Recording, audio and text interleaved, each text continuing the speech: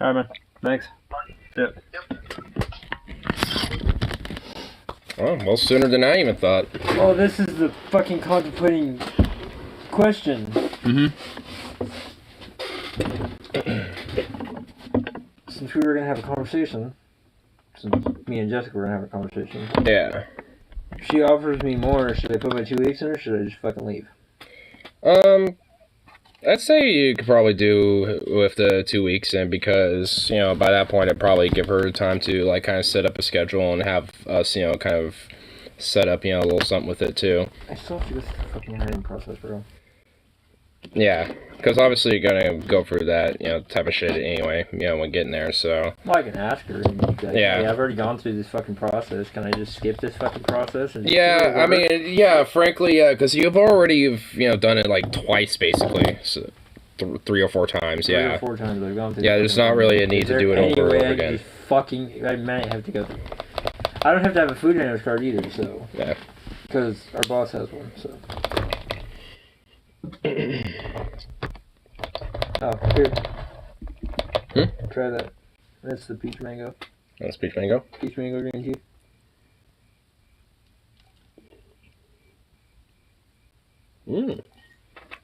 That's on the fridge.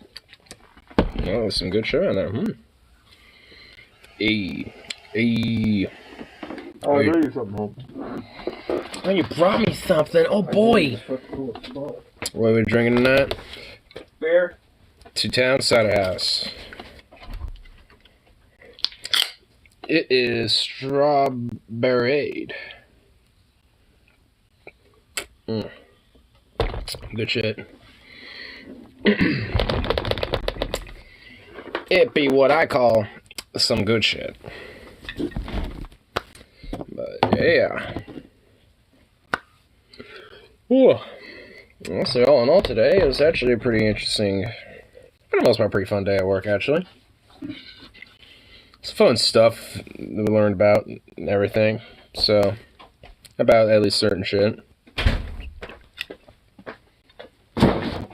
Well, don't kill yourself. And what is it? Just an empty bottle? It's an empty whiskey bottle. Just a good old empty whiskey bottle. If I can open it. It's a pull. It's a vegetable.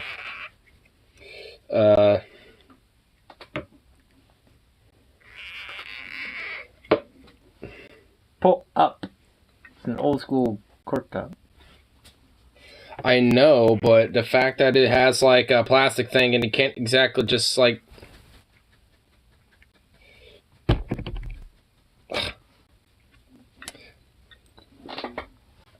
Oh my god. I had to my mom tried to sell me to move to Puerto Rico today. Dude, I don't know why she is trying to do that. And plus, yeah, not only is it a hurricane hazard area, I mean, it's like, I mean... Bitch. Well, I guess we just have an empty whiskey bottle that, you know, it's forever sealed. No, I can open it. I just gotta... I had to grab my knife. But yeah, my mom had these and I grabbed them before I left. Nice.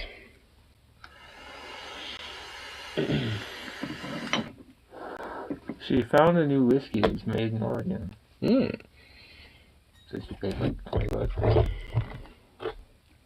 America's cause alongside Hawaii. Well, Hawaii is a state, and Guam is a territory. Midway is Wake Islands, you know, Puerto Rico. Like, I mean, there's a lot of territories in the U.S., but Hawaii is a state, so. I mean, I guess technically, I suppose you could say that, but I mean, I mean, it did at least officially, you know, got statehood. What, after the 40s? I think it was like one of the last states to get statehood. No, Alaska was. Well, I said one of. I mean, because I figured the last one was Alaska. No, Alaska we bought. Oh yeah, bought from Russia. Then it became a territory up until I think like. I have to say. Oh, here we can. I can just look that up.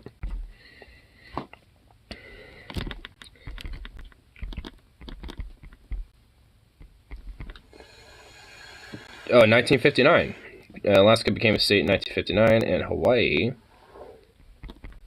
is August 21st, 1959. So yeah, Hawaii actually was the last one because Alaska was in January 3rd, and then Hawaii was August 21st. So actually, Hawaii is the last state that to be officially codified as a state. A lot of native Hawaiian. So Hawaii's the 50th state. Yeah. And Alaska's 40th. Yeah, but they were both became states within the same year, though. 1959, so. A lot of native Hawaiians want independence. I mean, it makes sense. I mean, a lot of, like, the actual, like, state of Hawaii, if you consider, like, a lot of the native peoples that have lived there for a long time, they basically see, you know, initially the British, and then, you know, later down the line, the Americans, essentially just people that have just kind of just occupied their shit and just kind of been there, you know, so they're just kind of like, this kind of sucks, we don't like this. Like, I mean, it's like in some ways, there is at least like some beneficial aspects of, you know, travel and commerce and the tourism that does go there, but at least when it comes to like, you know, the native peoples there that aren't in like those tourist areas and working those type of jobs and shit, they're pretty much just treated pretty shit. Which tends to kind of go par for the course for any state, it seems like. Oh, you gotta be kidding me.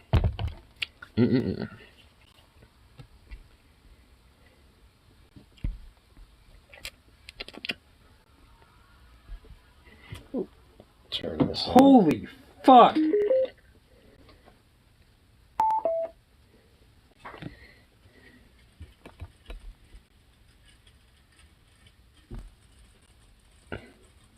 Second pass like it's nothing.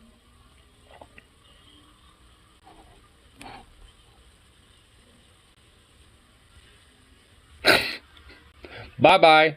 Holy fuck, he just like, damn, oh my god. 390.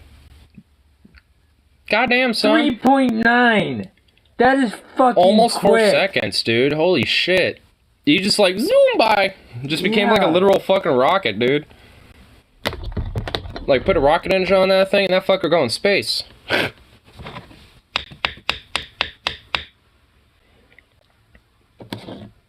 206. Oh my god. Dude, that's faster than a fucking street bike. Well, yeah. Damn.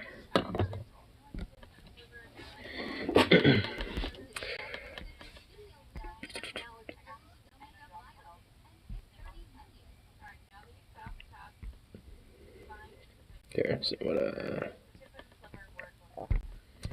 oh, you know what? I haven't played in a minute. Some Dark Synth.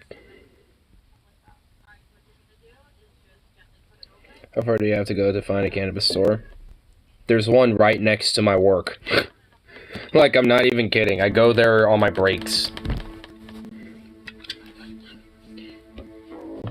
I go there during my breaks at work and, you know, restock up and then run home and then run back to work. All within a break's time.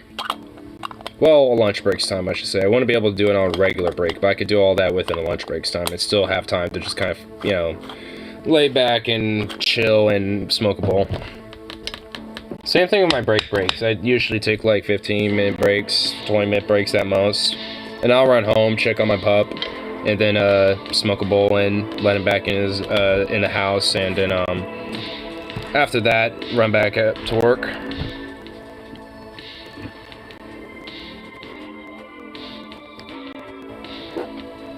Honestly, like, it's kind of why I've stuck around with the gig that I have for a while, because with everything around here, it is legitimately fucking convenient. The vape stores here are pseudo weed stores, because all they sell is, they all sell Delta 10, bud. Nice. That's some good shit. Get some Delta 10, just be like, yeah, this is totally not weed. Here you go, bro.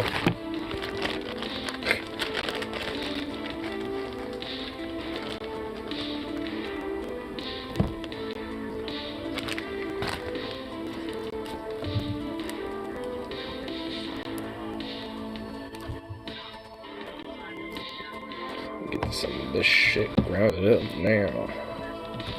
Get a fresh bowl loaded up. Ooh, that felt pretty good. Get some more stretches going. Oh, well, that felt great. That also felt pretty good. My bug guy works at one of them. Sometimes he gives me free samples. Nice. Hey! Not outside. Come on, dude. Hey! Hey! Zukov! Zukov, bro! Come on. They apparently get a lot of sample stuff, and they don't sell all of it. Well, I mean, that makes sense, considering that, like, they probably more or less get a lot of reoccurring customers, more so than, like, new customers coming in that might want to get samples, so people usually already know what they're getting. So chances are, you know, samples aren't exactly going to be, you know, taken or anything like that, so, yeah, I mean, if you got spare samples or shit, yeah, might as well. Fucking just give them out to people. I mean, that's the whole point of the sample, right? Might as well ensure it doesn't go to waste.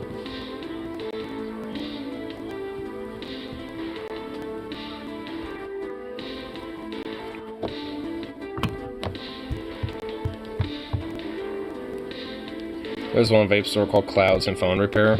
Phone repair? It does phone repairs too? Yeah, we're a vape store, but we also do phone repairs. We got a guy who's a really good technician, so he brought in his phone repair equipment and just kind of does that as a side hustle here. So we rebranded to Phone and Repair. We used to be called Clouds, but then when our IT electrical guy lost his job and brought a lot of his equipment over here, once he got hired here, we decided to call it Clouds and Phone Repair. Because, you know, now we do that. A little side hustle, making extra money, you know, we might even open up another second building now. You know, become a little hustlers, entrepreneur now. Tell you what, bro.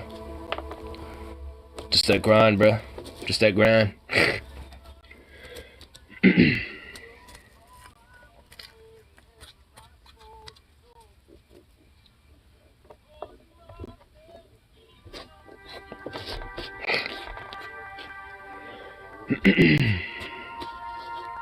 Well, speaking of the grind, though, I definitely want to kind of discuss some of the interesting stuff that I've been kind of learning about, and frankly, kind of, you know, feeling a shit too. But honestly, they do good work. I bought my phone refurbished from them, and I haven't had a real problem with it yet. And that was 2 years ago. Nice. Wait, let me get it all smoked up here and all that shit.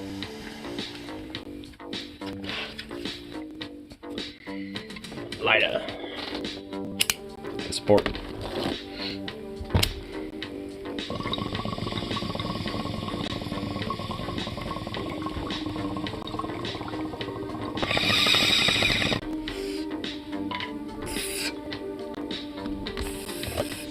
We'll see if I do the 2 weeks. It gives me at least a chance to get 2 more paychecks. True. Yeah. And you don't necessarily leave on a sour note with everybody else, even if Trev is being a dick. Let out there, telling us what's up. I mean, honestly, it's nothing really hardcore to vent about or nothing. It's just kind of how things might be kind of changed up a little bit, at least for the meantime. Because our assistant manager, you know, whilst kind of being stabbed in the back by our department manager a little bit, he actually kind of, because he was making some noise about the bullshit that was happening to him, he did able to get a guarantee of the raise of being bumped up to PIC wages, which from what I read on the contract, which is either over there or over here, it's basically like $1 or $2 more than what the journeyman wages are. So he did get his actual bump up, so the whole demotion thing definitely didn't fall through. If anything, actually officially got his PIC promotional wages and shit now, finally. So he actually kind of got a little one-up with that, and basically just kind of realized that there's just been straight up, you are getting a raise? Well, the union contract of how it works, there's already a $1 raise that's already been implemented now, on top of what was already implemented back in March. So you're making $17. Well, for right now, but it should bump up to $19.53. Well, it should when be. You get your fucking journeyman. Right, yeah. So, at least in the meantime, it's not like, where mine should be with everybody else's, but that's actually being rectified at this point. So, it's just about following up. Well, how much does Scotty make? The German. So, his last stub was 1953. So, that's why, honestly, I'm not as all, rabble-rousy about it now at this point, because I know there's at least, some communication, actually, some follow-through, and as long as, I'm actually getting updates about it, and, having back and forth with it, and, things are going right, and smooth at least, then, should hopefully be, the rest of the way pretty smooth sailing. I used to work for less than 12 an hour, and I know that's low. Most of it works $7.25. Yeah, up here, the state minimum wage, I think, as it stands right now, is 15 now? Okay, it used to be I got in for $15. Yeah, because I know for a while it was 14, something like that, but yeah, I guess, because I think it's every 6 months, or every year. Yeah, every year in June, I think, is when that state minimum wage increases. So here now it's about 14, 15, depending on where you are. If you're in suburb areas, it's probably going to be 14, about maybe 14, 15. And then downtown Portland areas and some parts of our county are going to be more the 14, 15, range about. So. Well. And rural counties are probably going to be more 12, 13, about 14. No, rural areas aren't. Well, I remember seeing a little chart on it. Because I know it's in our break room. There's a little chart that shows that. I'll have to take a picture of it to kind of show what I mean. Well, I mean, looking at the fact that it might be doing this, keyword might, unless Trevor shapes up his fucking act. Yeah. It's kind of weird because my mom was talking to me about it, and she's like, well, since you were talking about it, are you probably going to leave? I'm like, I don't know yet. Yeah. I mean, I'd definitely say, honestly, it'd probably be a better option for sure, just, especially with, just the wage situation, too. And with, now finally having that new store director. Because, honestly, at least with our department, it's just kind of coming down to the fact that frankly, I don't know for what fucking reason, really, though, frankly, really heavily unnecessary, it's just, kind of sabotaging shit. Because she's kind of, manipulated Jacob a bit, with, them being pretty close and shit.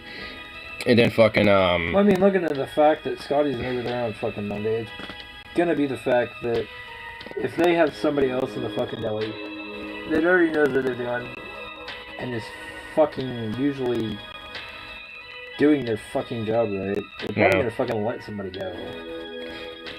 I don't know. I mean, I don't want to fucking step on toes. I mean, the thing is, you wouldn't be the one doing that. That, if anything, that would probably be Tabitha be the one doing that shit. I mean, because, there were straight up, definitely different times at this point where it's just proven she's just flat out lied about different shit. About wanting to, get rid of our other guy, James, or not. She was like, oh, well, to him, she's saying, not even really looking at him or, really being no, I'm not, that's bullshit. She was kind of, being very timid and kind of, not, backpedaling it, but really kind of wanting to backpedal. Be like, no, that's just rumor mill. So, and then obviously, behind his back, she's, saying shit like that. And also, she has a very fucking low opinion of me, apparently, from what I understand. And she also thinks that same dude James has just, quote, tolerates me. And he actually wants her to still think that, just because there's shit that she'll say that he'll hear because of that. So, it's just and I haven't heard all details, so frankly, I don't really give a fuck. But I'm just really? I know there's, critiques and maybe a murmur of let me go, but, legit, just, some feminist shit, I've been hearing along with others, with other people. It's just, yeah, that just sounds more blatant sabotage-y type of shit on top of being backstabby instead of just being hey, I got, because honestly, we all have our flaws up there and shit, James, he's kind of temperamental, I'm probably more, kind of a quieter dude, and maybe I don't always immediately, let, customers know, hey, I'm gonna be over there in just a sec, or whatever the fuck, I'm sure, my attendance thing, I got my shit, everyone does, but, It's just how she goes about all that shit. You know, because, like, we've, even with me and Marno and James and I all working tonight, we're all like, yeah, we've talked shit, there's been times where we've criticized other people and stuff, but it's not like, out of a sense like, oh, fuck this person entirely for this type of shit, and, I'm gonna just stab in it back now. It's just like, well, it's like you say it now, but, later down the line, we want to, hope they improve on that, and, and actually try to, like, be, better from that type of shit, and actually communicate with them. Like, it's fine to bullshit and vent and, like, not like full-on shit on people, but at least, like, have, like, a little vent about some bullshit about somebody. I mean, there's nothing wrong with that inherently. But, like, to just use it as a way to just, like, sabotage the department to a degree and, like, create this, like, factionalization, gossipy bullshit, it's just, oh my god, it's so fucking ridiculous. And so much of it really does kind of come from the morning. I don't know, and really I don't know who it is directly, but, I mean, I know there's somebody really, or at least a couple people that are straight up just spreading outright bullshit fucking rumors and shit about not just Mono, but me and a few other people. I think anyone have a little opinion of ignore. Inconceivable. It's conceivable. It's the real world. I mean, there's gonna be people that, despite, how I might, try to, present myself and shit, are still gonna have a very lowly opinion. Just be like, nah. I mean, the fucked up thing is like, especially for me, is more or less that, especially with my manager, she's all very friendly and, like, and all this type of shit with me to my face, and it's just like, and I'm hearing about all this other fucking shit behind my back, and it's just like, I'd rather you just be straight with me. Like, if you honestly have an issue, just straight talk to me about it, instead of just, like, avoiding it, and just not being held accountable, especially when you're a department manager. Like, you're supposed to be the one that's supposed to have, like, the leadership role and take charge and try to communicate and have a cohesive team, but you're doing the literal opposite of it.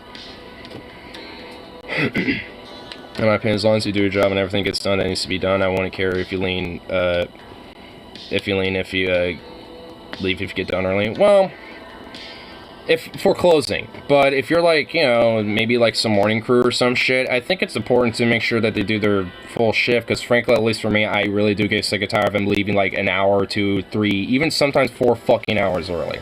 Because, sometimes when they leave early, they're just doing that so they can miss the lunch rush and don't have to deal with people.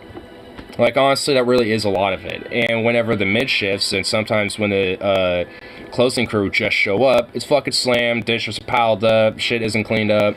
Like, there's a lot of shit that, because of them leaving early, that haven't been done. And, to be fair, that it's kind of to your point, as long as the job gets done, and for them, they don't. But it's because in their mind, their job is done. Because, this certain thing of the department or that certain thing of the department is not their job because of what they're scheduled to do that day. Like, oh, I'm sandwiches, so I'm just sandwiches. Dishes or anything else, that shit ain't my job. It's like, I mean, it's like, yeah, it is. Like, at the end of the day, at the root, you're the deli clerk. Like, I mean, yeah, you might be, like, the sandwich person for this morning or some shit, but at the end of the day, you're still a deli clerk. Like, you have to do what, is required of the job of being in the deli at some point. Like, you have your specializations and the priorities of your shift, but that doesn't mean you can't just fuck off everything else. And people in the morning, like, frankly, it's like they're pretty much are slowly but surely digging their own grave, because, I mean, when it comes to work, I'm staying the fuck out of it. Like, I'm keeping my head low and just kind of shutting up for the most part and keeping quiet, really, at this point. Just because, for me at least, I don't want to say the wrong thing, be misconstrued, and have some other fucking bullshit come up about me or whatever the fuck, or, have my words be misconstrued and, against somebody else or whatever the fuck, just because of some dumb shit. I try to stay out workplace politics. Dude, I mean, usually it's not this bad. Like, frankly, just because I think everything else is starting to improve, now this shit is starting to highlight. It's starting to become more of a flaring problem, because everything else is starting to improve a little bit. I think that's why. I feel like it's always been there, and it hasn't really been a big deal, but because now it's really, like, the more flaring issue, and now it's really starting to get under everyone's fucking skin, especially since it's been going on for so fucking long. But luckily, hopefully, I mean, there is a legitimate case where it's probably going to all come to a head at some point. I don't know how, but it will. But at least I know for, the closing folks that I'm working with, especially when it comes to the weekends, like, we're not worried about it. Like, us in the mids and closers, like, we ain't worried about shit, frankly.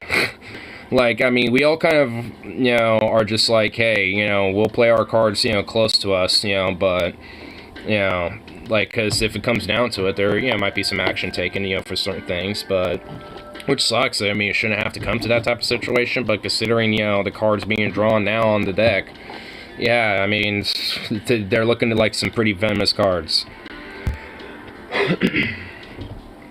Sounds like a morning cruise full of douches. I mean, not just necessarily them being douches, they're just, like, gossipers, and they will just say shit. And because a lot of them also live at the apartments that are near the workplace, I mean, they also will gossip there, too. So, at least for some, not for me, luckily, but for some of the people that work there, there's also, like, apartment gossip that spreads, and, you know, so it's, like, a double-edged sword of, like, work and, like, you know, living situation gossip bullshit. You know, so it's just, like... And honestly, that does very heavily narrow it down to who is probably spreading bullshit. And frankly, I mean, I don't want to, you know, have, like, fucking literally every goddamn name, you know, mentioned here. But, like, I mean, there's definitely certain names that I pretty strongly feel are, you know, the folks that are very likely the ones spreading bullshit. I got my assumptions. Especially considering the behaviors of certain people I know. But that's why I always like to be the chill guy that everyone, at least on the surface level, likes, because I get to hear fucking everything. Literally everything. From every side. That's why I never pick sides when it comes to shit like this. Because you get to hear everyone's bullshit. And honestly, I prefer it that way. Because then there's a sense of trust, you know, funny enough, at least with most people, not always, but at least for most of the case, just because it's that much easier to kind of, you know, one, keep your head low, and two, you know, see what people are really saying about each other.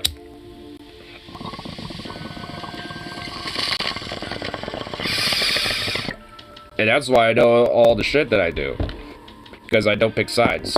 Well, I do, but I don't show it. And I don't... all pissed off. I mean, it's just like...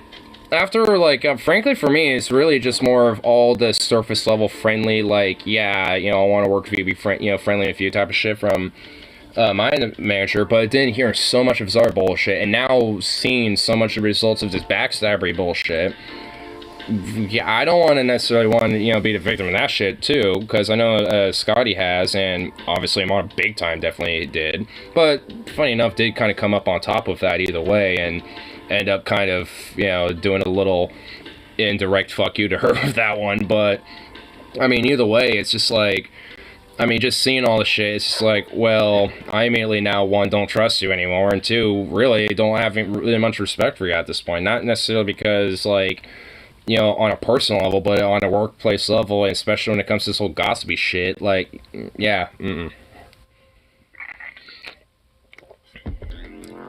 have a bad habit of playing dumb. People talk more when they think you're an idiot. Or, like I said, you know, you don't necessarily pick sides, and you think you're just kind of the chill one that just is kind of the happy-go-lucky guy. You know, so, yeah, I mean...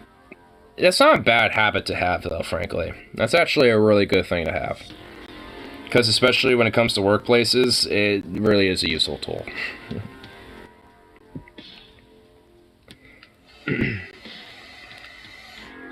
Because I'd rather, you know, like a lot of my coworkers kind of think, Safeway, fuck off your wages again, I wager. No, it's actually just gossip bullshit. Zook off!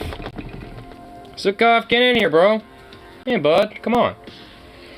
But actually, when it comes to the wage thing, I mean, the whole district in itself is fucking workers' wages, me included, but, I mean, that's actually, you know, being followed through and at least, you know, communicated with me with. That's not my problem right now.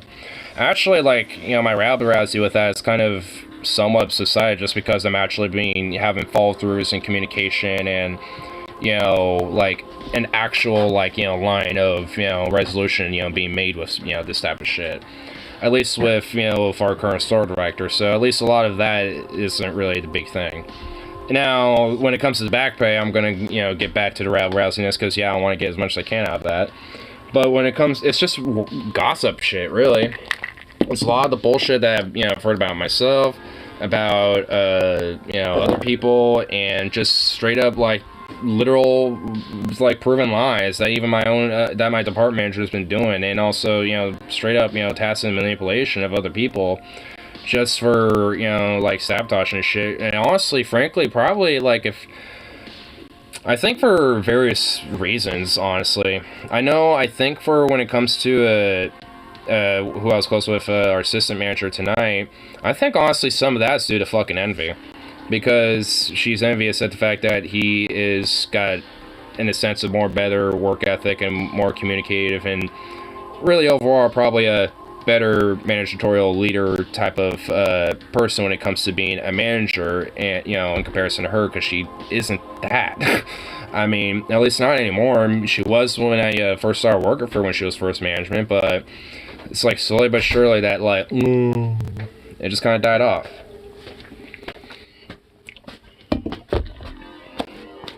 And also, like, she has been kind of manipulating now assistant manager again, because honestly, like, a lot of us have worked with him. We all have very fond things to say about him. But honestly, it's just kind of like we're feeling like a lot of, at this point, some of the pins of what doesn't really necessarily make him a good worker is the fact that he's been negatively influenced by her. Honestly, in a lot of ways. Which is just, it's like, what the fuck? And also just morning crew, I really want to know what the fuck they do in the morning sometimes, because I know, like, they do spread a lot of claims, a lot of gossip, and just dead ass, straight up, a lot of times, full on fucking lies about different people, me included, and, don't necessarily do their jobs that much, but then they want to leave early, but bitch and whine or think it's the end of the world if someone's late. Or some shit like that. Like, because I might, every now and then be a little late here and there, but for a lot of people in the morning, that's like the end of the fucking world while they leave 2 hours early. And while the worst case scenario, I'm 30 minutes late? Worst case scenario. You should disguise yourself and going early to watch the morning crew. I wouldn't need to disguise myself, I just show up and say what's up.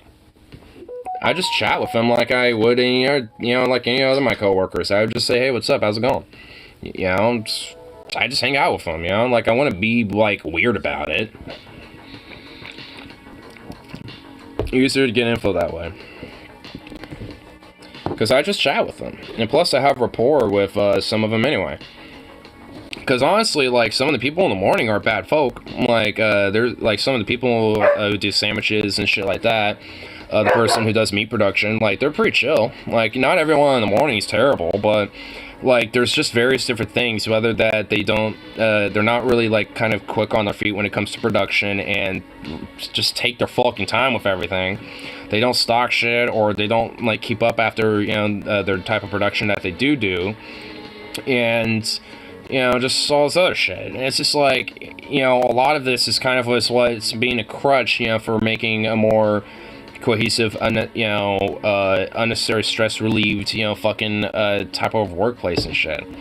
Because at this point, as far as I'm concerned, a lot of the stress is when I come into work is this shit. It's not really the wages or corporate at this point. Their shit's now getting secondary because their shit's usual. Like, I expect that. I expect corporate to be corporate. But when it comes to this whole gossip shit, like, fuck. Like, honestly, that's what I'm getting tired of.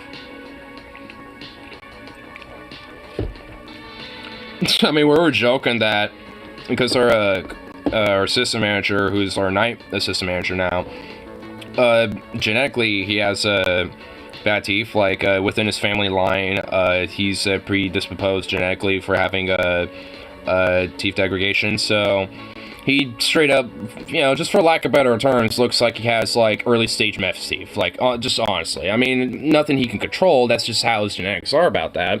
But he's made a joke like, oh, next thing I know, they're going to say that I'm, like, a secret heroin addict or some shit. Or, and they're going to have, rumors spread that about me on that. And they're going to probably make me do piss tests or something, and blah, blah, blah. It's just like, because honestly, considering, like, some of the shit I've heard about him, considering, like, they would call him, like, not productive, not, being a efficient or like a good worker or any means, or just slacking off. All these different things that are just straight up just fucking lies about it. I smell like because I'm missing teeth. I mean, I want to let that, get past you. Like, I mean, it's not... If it makes you feel better, when it comes to, like, teeth, it's, like, I don't give a fuck about shit like that. I find people hyper-obsessed about shit like that fucking weird. Like, dental hygiene is important, but, like, you don't have to be literally obsessive about it. Like, people like my mom are very obsessive about it, and it honestly is fucking just creepy and really weird. Like, I don't need to literally be blinded like I'm looking at the fucking sun every time you open your mouth, you know what I mean?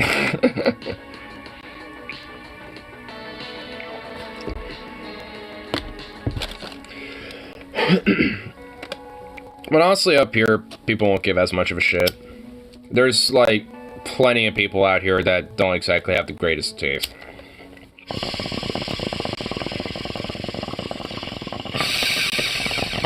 I mean, fuck.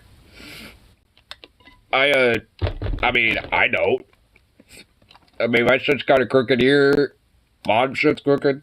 But so what? To me, that's character. Like, a couple missing teeth or some fucked up teeth here and there, or a tooth that's all jagged or fucking chipped or something, that's character to someone. That's character to the smile as far as I give a shit. Honestly, I kind of want to know more about, like, some of this more venomous shit that's been said about me, because I know part of me doesn't care, but there's still a part of me that does want to know. You know what I mean? I want to see what other shit is mentioned.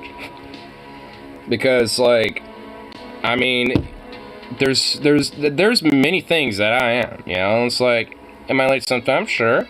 Do I take long breaks? Sure. Do I procrastinate, here and there, even at work? Sure, maybe I do. Hey, like I said, I got flaws, but, I mean, am I, like, outright fucking lazy, or, like, just outright trying to fuck people over or some shit, by just not showing up or something like that? No. I mean, if that's the case, then what's y'all motherfuckers leaving, like, 2 or 3 hours early then, huh? I mean, what's that then? And works harder than ignore. That's not true. I mean, honestly, like, my assistant manager that I was talking about is getting fucked over, he works harder than me.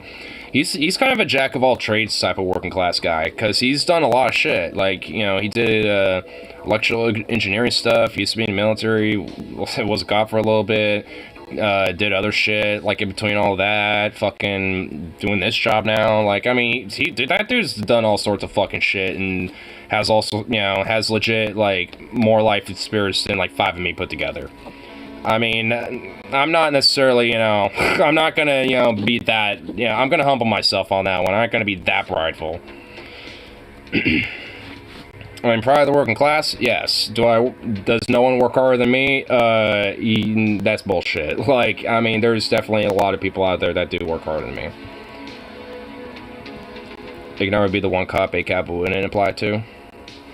I mean, honestly, it's just like, I feel like that would, for a lot of others, but it's just, a lot of the system of how the police is. Actually, funny enough, that was actually being kind of talked about a little bit, because while we were close, and we were actually kind of talking about his time being a cop a little bit, and he was, and he legit does have, like, some somewhat fond memories of it. But he, is also clarified and mentioned, it's like, yeah, I would not go back to it these days. Like, one, there's just a lot of, stigma about it. Two, they aren't exactly, trained properly anymore. And, it's just like, it's like there's, problems even within their own ranks. And also, people could just kind of get wasted up, blah, blah, blah. It's like, just like pretty much like everything under the sun you could probably think of, when it comes to that. It's pretty much, a reason why he wouldn't want to go in there. Which I suppose is relieving. Basically, he's just like, yeah, because, cops don't properly do their job like they should be, like I wanted to, going in there thinking, it would be like that. It wasn't really totally the case. Because, there was times where he worked with officers and with people in other precincts and had, like, ride-alongs of other cops who, were like him in a lot of ways. But when you work in a system that's basically the opposite of you in that front, I mean, how much, influence and ability as one person are you going to be able to do to try to change the system that way? You know what I mean? I mean, there's only, and that's the reason why a lot of, usually good cops tend to not be there that long.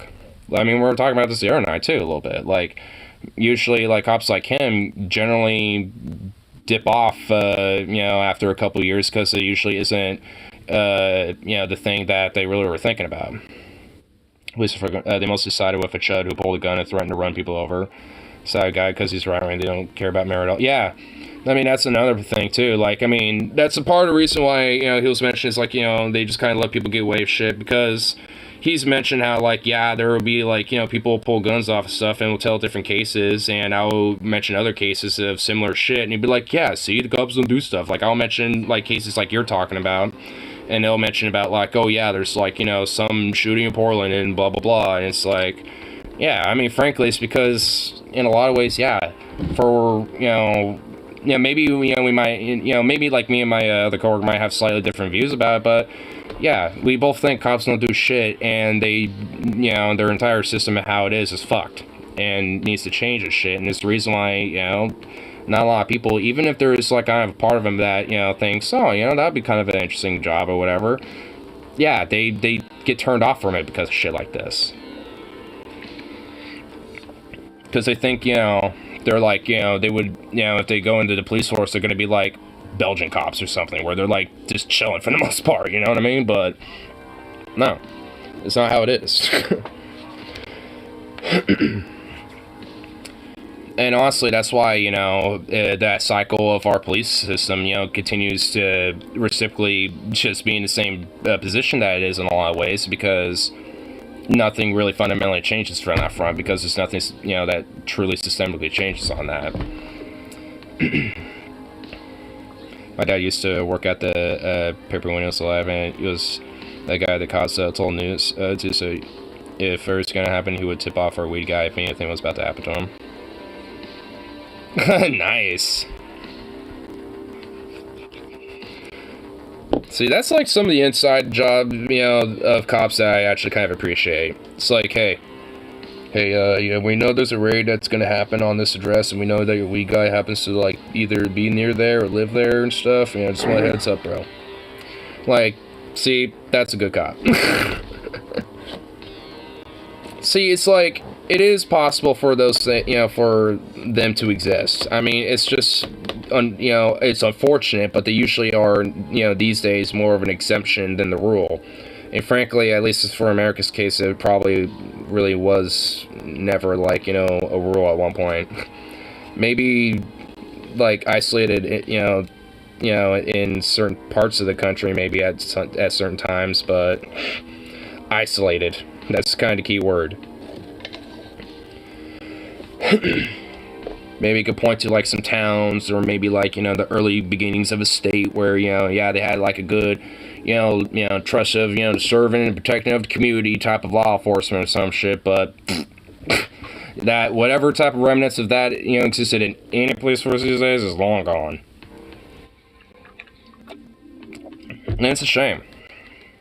Because cops shouldn't, like, the whole idea shouldn't, like, be seen as, like, some venomous type of, position. It should be seen as, like, yeah, they're, fundamentally at the end of the day, like the peacekeeper that serves, community if needed for different things, and will protect them when absolutely necessary.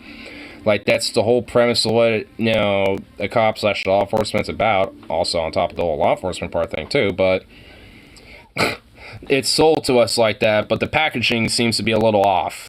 Seems like there's a mislabel. Because honestly, like, when it comes to, like, cops maybe, like, in Belgium, Iceland, fucking, Germany even, like, all these other countries, maybe not necessarily, like, France or the UK or shit like that, but, like, other places, in, like, mainly Western Europe and shit, that, they don't necessarily have it, like, on their, like, cars or shit like that, but they are a lot more closer to, the whole protect and serve the community than, what's plastered, or at least what used to. I don't even see it anymore, what used to be plastered on, like, American cop cars and shit. Protect and serve since, whenever the fucking city was established or whatever. Cops everywhere in the U.S. evolved from slave catch. Yeah. I mean, that's why I say, if there ever was, like, a good police force in this country, it was a very isolated thing, and it eventually slowly devolved over time, and whatever of that is left in that police department died with the paper files locked away in the basement. They exist to protect wealth and power, yeah. And that's a part of the main root of the issues, I think, when it comes to cops, because that's the primary, thing that they do now at this point, is protect wealth and power. There's a two-tier justice system. I mean, there's, ones for the owner class and the rich, and the ones for everyone else. Well, cops are rich. The rich and owner class / cops. And the law enforcement class, too, which is the subsect of, the owner class, basically, so. Because they're the militant arm of it.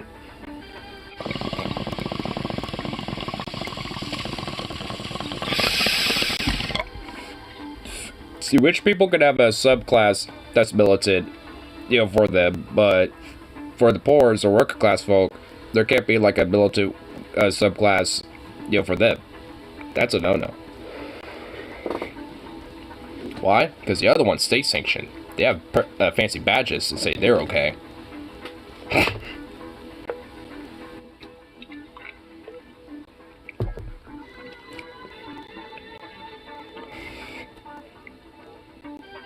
The funny thing is that the cops lick the boots of Bezos people aren't even paid that well.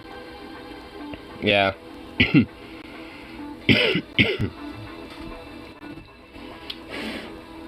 I mean, that's kind of the funny irony of it. It's like they cry about like how they're, like people, like somehow, demean them and all this other shit, and yet we'll always get a lot of these fancy paid leave, vacation times and stuff like that, and all this other shit. But it's just like, yeah, I mean, maybe their wages aren't necessarily pay well, but the benefits that they get, from doing so, go a long fucking way. So it kind of evens out for them.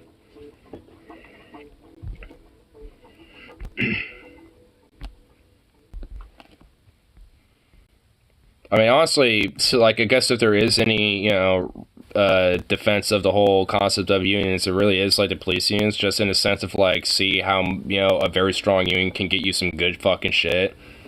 Because police unions make sure their cops get fucking bank and good shit, especially in bennies. Does it mean they're good? No. But it shows that, like, when you have a lot of strength and collective power, you can get a lot of shit. And that's why a lot of these police unions are so fucking strong. Because they, they have a lot of solidarity, especially within each other. I mean, that's why they have the whole, like, protect your boys in blue.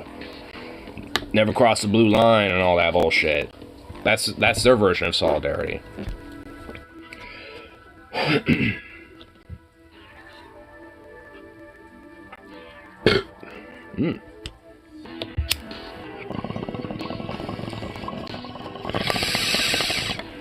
Beers are still trying things a little bit better. I agree. Even for ours. My night assistant manager now, he was trying to hit up the union about some of his bullshit. But honestly, like, if there's one problem, and one major flaw about ours right now, it's the fact that you can't exactly get a hold of him easily. And that's, even for me, a major fucking problem. It's like, if we can't really exactly get a hold of you, even from at the main office, so at least pass the line down and get, a quick response back, then, what the fuck, At that, it's, maybe you're not, maybe the union isn't necessarily doing so, but it's kind of implying that you're leaving us out to dry a little bit, and disenfranchising people in that way. Which, for my night assistant manager, he definitely, feels a little disenfranchised from it, because it's like, yeah, like, I mean, our units really do shit, blah, blah, blah, blah. And it's just like, I mean, it's like, well, not true. I mean, especially given your current circumstances, yeah, they should be able to try to work with you to do something for you and, try to back you on that. But, yeah, like, they would be able to if you can get a hold of them. That's kind of the problem. if you can't get a hold of them, then how are they going to be able to, be on your side and back you on that shit if, they're just not there to pick up the phone, basically, you know what I mean? And even for me, whenever I tried to hit them up with some stuff, it would be an issue of trying to fucking call them or try to send emails over and over again, and, and not always, get responses back and shit, and it's just like, ugh. I mean, like I said, it's not like they don't do shit, cause especially with this new contract of how it played out, and at least seeing more union organizers and like the rep actually kind of coming in more frequently and stuff. I mean, it's not like they aren't doing shit, but they need to work on it, finding a way to make sure there's a line of communication for the organizers slash the rep and with the workers and shit whenever shit pops up. Because it's a little annoying trying to fucking play telephone. You know what I mean?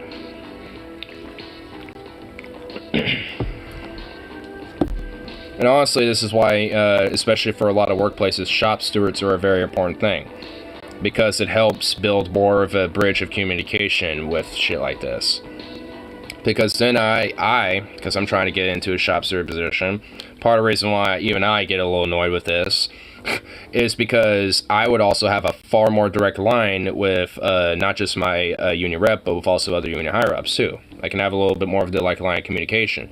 Plus, I would also have state and federal legal protections on top of whatever I normally would have, being in the union and just being a worker as it is. On top of that, let's say the rep isn't available to come in, I would be the stand-in. I would be basically the main placeholder that would, gather the information and then directly get a hold with, one of the higher-ups in the union about that shit. Comes with a lot of benefits and perks, is basically what I'm saying. And it's definitely, one way that can help, try to at least build more of a bridge of communication with this, because it does get a little annoying when playing the game of telephone and hope you get a response back. That shit does really, frankly, annoy the fuck out of me.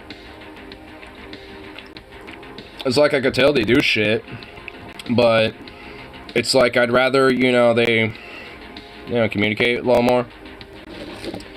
And I get, especially when you got, like, a lot of workers and a lot of shops and a lot of places to, follow up with and have to go to and all this other shit, like, it piles the fuck up. Like, when it comes to, like, working within a union, especially on those type of levels, it's not forgiving at all. I mean, so it's not like I don't get it. That's why I'm not like, fuck them for it or whatever. It's just, considering those, you would think there would at least, be a adaptation to better organize a form of communication with that.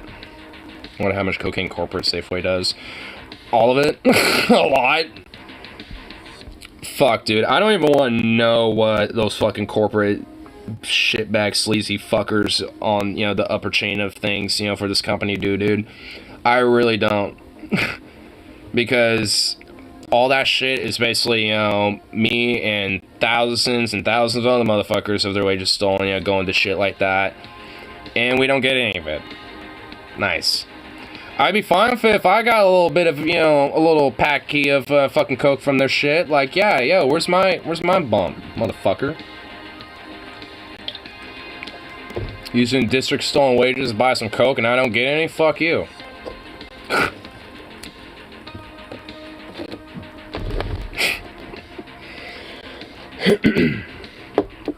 Basis commit wage theft, cops. But that doesn't count, bro.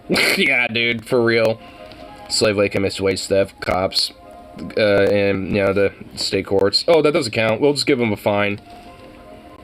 Honestly, it's just, like, low-key, though, like, Oregon is really shitty when it comes to, like, holding corporations and companies accountable. Because, I found out there was, like, a fine given, that was only, like, it wasn't even that fucking much. It was pretty ridiculous. It was, like, I think, $40,000 or some shit for a fatality at a work site. And, the company was held liable for, and shit, and basically they get a fucking fine. And essentially, like, I kind of noticed that whenever corporations are outright fucking, like, straight up, like, held accountable in this state, it's always fucking fines. They never get held accountable by, like, much else besides, here's a fine. Here's a slap on the wrist. Now go ahead and just keep doing your business. Like, it's like, what the fuck? It's like OSHA and Oregon's just like, yeah, fines galore. That's how we work. That's how we do things. Fines and fines galore.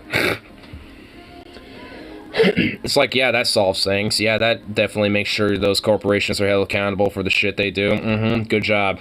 Nailed it. I mean, it's ridiculous. Like, a fine's gonna do anything to a company that could just make that money back within a quarterly time, if that. Depending on the fine, I suppose.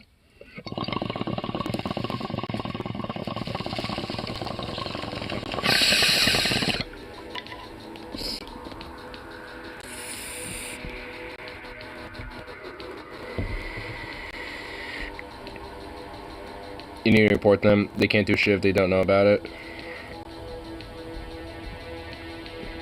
On what? I mean, I kind of ranted a lot at various different shits. A wage claim. Please. Oh, what's this? For workers. Wage claim. Please complete this wage claim form if you have not been paid it for hours work. Well, okay, I'll keep this page in mind. I'll keep this on my tab so I can look at this later. Because I need to, honestly, I think tomorrow I'll probably just use that as a day to get some business done. I know on the group chat I was just like, hey, y'all want to hang out? But actually, I think that'll be my business day. I'll probably, like, go to the library, just be on my laptop, you know, or just be on my work and steal the Wi-Fi there and just be on my laptop and do some business. Get this wage shit figured out. Because I need to talk to the store director anyway, and I know she's going to be there tomorrow, so I need to follow up with that stuff, and while I'm doing that, I'm going to, you know, at least try to see about the back pay shit, too. Because I know I could check that out online as well, so. You know, I should be paid $59 an hour. I mean, I'm gonna humble myself further and say that's a little, like, too absurd. In that case, I'm definitely gonna do my yearly bike ride to Vancouver since no one else wants to kick it either.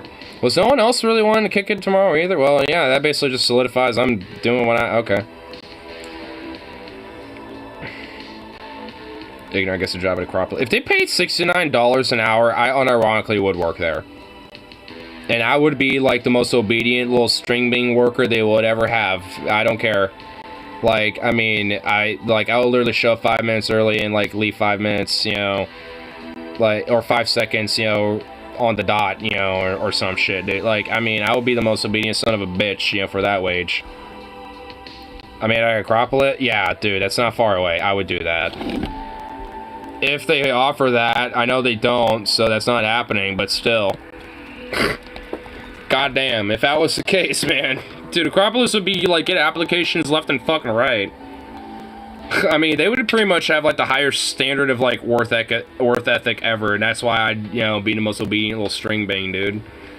Because for that wage, if they're pretty much, like, the only, like, strip club slash steakhouse to offer that type of wage, you know, in the fucking city, let alone the state, I mean, yeah, lots of motherfuckers are gonna be applying that shit. So it'd be like, you know, blood sports just to fucking get the job. But I fucking do it. Dude, you know how much money I'd be fucking making a week? Holy shit. Dude, 4 days a week, $69 an hour, 6-hour days. Woo, baby. Was a good job after high school. Well, I've been working my job since I've got out of high school, which is basically 7 years at this point, which is retail, mainly in the food service industry element of the retail.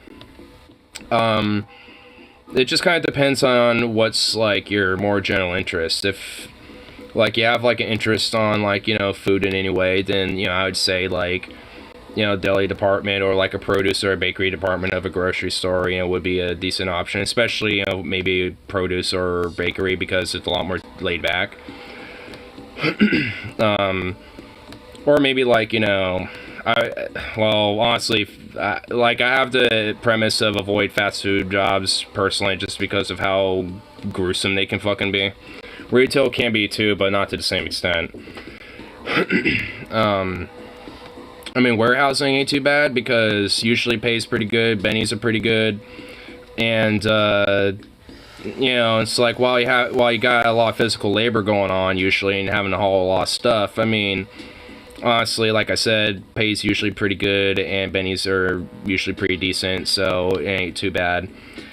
Might be long hours though, so that just kind of depends if you're willing to work maybe like 8 to 10 hours depending on the job and how it works with that.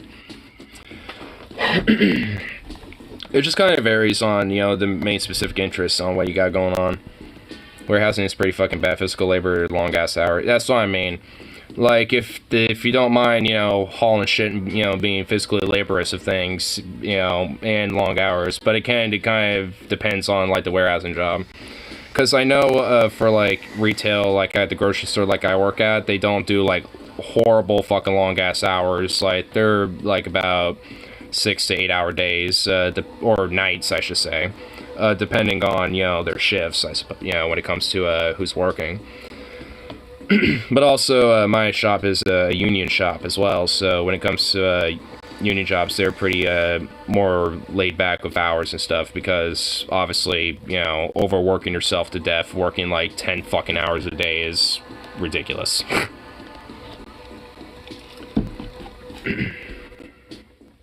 Walmart is not a good job. Yeah, frankly, I would avoid Walmart at all costs. So would I. Yeah. Wheat shop, is that a decent job? It can be. If you're 21. Yeah, that would have to be a 21 and over job, though. And you also have to get a butt tending license, which there's, depending on the state, will have a fee to it, and it usually varies. If you're your OCCL. Yeah. But yeah, like dispensary or like a wheat shop, yeah, I mean, you have to be 21 and over, like I said, but not a bad gig at all. At least the dispensary that I'm next to with my workplace, it's fucking hella chill over there. I'd kill to work at a weed store, dude. Yeah, come up here to Oregon and get a butt tending license and shit like that. I mean, we could get Logan to hook you up. He used to have a license. Yeah, used to. Yeah, I used to work at it for a little bit. I mean, I don't know.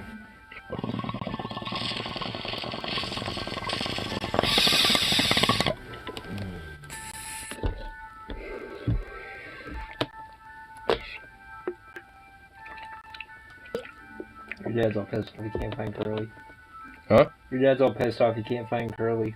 I saw him earlier today. He was outside on the front porch. I let him inside.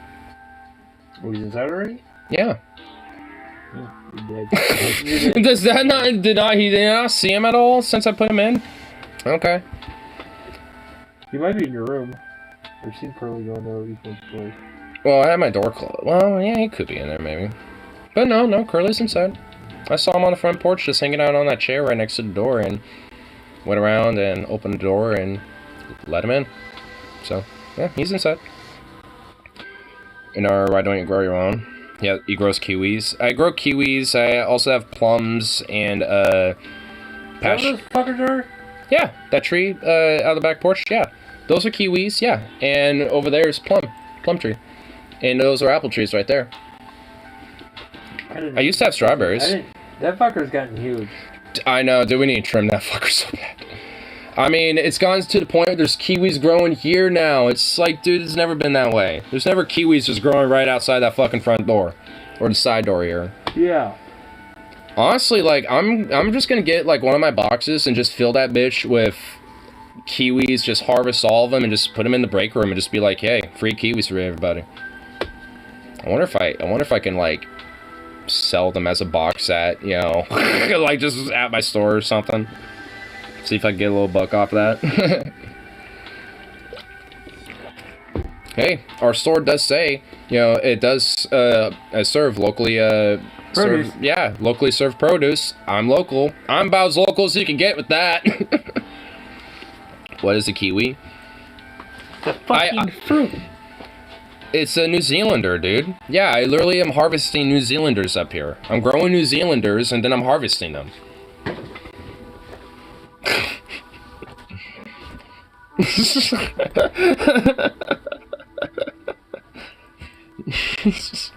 I'm just fucking with you so hard, dude. But it's a fruit. Like Australian's a bit better. Yeah, here. Well, you know what? I don't even need to look it up. I'll just literally show you what it looks like. I grow them. Here. Yeah, they're right here. See? These are kiwis. These right here. And these grow all year round as far as I'm concerned. But yeah, I have a whole bunch right here.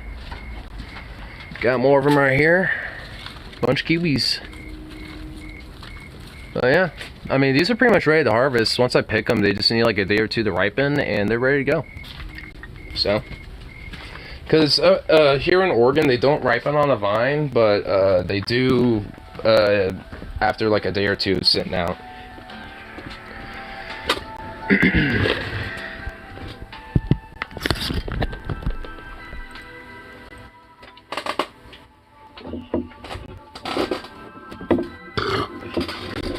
But they're really good. I made smoothies out of those. Like I've bought fruits that obviously I don't have, like strawberries, bananas, and stuff like that. And we'll use my kiwis, and oh my god, really good.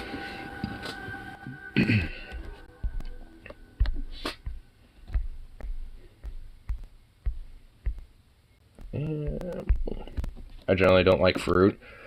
What?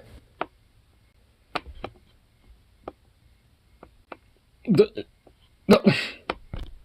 Who doesn't like fruit? Who doesn't like to get a little fruity? Do you like strawberries at least? Bananas? Apples? Fucking peaches?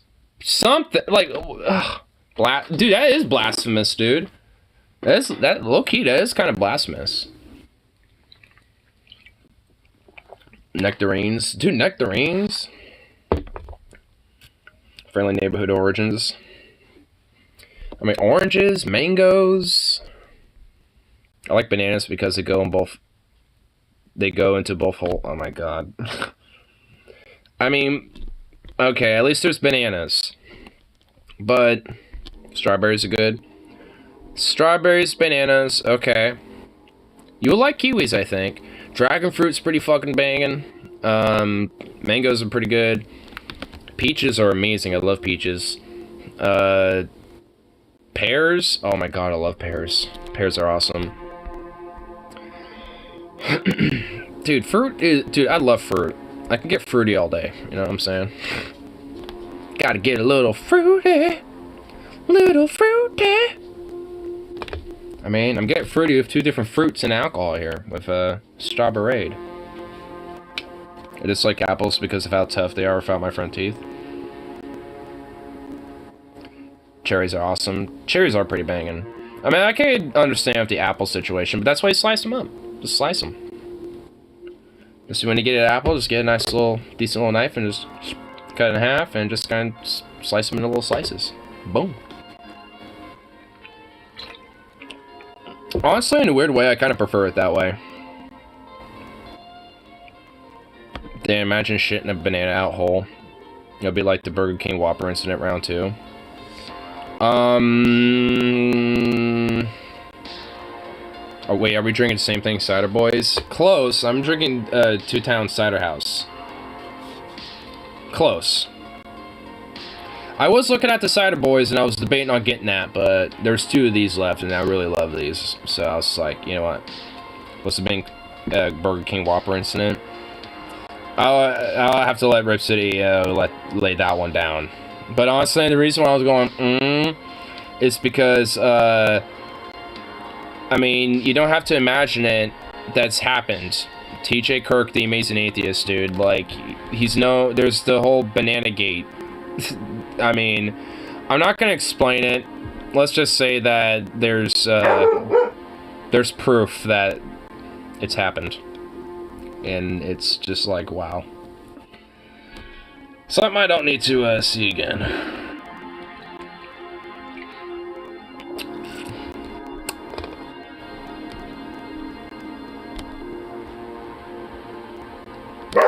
Hey! Bro! Stop it! Stop eating a butt!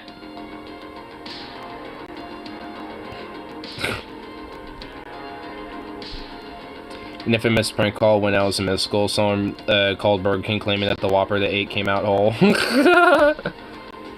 My ex-girlfriend's the story. It was like licking Moby's Diggs blowhole.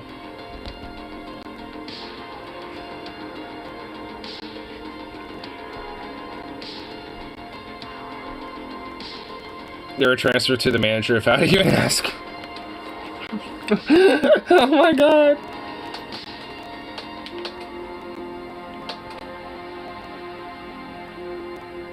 And also, like, why the Moby Dick? I mean, it's just, you are just very, guttural with your, you know, just blunt as fuck. With just blurting shit, you know what I'm saying? The manager was like, you need to see a doctor, the king ain't got a doctor. The king ain't no doctor. Dude, what about that time where y'all played, like a happy birthday song for Walmart and it was played on the intercom? Like, y'all, like, dude, you have, isn't that on YouTube somewhere? I know you would know where it is. I've been told that being blunt is a virtue. It is. Honestly, in a weird way, that's why, as much as I don't like being around kids, I also kind of like being around kids, too, at the same time, because they are just blunt as fuck. Like, you know, if you chat with them and talk with them, like, they will just be straight honest as fuck with you. Like, I mean, they'll just, like, if they have a question about something, they'll just straight blurt the fucking question and just not give a shit. Like, I remember, when I was, going to my, wedding for my, grandmother, like, one of my, little, like, step cousins from my grandmother's side literally asked me a question just straight up bluntly. It's like, do you think there's multiple universes?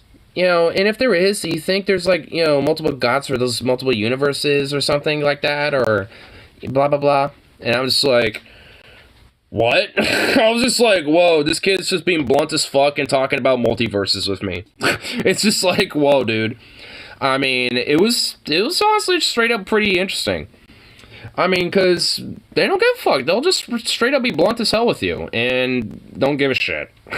But honestly, I kind of like that, about it, because there's an innocence to it, where it's just like, they're not doing it to be an asshole or, be a dick or anything. They're just doing it because they're innocent and just want to ask a question, because they're info sponges. They want to, like, absorb information and want to know shit. I mean, also, that's why I thought it was really interesting that this kid who was, like, I think at the time, like, 9 or some shit, or maybe 10, and was asking me about fucking multiverses. I was like, whoa. I would expect the teenage kid, that was, like, 15 to ask me that question, but he literally just wanted to be on his own thing and just kind of vibe off and chill. Like, funny enough, the teenager and I didn't really interact at all. It was the younger kids and I interacting a lot, and I was, like, the young adult. Like, you'd think the teenager would want to interact with me a lot, but, I mean, we actually, I think, had a mutual respect thing of, like, hey, I was like you when you were a teenager. I respect it, we could chill. We could just, I think, he vibed with me just with the fact of that, like, so. It was, if anything, I think he saw me as of, like, a virtue of, like, yay, he takes these kids off of me. So that's why he was kind of vibing and doing his own thing, because if he interacted with me, thus he would have to interact with his younger brothers, and he didn't want that. But I saw that, and I was like, hey, I get it. I feel you. I don't really get along with children, at least my bougie uncle's children. Yeah, usually I don't, but when it comes to, like, kids that are within my family, like, I actually strangely get along very fucking well with them. Like, I mean, mainly because they're always really curious and always want to just ask me questions and are usually just blunt as fuck about it. And For the most part, I'm gonna give him an honest answer. Like, I mean, I'm not gonna just be like, just saying, straight up blunt answer, because obviously I don't want to necessarily, be like, one of them ask, is there a God? And I'd be like, no, I'm an atheist. There is no God. I'm not going to just be like that outright, especially if, like, everybody around their circle is heavily religious. Like, nope. I ain't unleashing that fucking, genie. No. Or I should say the anti-genie. No way I'm unleashing that. I'd keep it hella vague. I'd be like, I don't necessarily believe, in, like, Christian one per se, but, I think there could be potentially, a higher being, but I haven't really, thought too much about it myself personally, so I don't know. People have different ideas about it, and, and I kind of have my own a little bit, but I'm just kind of finding my path about that, blah, blah, blah. Like, I would literally be that vague about it. Because I don't want to unleash, like, I just don't want to unleash that shit, you know what I mean? Fuck God, bitch, go to fucking hell. Yeah, let me say that to, like, an 11-year-old asking me a question that's within my family circle. That's a great idea.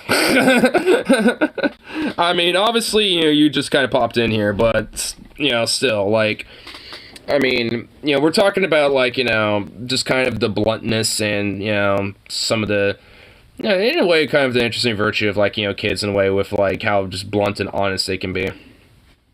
I don't know how he started on that, but I'm just kind of, drinking and rambling at this point, you know what I mean? I don't think there is a God, at least not one worth worshipping. Well, yeah.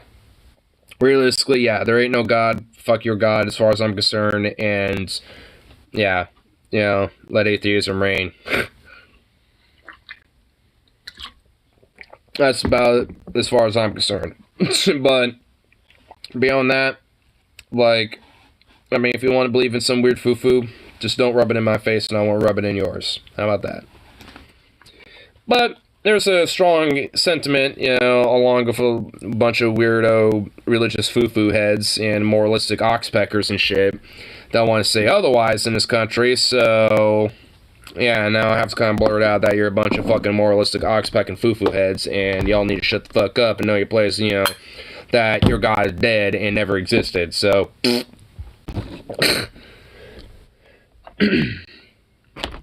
it's like I like how pretty much a lot of the old, the atheists from the times of woe from like 2008 basically are pretty much have all been essentially vindicated at this rate.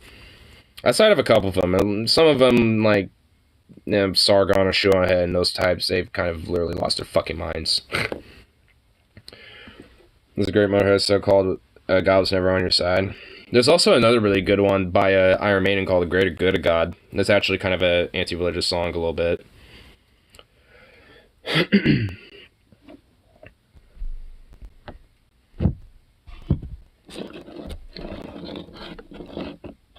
But there's also another really good blunt-ass song that I can at least get away with playing.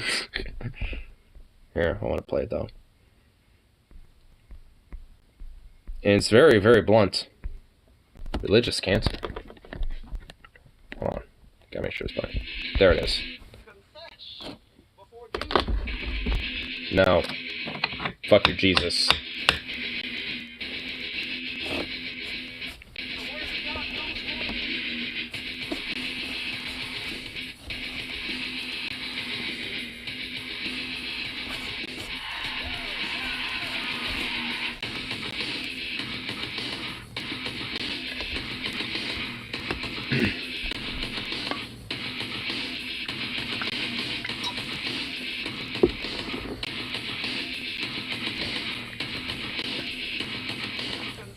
Most of those baby spiders gone now.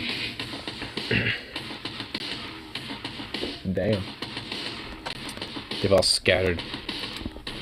I feel like a bucket of hog shit. Man. Don't feel that way, man. Don't feel that way, man.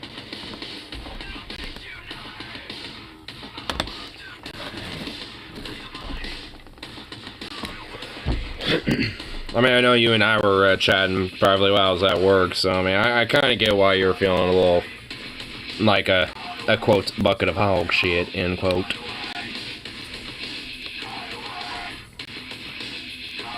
I mean, man, I feel bad for your cat, man. Poor kitty.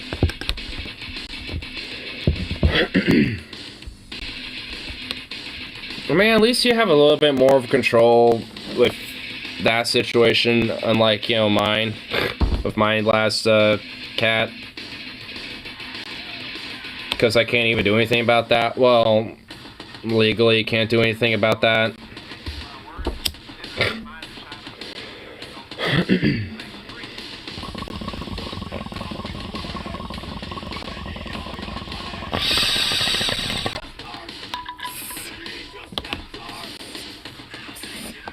Is that good old life?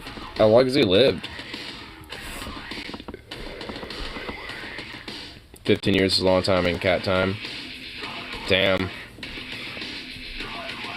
It's almost about as old as my first cat. He lived about to be like 16 and a half years. Though with him, he died of natural causes just because of his old age. And honestly, we didn't take him to the vet for that. He was at home with that one. And at least with that, it was actually just me and my dad that were with him. I was actually working that fucking night. And when I came home, I found him in an unusual spot, just kind of, you know, curled up in a ball in the front room when I walked into the front door. And I just kind of fucking knew. And, you know, I got a pillow and just kind of slowly, carefully, you know, and put him on the pillow and just, you know, put him in my parents' bedroom, and we just kind of watched over him. I mean, yeah, I mean, later that night, honestly, it was about, I actually remember the time, it was about like 12:55, I think.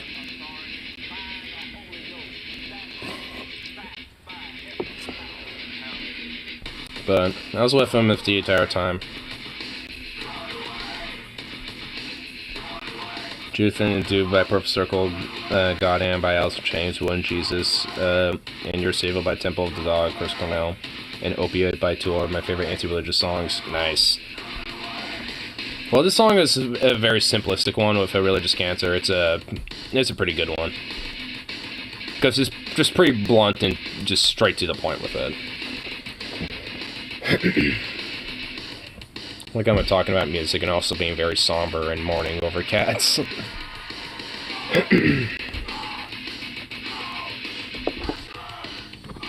Though cats deserve to be mourned over. I mean, they're family too, just as much as like any other pet.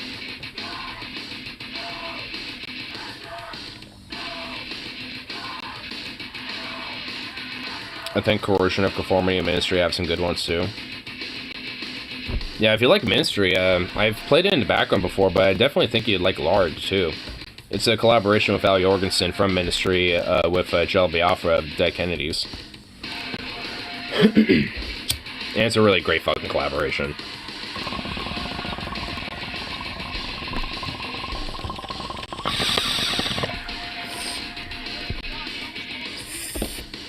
I try to just play one of their songs. Because I know I can get away with playing this shit.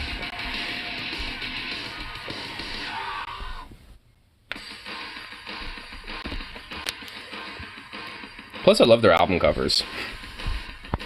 This one's a pretty good album cover. The song is Mate Spawn and Die. And the album is called The Last Temptation of Reed.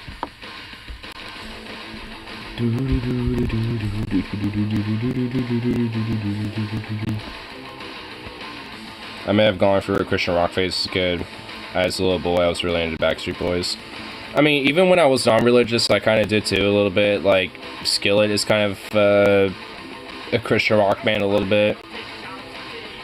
And one of my friends, or at least a family friend, her nickname was Alex, so I'll just call her that. And she, like, her and I were very heavily into Nightwish. Religious ones. Me, growing up, yeah. I mean, I played around, with, you know, like, religions and spirituality for, like, middle and high school, but Like, you know, because I was pagan, you know, in high school for the most part, and it was about like senior year and just after that, you know, when I really became like an actual atheist and anti-theist. And but yeah, I'd say I didn't really become like, you know, non-Christian up until about like 7th to 8th grade. And then after that, it was agnostic, and then it was, or I guess like deist, agnostic deist. And then it was pagan, and then it was atheist after that. Like, I feel like honestly, there's a lot of atheists that have a quote pagan phase, and I had mine with Norse paganism. But I wasn't like a weird far-righty Norse pagan about it, where it's just like, the gods, you know, see us light Norse folk as the great ones or some shit, you know, like those fucking weirdos. If anything, like the Vikings and like actual like Norsemen of the day, you know, would literally slap those fucking bitches across the face, you know, if they saw them. Mills T still on his pagan phase. Dude, he needs to get out of it already. Like, I feel like he's like this close to getting out of it, but he's still latched onto it for some reason.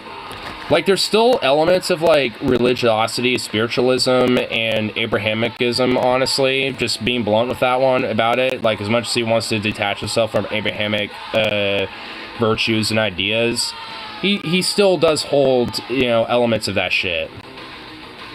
Scientology can get him out of it. I went hard into Rogan paganism when I was getting out of Christianity. See? I feel like, honestly, a lot of atheists do have, like, an element of, you know, paganism in their life, you know, when it comes to religiosity or spiritualism before becoming an atheist. I wouldn't say that is for all atheists. I would say, you know, like, because most, you know, but I would say, I don't know. I really don't know, like, if it would be most or some.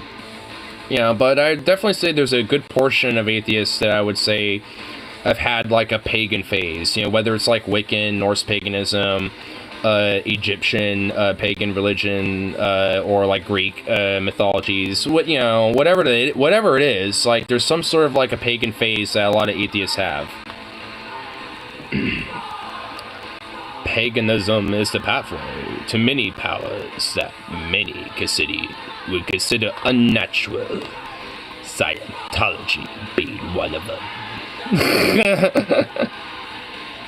I never did. I always thought that shit was stupid.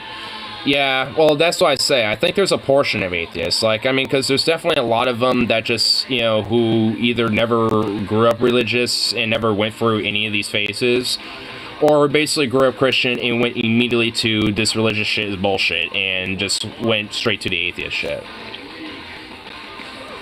But for some people, like me, there's some point, you know, at least in their life, where there's still kind of a, you know, clutch or like a clinging, you know, towards religiosity or spiritualism. And I guess for me, while I suppose I would definitely say it's a different version of what people traditionally would see as spiritualism, that I would say myself as spiritual still. But it's more of a cosmic, existential element when it comes to, like, the universe and shit. Like, you know, being, like, you know, one of the universe, or, like, you know, like, realizing your, you know, minuteness and minusculeness in comparison to, you know, kind of like, I guess, you know, having kind of, like, a more, I don't know, like, I guess kind of hard to explain, I suppose, but, you know, understanding that and having, like, a realization of such and just, you know, accepting it and embracing it in a sense, I suppose. I mean, you know, like, again, it's kind of hard to explain, I guess, but like I said, it's not necessarily your traditional form of spiritualism, like I said, because it's not like, you know, some sort of, like, ethereal or, like, actual, like, spirit or some shit, or, like, a soul or anything like that involved with it. It's still very well within the realm of reality. Like, that has really fuck all to do with things like souls or spirits at all. My last ex was Wiccan. She took me to the forest naked to commune with nature once. We had a wild, steamy sex as a part of the ritual. Let me tell you, sex on the hard ground sucks. Not as much as sex on gravel, though. Well, yeah, honestly, like, I'm not gonna lie. I've had some sex in the woods, so to speak. I mean, for me, it was more of like a heavily forested area in like some natural park that was slash a bike path area. We just kind of went off the beaten path, so to speak, you know what I mean? And yeah, it kind of sucks, but I mean, if you prepare for it, you can make do. I mean, if you got some jackets, you could just use that as like, you know, a towel, so it's like a mat. Lamau. I'm just saying. I mean, you know, I did a horizontal hokey pokey in the woods once, but it's far from hot and steamy. I think I gouged myself with a stick. You got yourself with a stick. Oh, damn, dude. Oof. No more Nax. No, I saw that. No, I immediately saw that afterwards, dude. That's fucking funny. Gouge yourself with a stick. Damn.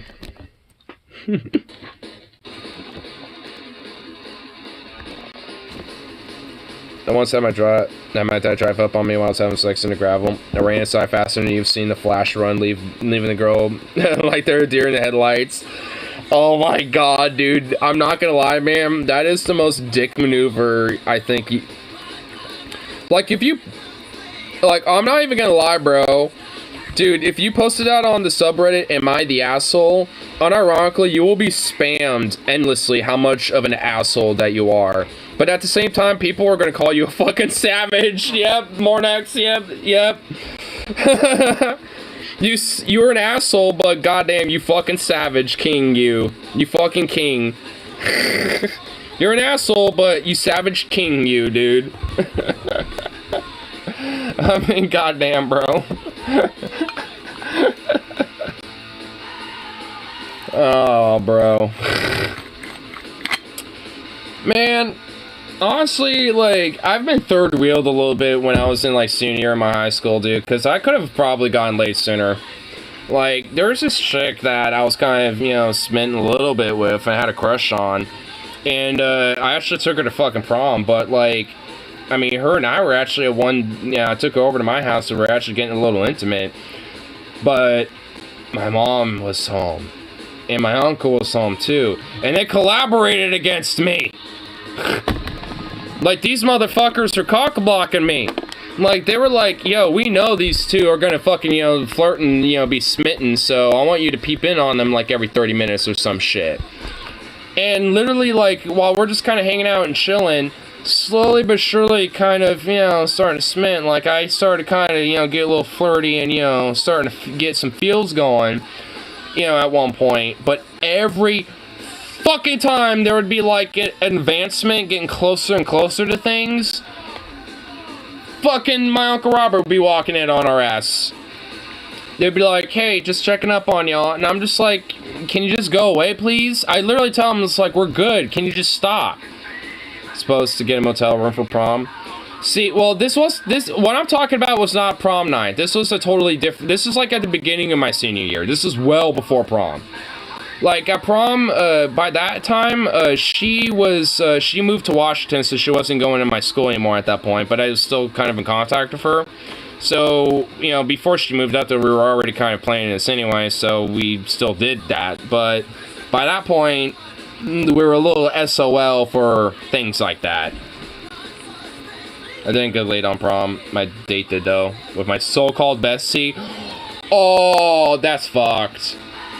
See, that didn't happen for me. If anything, actually, my prom date, like I said, just because she, you know, had to, like, basically be picked up and go back to Washington at the end of the prom because that's where she moved to, you know, well, not by her choice, but she had to, you know, it's like, I was a little fucked on that one. So, yeah, like, I was a little SOL, and yeah. Yep.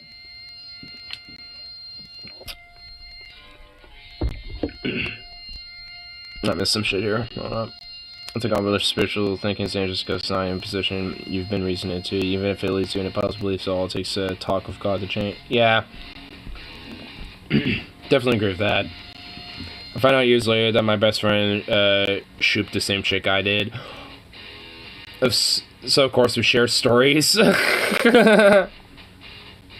I sent you a picture of what it looked like on prom night.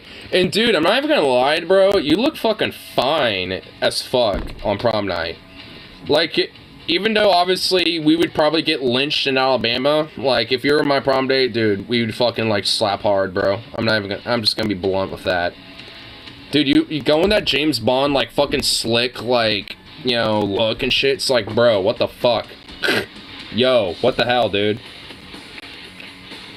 You have no right looking fine like that. Someone can be real progressive and have a dream where God tells him to kill all the Jews. Well, yeah, that could be a thing, and we don't want that. Honestly, you want to know something I found out about George Orwell? It's that guy wasn't exactly, you know, fond of Jews, blacks, and also was very hardcore anti-communist. As much as he was a socialist, he was basically like a McCarthyist anti-communist type.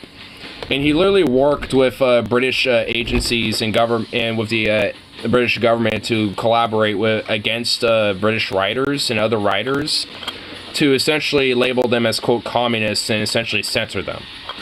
So as much as George Orwell was like a prominent agitator against those ideas, like George Orwell was actually he has some anti-Semitic and racial, kind of racist views, and also is a major fucking hypocrite. I'm just like, bruh, what an asshole, dude.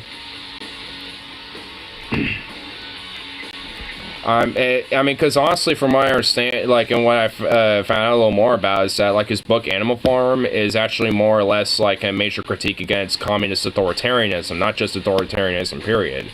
And it's just like, like, well, wow, okay, George, okay, Georgie. 1984 is still one of my favorite books and contradicted the point of his book and what he did. Yeah, exactly. It's still one of my favorite books personally too. Like, I mean, I still love his art as much as, you know, the artist is kind of an asshole. I mean, you know, because again, his art, you know, I think still stands, and the points and the themes behind them still stand. Animal Farm is a pretty basic book. It is. Like I said, I think the points and the themes behind the book still stand. But he was just, you know, like what he kind of thought about, like his interpretations of those set themes and everything else and all that shit. He was just like, he was a major, you know, like hardcore anti-commie and used, you know, some of the ideas they critiqued, you know, in his own favor to support his ideas. Basically, like, he was okay with basically being 1984 as long as you were against the commies. And that was him as a socialist. And it's just like, bruh. Damn, dude. Asshole move. I heard Orwell is anti-commie after eating lead bullet in the Spanish Civil War. That don't mean shit. Like, yeah, like, I mean, honestly, like, I mean, you know how many dudes have, like, fought in, like, you know, in the wars and shit, and, like, you know, have eaten lead and lived and, like, come back out of it and, like, you know, kind of like, you know, recompensed and, you know, like, and had, you know, rehabilitate their enemies, you know, after all the years of fighting them and shit. I mean, how many times have, like, you know, veterans of World War II and shit like that have, you know, from opposing sides have gotten together in different little yearly meetings and shit. Like, I mean, straight up, like, this would happen, like, throughout, like, the 80s, like, from the 70s, 80s, 90s, 2000s and shit, and the 2010s, you know, or at least as long as World War II veterans are still around. Like, there would be Wehrmacht, Japanese veterans, American veterans, British veterans that would literally get together and, you know, as kind of a way of, like, hey, you know, even though we were on enemy sides and shit, you know, we can put all this aside. It's over. Like, you know, let's just be glad we're alive and, you know, share stories and have a beer with each other, you know? And why not get together? Yeah. There's the infamous Charlie Brown incident with Franz Stigler and with the bomber crew of the Charlie Brown B-17 bomber. Like, I mean, the pilots of that bomber and Franz Stigler, up until both of them passed away, met with each other for years and became very close friends, you know, because of that incident. It's honestly, there's a song by Sabaton about it called No Bullets Fly, and there's a whole book about it, written by the American that was the pilot of the bomber. I forgot the name of the book, but I mean, overall, it's a really just a great story because it does show that like there were people who were genuinely like, principled, against, kind of the ideas, of the regime that they were following, and didn't really give a fuck. Because the reason why Franz Stigler didn't do that, because he basically saw that plane as a parachute, like it was barely flying as it was. I mean, little did he know that B-17s could basically take the biggest fucking beating of their lives and basically fly with, like, almost nothing on it, basically, and still fucking be flying home, practically. Like, B-17s were sturdy sons of bitches.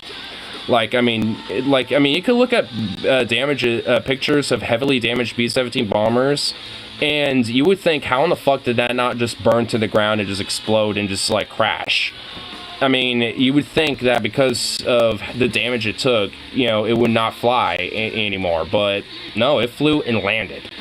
Like, B-17s are, like, just such a magnificent piece of fucking, like, aircraft, honestly, because of that shit. Like, because those motherfuckers can take the beatings. But he didn't, Franz Stigler never really knew that, and he forfeited a medal because of that. Like, basically the idea was like, oh, you will earn a medal if you shoot that plane down. And he didn't feel comfortable doing that because there was no gunners shooting at him. The plane was struggling to fly as it was, so he literally escorted it all the way to the English Channel, and by the time it crossed over the English Channel, he gave it, like, the little tilt of the wings, because this is kind of the unanimous sign of, like, hello or, like, cheers or, like, a salute when you tip your wings like this. He did that with him, and then he flew off and went home. Which, honestly, that's a very admirable thing to do, especially when you're opposition and an enemy fighter pilot. So, it's just like, I mean, it kind of shows that, especially, in times of war, like, humanity is still, like, kind of there, and it's kind of a nice thing to know, and actually really kind of cool thing to see.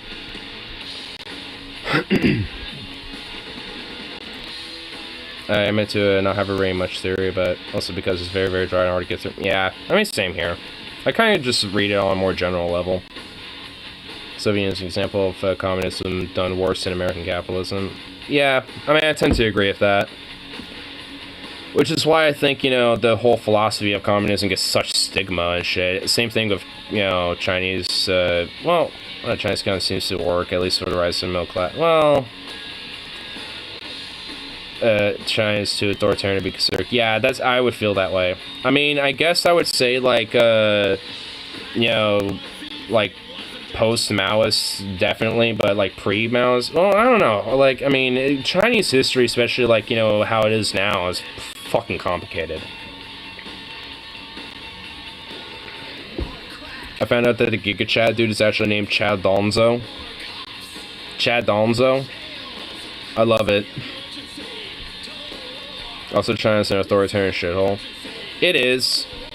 I mean, economy is economist by any description of communism I've ever heard. Yeah, it's a very hyper-state capitalist society. Like, I mean, I would argue that China was communist at one point, but especially since Xi Jinping and his element of government has taken power, like, no. Slightly much worse, yeah. Like, I mean, they might have, like, kind of a rise of a little bit of a sense of, like, a middle class and a rise of mobility. But what comes with that? Also a strong rise of billionaires, which they do have.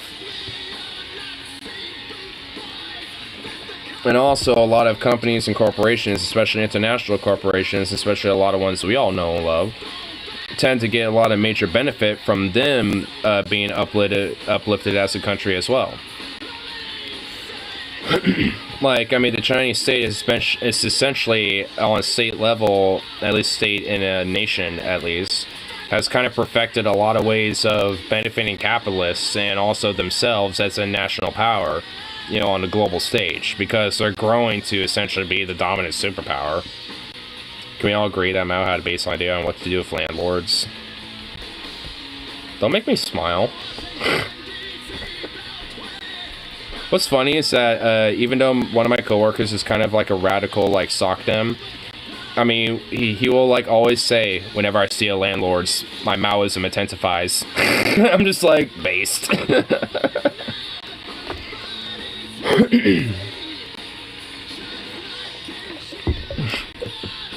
I mean, honestly, the only thing I would say that I'm truly mouse about is landlords.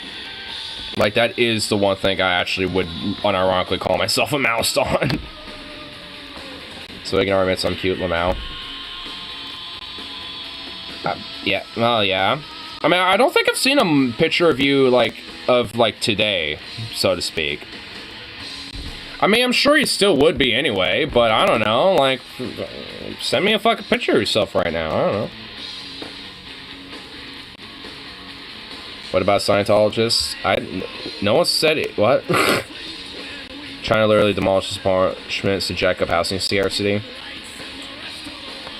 Yeah, I mean, that's not necessarily a unique thing to China either, but also, I'm not surprised either that China does that.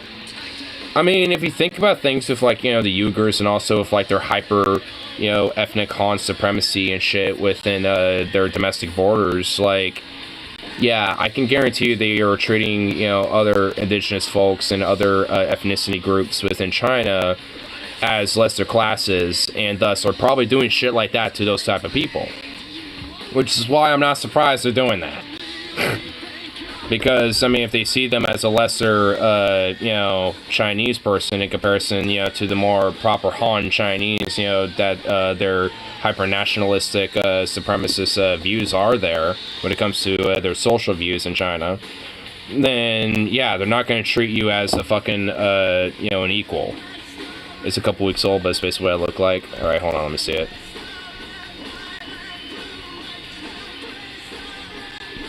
Yeah.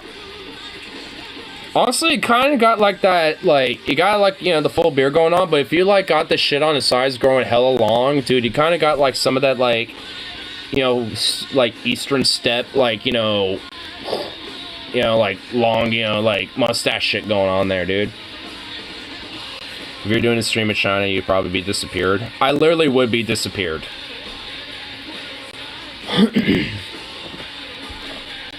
Like, I unironically would probably be disappeared. But that's why over here we got the good old proud amendment, so them Chinese government can't come over here and disappear me. They're gonna come over here, think they can dictate my face pages. I tell you what, brother. They're just gonna meet the end of a damn 7.62 by 39mm. Patriotism intensifies. Nah, not really, honestly. Frankly, if, like, there was, like, some weird hypothetical scenario, if that was the case, like, oh yeah, uh-oh, foreign invasion, I would basically be like, all sides are bad. Hate to have to defend America, but yeah, I mean, honestly, like, I'd be like, all sides are bad, but frankly, yeah, I probably would, you know, yeah, defend America in that scenario, unironically. At least I'd do that first. That'd be the main priority, because, yeah, yeah. I don't want shit destabilized further than it already is. We don't need other fucking people butting in on this shit. At least in that way. I mean, I don't care if people move here, but if they're gonna literally invade here with military, like, you know, with, like, a fucking, you know, nation doing that, then, yeah, like, I'm obviously gonna say, fuck off, we already have enough problems as it is. Like, compared to China, stick around here. I mean, when it comes to, like, certain elements, like high-speed rail, I mean, and some elements of, like, you know, their more inner-city development, like, sure, they might have, like, a one-up on us, but, yeah, I literally would rather fucking, you know, rough it out here. I mean, if I had to literally choose between China or the U.S. and had nothing else, at least China could get shit done. Well, yeah, touche. We barely can get shit done here in this country, but, I mean, America's busy arguing with itself too much. Yeah, I mean, that is a point. The city magician's got shit done, too. Yeah. Are you looking for Curly? Because he was outside on the front porch sitting on that little chair, and I let him inside, so he should be inside.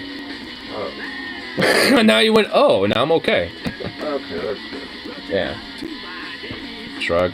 Well, I mean, if we're gonna, like, I mean, when it comes to, like, you know, like, nation powers and shit, and in course of, like, you know, actually progressing, or not necessarily progressing, but at least, like, you know, doing things substantively, I mean, the U.S. really, especially for quite a while, hasn't really been doing much substantially. At least, especially that helps their fucking people and shit.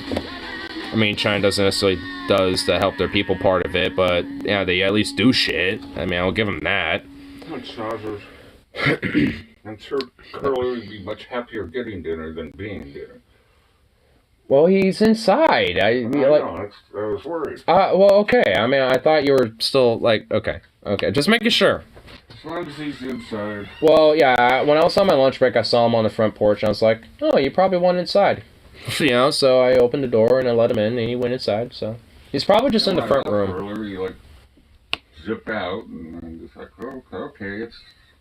He's just probably in the front room. 2 o'clock. Because that's where he was. So should be safe until it gets dark, and now I've been trying to find him. It's dark. Well, I'm glad I at least let you know, so you're not still searching around aimlessly. American fascism is smart. They know how to give the illusion of freedom, which rights to let you keep, so people don't start a revolt because we have a country full of people with weapon arsenal. Yeah. I mean, yeah, pretty much.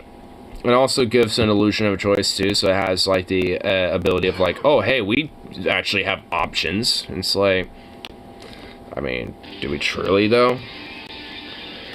I mean, at least when it comes to more local levels, it's probably more likely the case, but, I mean, how much true influence would that, be the case of?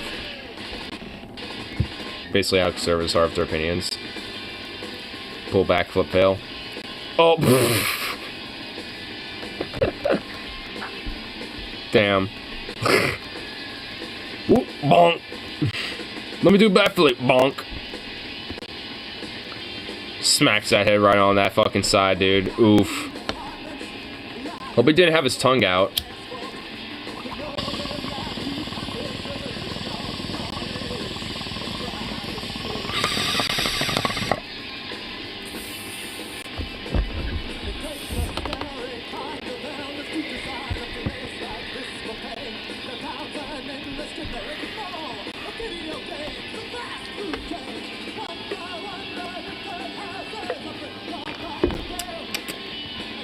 When you're on weed. Oh, I have a song going and now you're gonna do this to me? Jerk. Nice train spotting reference.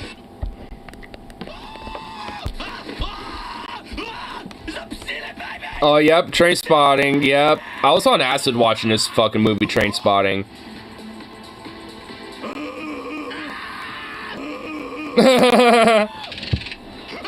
Oh god, yes. Ah! Come on, Steve. Just give me one puff. I'll suck your... You can suck my all you want, but you're not getting any weed.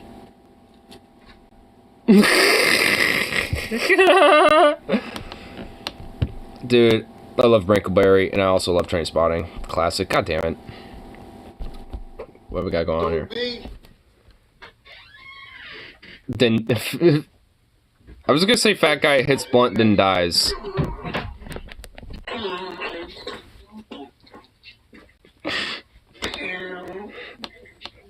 Oh damn, dude, he's gone red. Oh shit, oh shit! He just dead, damn. Murked. Fucking murked, bro. What's Train Spotting? Oh, it's such a good fucking movie. Oh, you know what? I'm gonna fucking pull a scene from Train Spotting just to give you a reference. It's a phenomenal movie, dude. You know how I was talking about how, like, those anti-World War II, or like those anti-war World War II films I was talking about? Like, Train Spotting is another epic fucking phenomenal film. Find a scene. I want to find just the one scene I love. It's short being Scottish. I was thinking of that scene.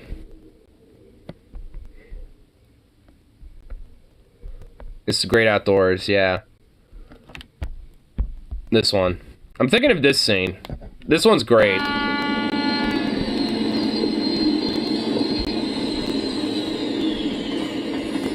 Now what?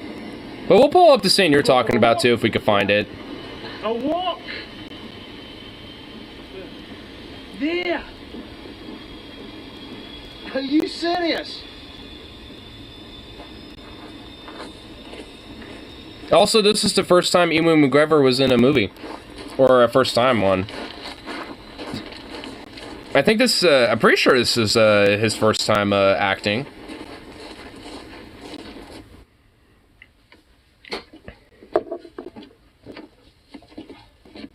Ewan McGregor's right there in the background, holding the bat.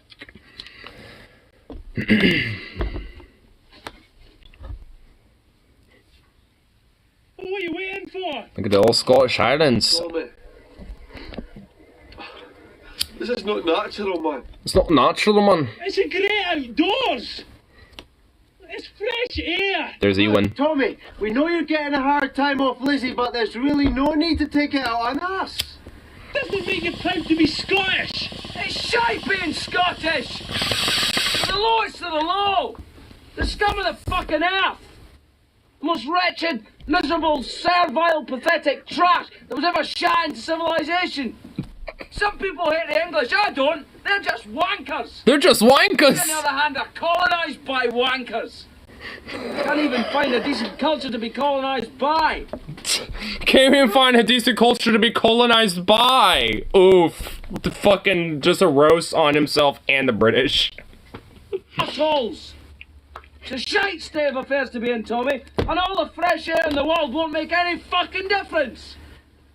Oh, dude, Ewan McGregor fucking savage, bro. I thought Phantom Menace was his first movie in Lamau. Really? Nah, dude, Trainspotting is. And dude, Trainspotting is such a good fucking movie. And I love Ewan McGregor. It made me realize how great Ewan McGregor was of an actor. And honestly made me realize how much he fucking just broke his back carrying the prequels on top of, like, you know, maybe like one or two other people. Like fucking Samuel L. Like, there was only a few people that were, like, you know, breaking their backs for that, and Ewan McGregor was one of them. The hatchling. What is this? The great reveal. The great reveal is... Oh my god, a puppy! It is a husky puppy. Oh my goodness. And it's got the shades of drip. Of epic drip. I thought Hayden did a decent job as Anakin. In the Revenge, or like the Revenge of the Sith, I think it was called, right? No, right? Yeah. Like the third movie. Episode 3. For, like the second one, I'm not going to defend him there. But the third one, in episode 3, he actually legit, like, I don't know how, maybe the script for Anakin sucked hella ass, though. Well, you have to also remember that Anakin was also a different actor and a kid for the first movie. Are you an angel? Like, I feel bad for that kid, because honestly, that kid went through a really fucked up life afterwards. Just because of that movie. And, like, I mean, Hayden, like, for the second movie, nope. I just ain't gonna defend him on that. And, yeah, the script especially was cringe as fuck. The third episode, though, I don't know what happened there, or what made it different, but Hayden Christensen actually did a pretty decent fucking job. Like, he definitely wasn't cringe. Like, I wouldn't necessarily say he was great, but I definitely would say that he at least definitely held up and actually, you know, made Anakin, like, in the transition, like, actually pretty cool. Like, because honestly, like, at least if I had it my way, like, the first movie just really would barely be a thing. Like, it would probably be, like, an introduction to, like, the Clone Wars, and then just, like, the first two movies would basically just be the Clone Wars, and then, that type of shit overall. You know, and like the first 2 movies would basically be about that. And then the third one would be the slow transition into him being Vader and shit. I see that smoke getting stale. Bruh! There's like nothing in here.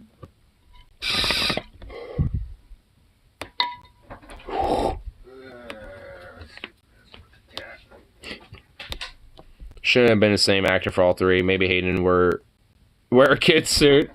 Well, the kid part of it should not been a thing.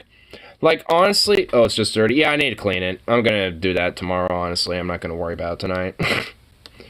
I mean, I cleaned out the water, but I got some alcohol to clean it for tonight, so I'm gonna deal with that later. But... Later being tomorrow. But anyway, stop distracting me. But at least for, you know... Like I said, like, at least, like, you know, the beginnings, like, with, like, you know... what's his face? Fucking, Maul and shit like that. Get rid of Gunions, get rid of the cringe arena scene, and rewrite the script. No, the arena with the pod racing? Nah, like, honestly, the pod racing was honestly cool. That was honestly the only thing that was okay about the Phantom Menace.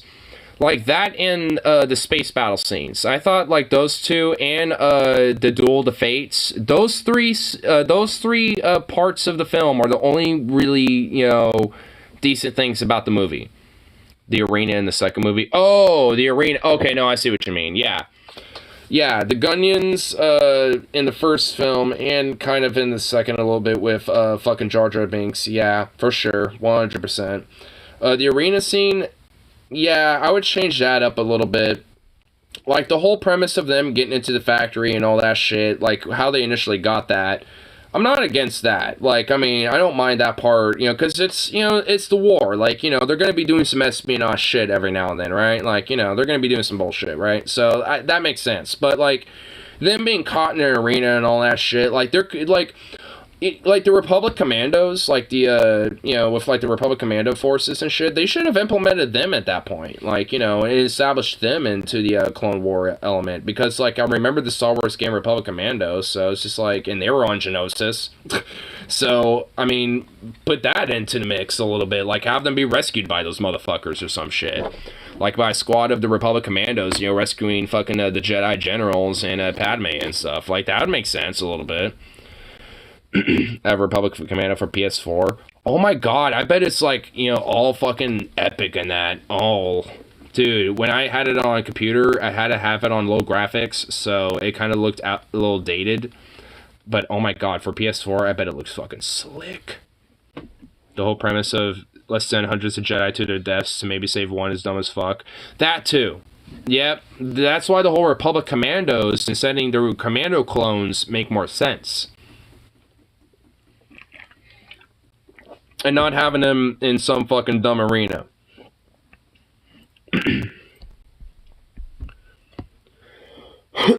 On top of that, like, I think, like, I mean, the whole Battle of Geonosis is honestly, like, outside of the arena, is actually pretty fucking epic. Like, I will say there's honestly some cool elements about the second movie, or I guess the second episode of the Star Wars franchise. And all of it is really like the battle scenes and like the actual like Clone War element. Like, I mean, they really should have just played on to that, because the third episode of the franchise did the same thing. And it played very well with that. So I don't know why they just didn't just heavily just did that instead, and not have like a bunch of different, like, out of hundreds of Jedi, like 20 to 30 of them fucking just like get murked. And like half of them right off the bat. It's just like, that's just insane. That don't make sense. Like, the Jedi Council will never approve of that. Because they knew it would be a fucking death sentence. I guess it makes sense for the whole idea of like Order 66, you know, maybe trying to like, you know, make it easier to enact that order by having less of them. You know, by having like a whole bunch of them go into this one area for this one big battle. I mean, I guess there could be some justification for that type of thing, but still, it's dumb and it really doesn't make sense, and the Jedi Council will kind of see that for what it was. Maybe not necessarily as, like, you know, what it ended up ultimately being, you know, for the Star Wars lore as it was, but they would see that, like, no, like, a bunch of us are going to die, even with our powers and all this shit. No. Like, we're just going to be too heavily outnumbered. This is not a good idea. We're not going to accept this. because there was a whole bunch of the council there. Like, so you know they fucking were, like, you know, heavily involved in the whole plan. Like, Yoda, Mace Windu, fucking, like what? Like, a third of the council was there, you know what I mean? I mean, it's just like, you know they were fucking heavily involved in that, you know, planning of the battle itself, so you know they would, you know, say some shit about this. And they would have most of the, you know, dictates of how to go. So, like, I mean, honestly, that is a major... I never thought about this, honestly. Rip, honestly, you just kind of, you know, had an epiphany for me. You established an epiphany, like... Yeah, why would the Jedi Council just send, like, hundred some of their Jedi to just, like, have, like, a third of them just get yeeted? Like, at least, like, initially in the arena, then probably, like, 20 or 30 more of them, give or take, you know, in the overall broader battle itself. I mean, it's like, the fuck? Plot hole.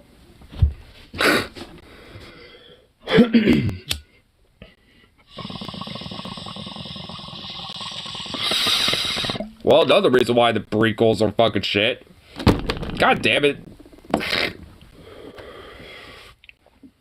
I mean, it's not like really, you know, the fucking prequels are really very defensible in the first place, but man, that's just really one major critique, you know, about it.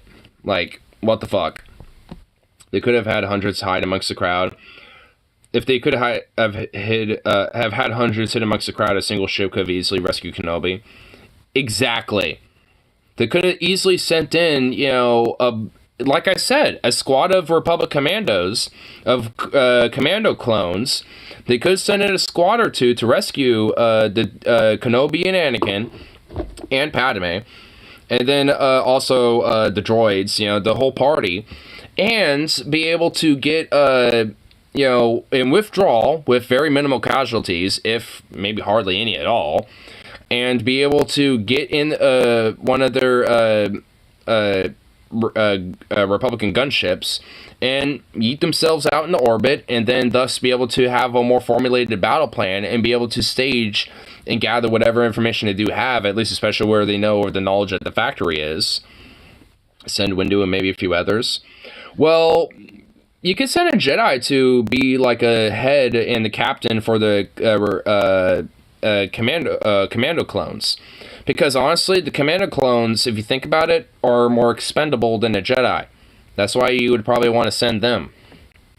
And I'm also thinking about the game of the Star Wars Republic Commando, and they were in the Battle of Geonosis, and you know, they did play a role to some extent, even though at least in the movies they didn't, but in the extended lore, in the extended canon, they did. So, you know, I'm kind of thinking about that as well, and honestly, if I had to reboot the prequels, I would implement that.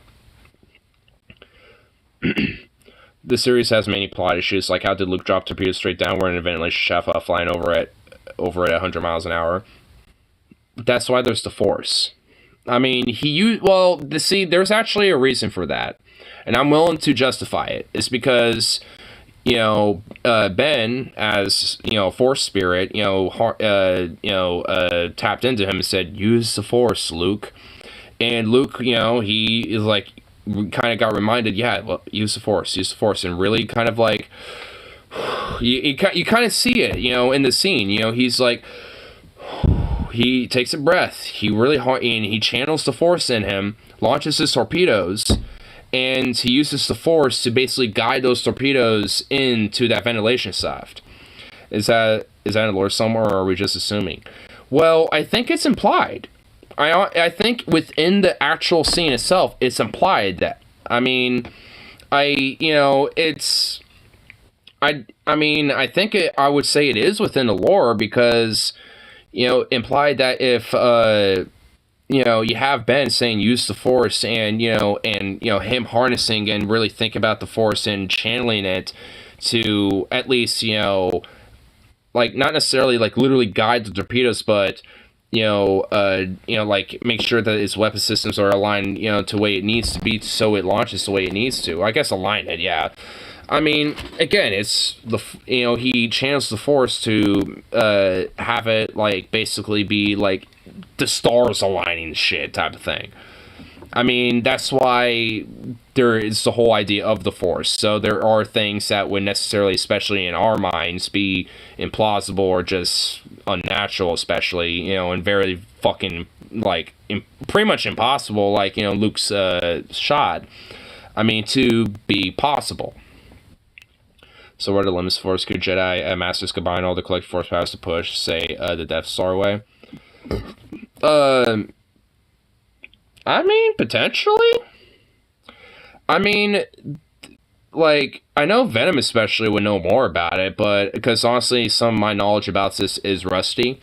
But, I mean, it's even said with Palpatine and with Anakin's conversation that the power of the Force could even bring people back to life.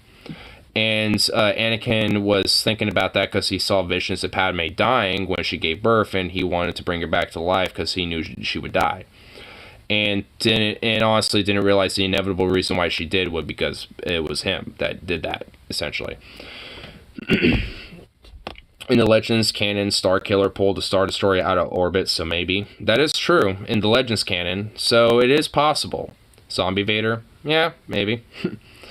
If they use the Force they're taking someone as a rape. Oh my god.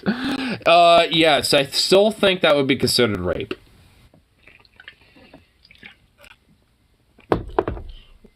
I mean, I don't know how much of a Star Wars Nord you are, Mornax, but I'm kind of like a intermediate nerd about it. Venom, I know, is a pretty major nerd about it because he's more expanded into it than I am.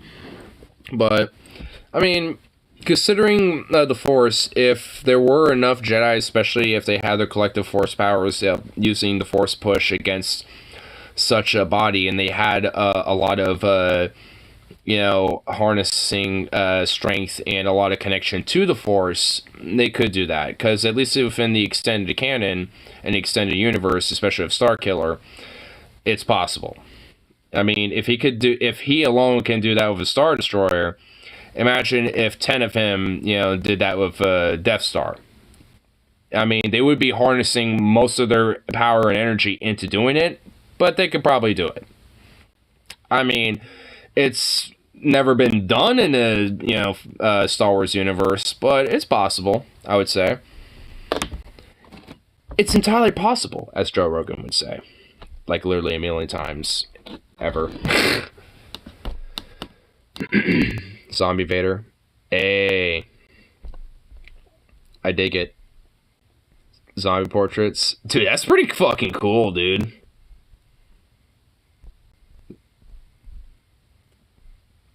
I could see that being like a fucking art print. If I had the Force, I'd use it to force people to give me money so I could sit around and get fat and have a heart attack at 25. I mean, if I had the Force, I'd just use like the Force mind trick to essentially just force the company and force my management and basically just like... I just do a lot of fucking pro-lefty agitation with my Force mind tricks, honestly. I just be like the fucking, like, angel from heaven for everybody, honestly, on that one. Like, I just be like, you will basically let unions dictate what the company does. You will let the workers have a democratic action for every company edict. You will let the workers have most of the rights and...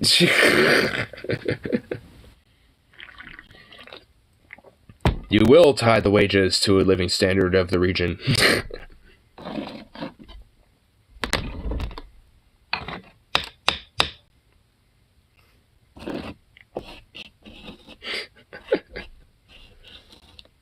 Dude, oh my god. I would fucking just like...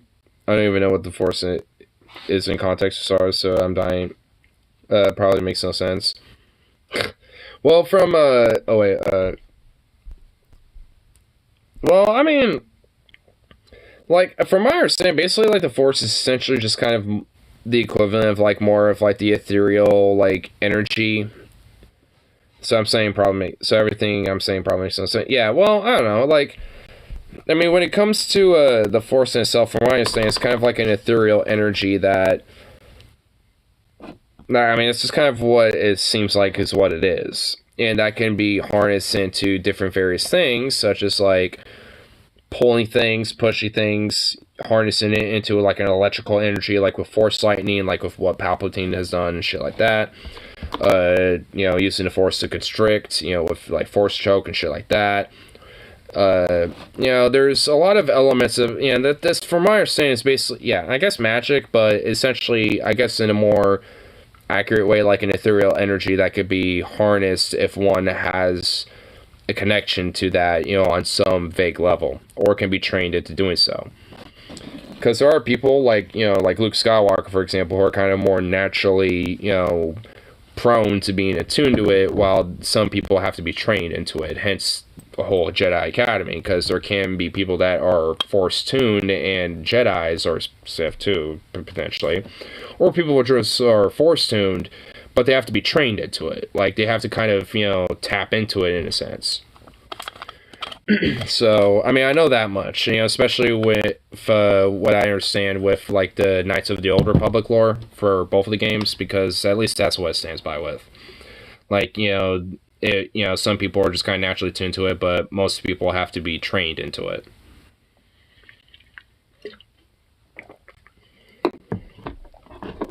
And even if you are naturally tuned to it, you have to be trained into it to harness it and tune more into its energy, basically. Almost sounds like some Buddhist shit. Almost feels like I'm talking about like some Nirvana or some shit, you know what I mean? Like, honestly, like, when it comes to the idea of the Force, it honestly kind of sounds Buddhist in nature. Let's see, we assume it. I like to see, assuming there hasn't already been a Force user like this. I don't know. I'm not a hardcore fan, but anyway. I want to see a chaotic neutral Force user, not Jedi or Sith, but they use it exclusively to fuck with people. What do you do? I heard once he made someone glue feathers to themselves naked and cluck like a chicken for 12 hours. Honestly, like, I could kind of see more of, like, kind of a dark humor Star Wars like that. Because there are neutral Jedi. Like, there are, people who are not necessarily, like, Jedis or Sith, but they're neutrals. Where they are, they have lightsabers, they are Force-powered. Like, for all intents and purposes, they might as well either be a Sith or a Jedi, but they're neither. Like, so there are, like, I mean, gray Jedis is what they're called, I think. That basically are neither Jedi nor Sith, but are neutrals. And some of them are probably more darker and more brighter than others, but, like, a lot of them tend to be kind of somewhere in between. And at least in the movies, Qui-Gon Jinn was kind of seen as one of these more neutral Jedi, or like one of these, like what Nick was saying, as a neutral Force user. I mean, he was still a part of the Jedi, but pretty much about as close as you can get to a neutral Force user while not necessarily being a neutral gray Jedi type. Zukov, come on, bro! I think the kind of Magic Man from Adventure Time. Hopefully, some of you watch this, so...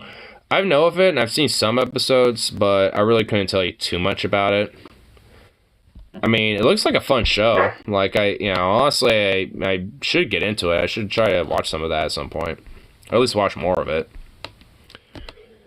I just take mushrooms and vibes of the 50s sci-fi is really cool. Dude, 50s sci-fi is pretty dope. And cheesy as fuck, but I love it for that. I really love 70s and 80s sci-fi, especially, though. That shit's just, like, top tier. The 90s has some pretty good shit, too. I mean, you can't really besmirch the 90s too much.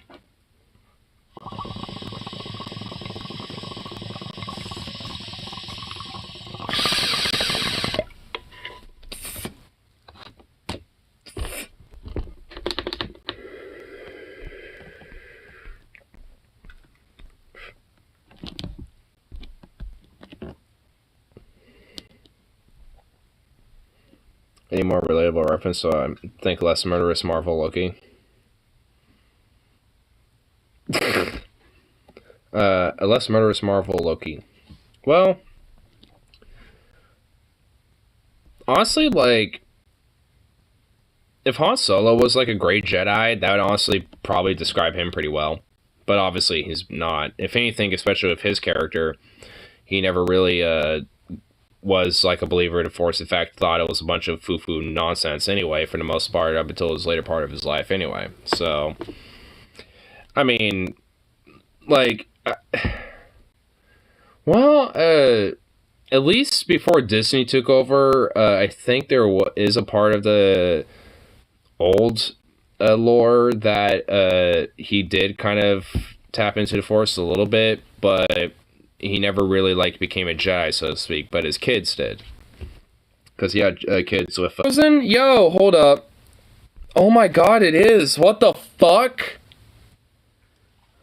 God damn it!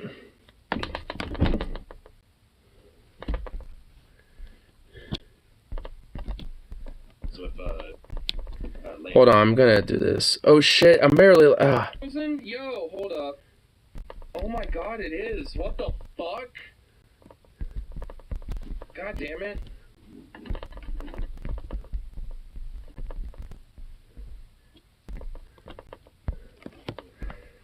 You're back, I'm back. Am I back? Oh shit. Are we back in the Twilight Zone? Okay, looks like I am. Okay. Okay, I think we're Gucci's. We're Gucci's. Okay. What were we talking about? What happened? Anyway, so we literally got fucking, we got yeeted by the CIA. The CIA got us, guys.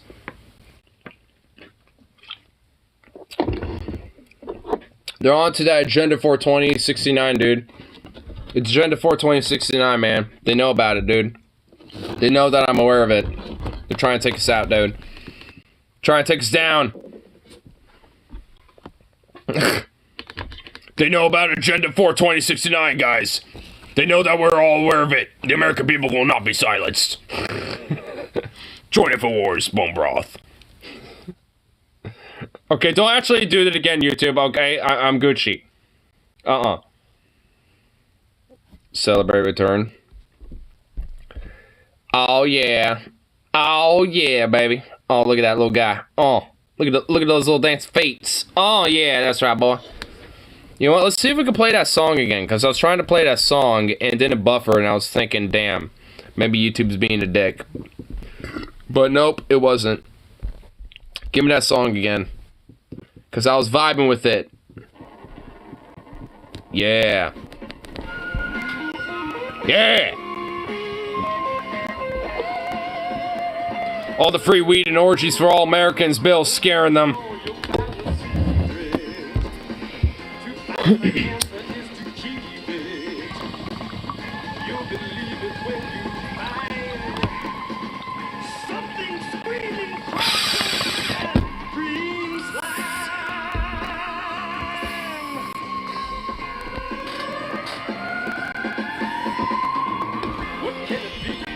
This slaps. That's off the soundtrack to a movie called The Green Slime. And this slaps. I would do a cover of this, like a modernized, like, psychedelic cover of it. It's worthy of it. That's a good bill. Dude, I would definitely want the free bill of free weed and orgies. I'd be down for that. Makes me want to listen to Doors. I was kind of thinking of Jimi Hendrix, honestly. It was making me want to listen to Hendrix. But Doors is honestly, you know, that was kind of, you know, on the list a little bit.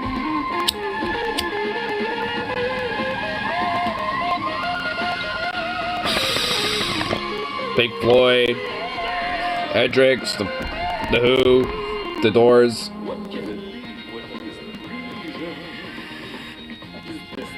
The organ reminds me of the Doors.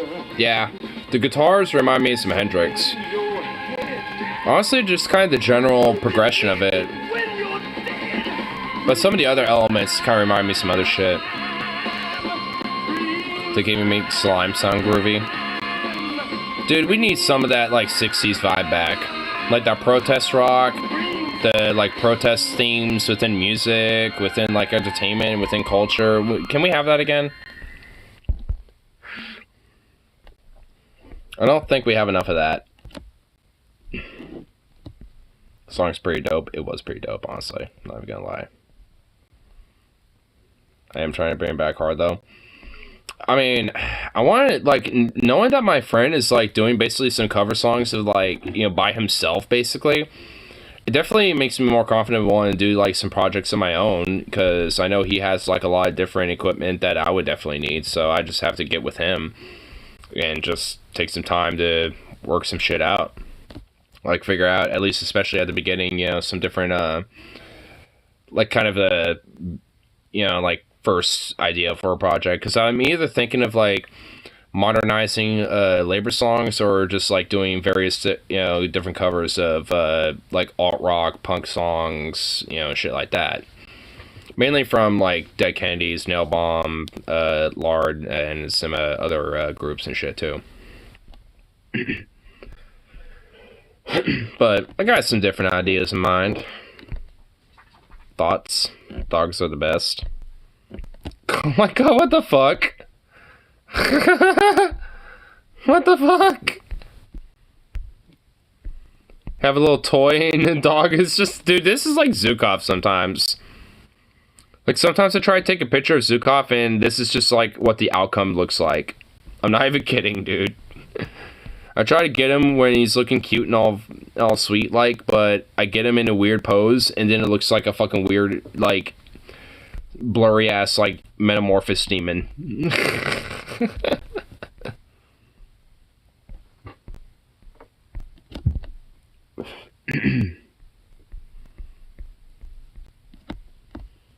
Zukov, you know what? I'm gonna give him a little treat. Come here, baby.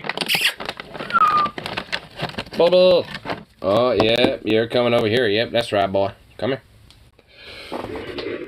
Get some loves. Me. Oh, yes, yes, yes. Oh, so bubble. Oh. Yes, yes, yes, yes, yes, yes. It's fucking savage. Like that with Catcher Door where he doesn't bite. Yeah, not usually. If he does, it's very playful. Oh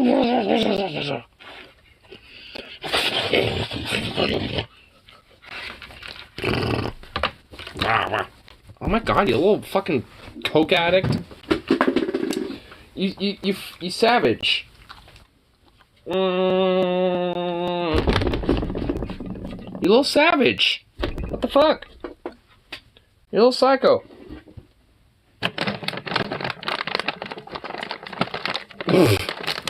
He runs away. Really? Eh. Shut the fuck up! Really? Yeah, go over there and grab it. Yeah, that's right. Little punk.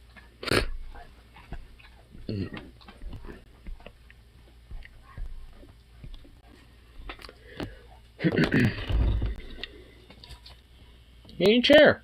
Sit in your chair. Sit in the chair. You punk. Sit in the chair. You have a chair. Sits. If he fits, he sits at a low flat rate. Okay, come on. You can do it. Oh my god. What a punk.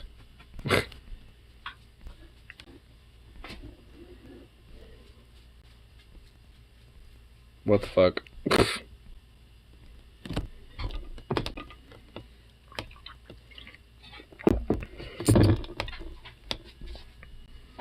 Wasn't a success like a band a couple years ago. Best show we played was that. It was for Bernie Sanders rally at University. Dude, fuck yeah, dude. Dude, that's some cool fucking shit.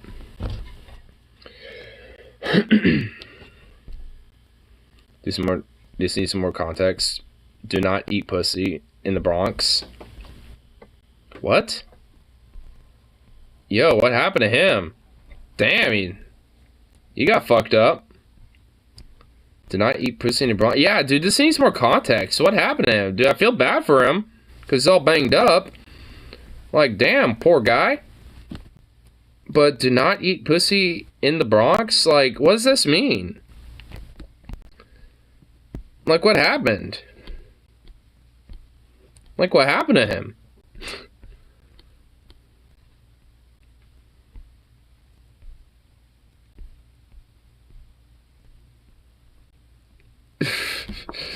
Is there like anything? Maybe someone's spouse came home early. Oh.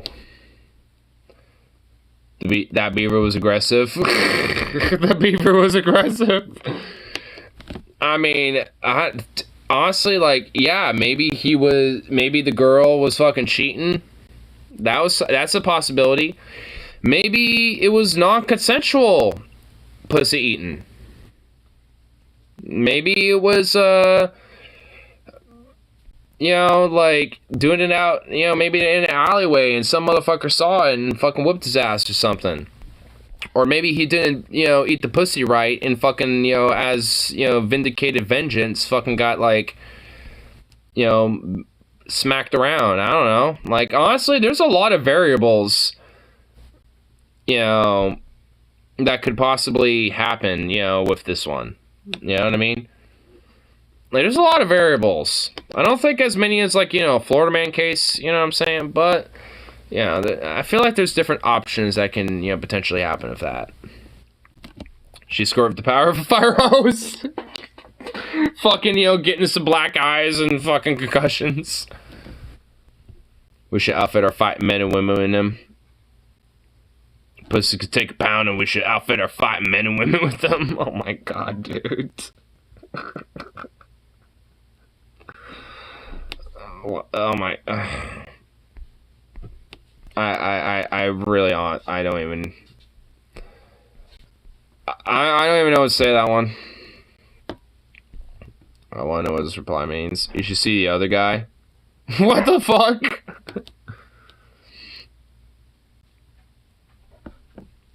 They know something we don't? yeah. At goat _of _gr. Manny's dad. Like, you should see the other guy. Like, I mean, yeah, that person knows something we don't. That motherfucker knows some shit that we don't.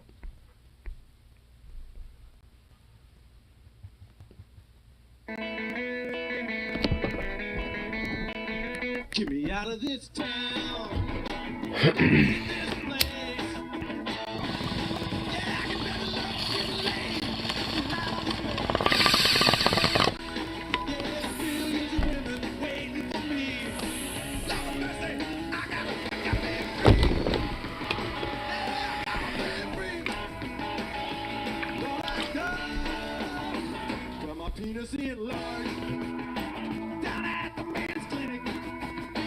What are you doing?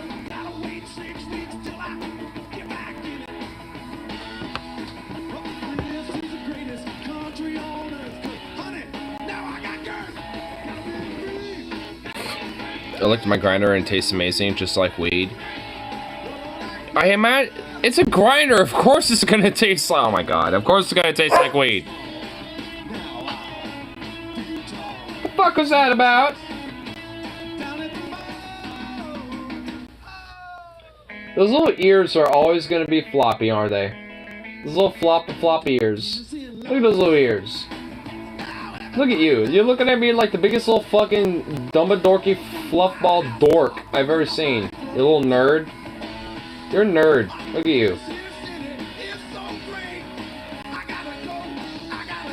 You're a nerd.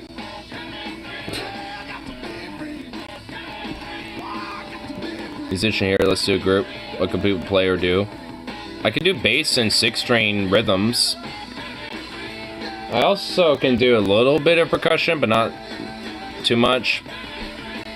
And vocals. Bass, guitar, and keys. Nice. I mean, I need to get a new string on my guitar. I need to get it out of fucking retirement is what I need to do. So I need to get this baby a new string and get her out of fucking retirement. That's what I need to do, because look at all the stickers on this bitch. I mean, there's so many stickers, there's like stickers on the sides of this motherfucker.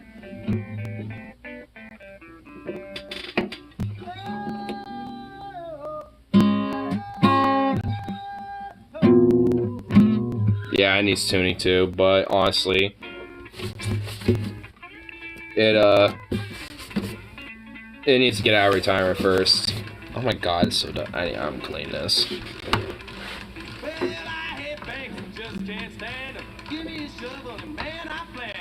It's better along. I makes his name a song. And I got to run too. My thanks will allow you. Ow, ow. They go, give me and I. Every song, zero time. I think to institutions, they think there's highfalutin. I said go to beauty suits and get you on my looter. Ooh, take that back. Yes, Peter, speeding back. On the beach, this monkey suck my meat. Oh, ow. Money banks is just that simple. No round, so easy. No chances,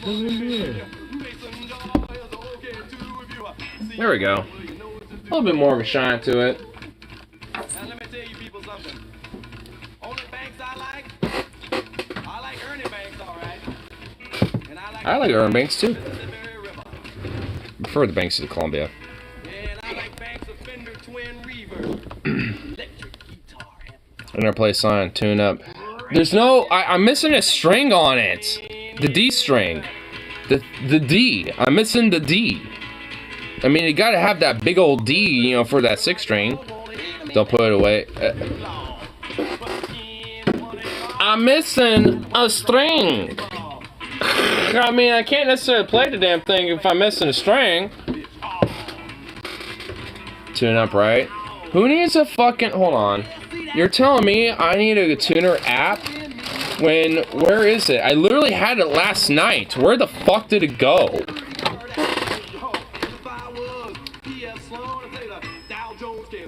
Yo, where did it go? I had it last night. I have a tuner. Where'd it go? I want you to help me say the words. I want you to repeat after me. Here we go. Bruh. I have so much. I need to organize my shit, honestly. What the fuck? I'm just gonna be honest. I need to do that, because, bruh. I have a tuner, but I misplaced it now, because I'm a dork.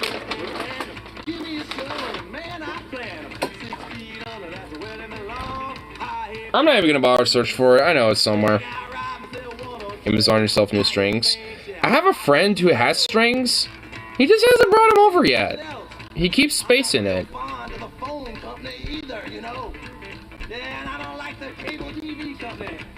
I'll give you the D. What, do you have a D string available? I mean, I have a bass.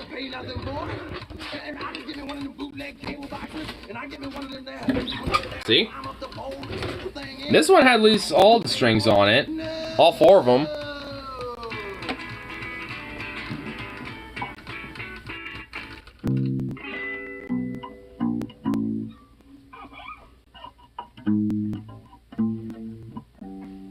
I think that was in D.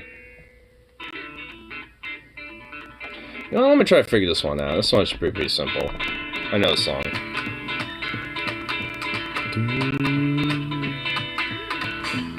Yeah, me and Skid Row pulling the town. Yeah, we pulling the town. We gonna be laying them down.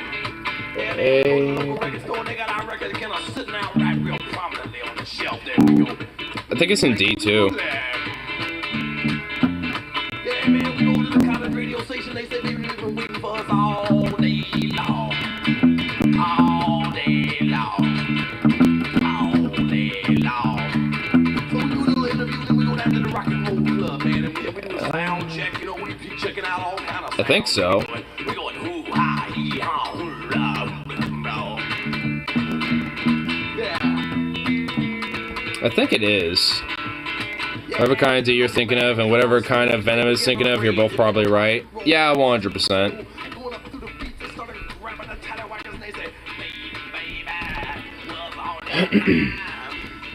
Here. Let me see if I can find something that I could probably do on bass.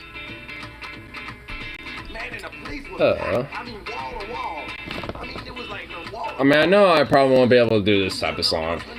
I mean, I know it's in D, but I'm just trying to... But I'm not as talented when it comes to blues. I mean, at least with bass, I'm more apt in, like, more, like, kind of punkier and type of, like, metal type of elements and shit.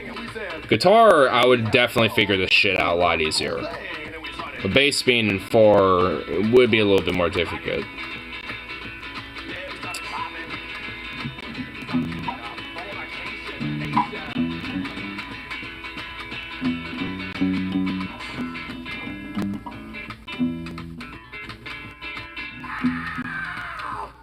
It's like somewhere in D. I know that much, but it also could be in E. So man, after we been rocking for about an hour, 2 hours, encores out the ball, man, there's a psychotic reaction and everything. When you think about 2:30. I mean, it could be in E, it could be in D. Like, honestly, this is kind of an interchangeable type of, like, chord song, because it goes into 2 different chords specifically. Dance around notes of the 7 chords. I mean, this song doesn't have exactly 7 chords to it. It's honestly mainly, like, maximum 3, but 2 mainly. But there's no chords going on here. I mean, this is mostly, like, kind of a story-driven song. Three people on the guest list. So I figure that your money from the gig comes to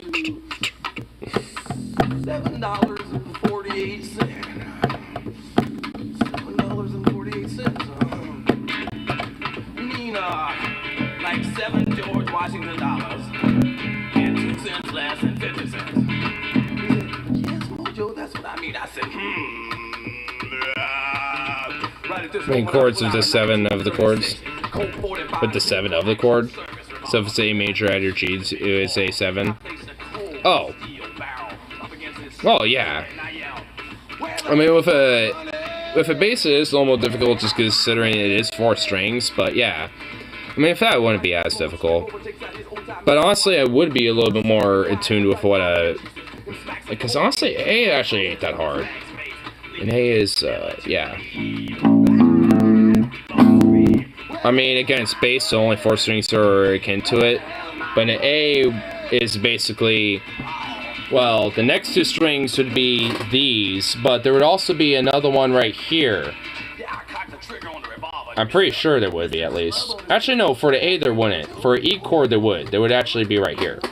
This is an E chord, but that's an A chord.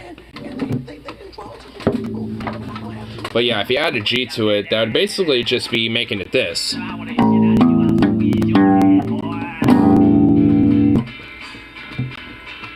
Because this string's a G.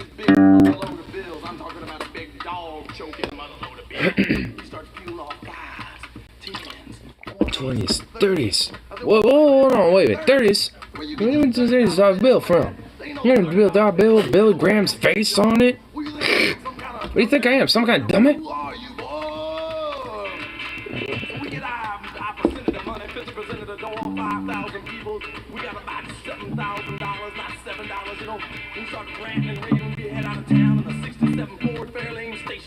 I'm pretty sure it is in D. Hold on, I could probably just fucking look it up.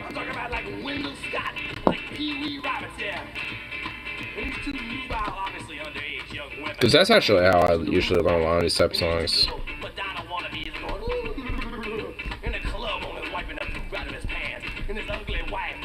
God damn it.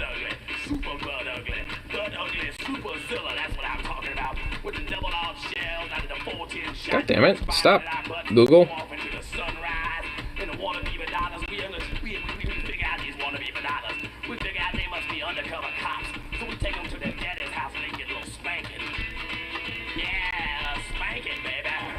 Where the hell's my minor chords? E, D, and E7. It is an E and D. So, yeah, I knew it, yeah. So I got the ear for it, so it's mostly an E, okay.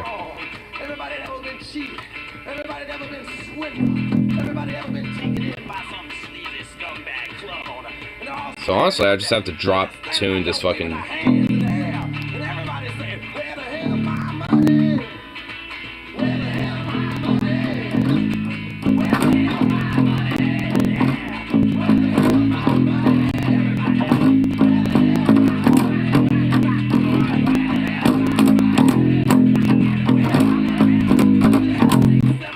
I could kind of fuck around with it. Now that I kind of confirmed it, now I'm able to kind of figure out where the rest of the notes are falling into place, and like, I mean, that honestly for me, especially being a musician, I'm also at least started as a musician, classically trained, so I can kind of figure out, you know, a little bit, not just by ear, but also where notes are tangentially to chords when I do hear it too, not just, you know, outside of just hearing it in a sense. So, you know, like when it comes to certain, you know, like certain elements of hearing, I have a little bit more of a hyper sense tuned, you know, to chords and progressions and shit like that as well. Which is definitely a good thing to have if, you know, you're in a band.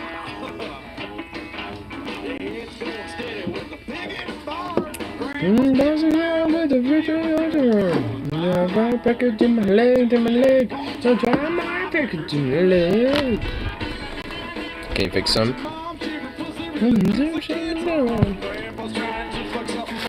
I think my boyfriend's cat is broken.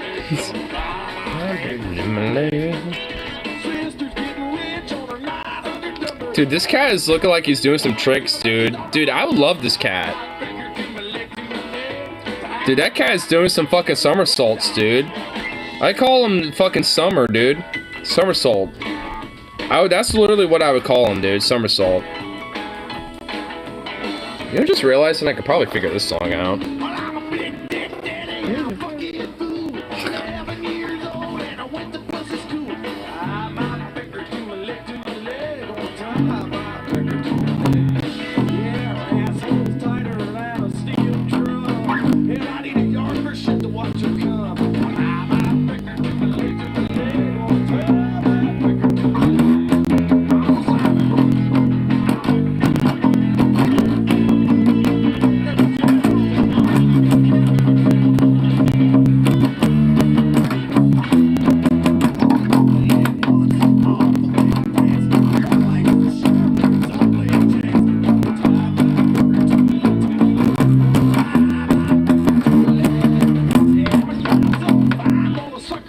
Okay, that was easy to figure out.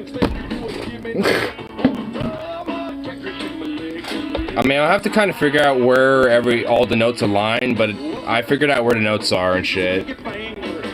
See, you know, when it comes to my musical ear, it really, I mean, I can kind of figure out where shit is, but it's more or less putting it together is more of the trick. At least for me. On bass, if you're playing blues and E notes, you could play over the G. It would be G, A, D, and G sharp. Sliding up for G sounds good. If you play A, you could play A, E, G, C sharp. Over B, you could play B, F sharp, and A, and D sharp. Yeah, honestly, like, when it comes to a lot of the music theory, I am a little rusty to it, but I know for a fact I still have a lot of my notes and shit like that from high school, mainly. Because my high school music director, he was very, very adamant about teaching us about music theory, on top of just us playing music and, you know, learning that shit. You know, so I learned a lot of music theory, mainly from him, honestly, and I really honestly have to, like, thank him for a lot of that shit, honestly, because it really helped, you know, expand more of my knowledge in music and abilities, you know, to play other instruments, really. Because I started playing trumpet and shit, and that's where I learned a lot about more classical musical understanding about shit. And where I got more of my ear honed in, too. And with that, I was playing a lot of mostly, you know, kind of classical type of music, but at least in high school and at least some parts of middle school, I was also playing in the jazz programs as well. And had a chance in Portland before it got shut down, mainly because the owner passed away, play at the Jimmy Mac's Jazz Club, where we were the opener for a jazz band for that night. And oh my god, the fucking experience of doing that was so fucking cool. I mean, it's one thing to actually, like, perform a gig, but to be at, like, a actual official jazz club and get to perform there, and then, you know, spend a little bit of time to see the actual, you know, an actual jazz band, you know, kind of play and do their shit. Ooh, it's so fucking cool, dude. It was pretty fun. The jazz musicians know theory. Oh, yeah. Because a lot of jazz requires theory to really understand it, truly. I mean, honestly, a lot of music theory was within the more advanced music classes, like, at least in high school, it's called wind ensemble. and then there was a symphonic band. That was kind of the more intermediary band classes, and also there was like symphonic jazz, and then there was a jazz ensemble. And for the junior senior year, I was into jazz ensembles, and that shit was I mean, honestly, the experiences of being in that class are just, oh my god, I fucking loved it. Like, I mean, it was rough. Like, I will admit, like, there were so many days, you know, of playing in the jazz ensemble where I had to wake up at like fucking 5 in the morning, spend an hour doing some rehearsals and shit before the jazz class, which was my first period, and then doing more of it, and then like doing the rest of the school day. Oh my god, so many fucking days were like that. It was just unbearable, but I pushed through it. And honestly, a lot of it is because one of the other trumpet players, he happened to live down the street from me. So, I mean, honestly, we just carpooled that shit. So, I mean, it wasn't too bad, but oh my god, it was brutal. I mean, ugh. But I mean, worth it though. I mean, I will say that much. I mean, I would definitely wouldn't necessarily trade it away. The drummer for that band had played for Bernie O'Reilly and Masters of Drums at UCI. Our guitarists and singers had some kind of jazz cruise too. It was just dumbass 18-year-old, and he had played for like 3 years and didn't know shit. Man, I mean, you should have had me as an 18-year-old, because, I mean, I had music experience since, like, the fucking 6th grade. And, I mean, by the time I was 18, I was definitely, you know, at least somewhat knowledgeable on, not just trumpet, but at least I had, like, you know, a basic understanding of guitar, too, and I could expand pretty easily from that, which I did. Because I have, like, 3 or 4 guitars now at this point. Well, yeah, 3 of them, because I have 2 in my room and then 1 right over here. I was able to learn quick enough that they didn't kick me out. Yeah, that tends to be the key. As long as you can kind of keep up with everything, I mean, you're not necessarily going to be kicked out or fucking, you know, bumped down or anything.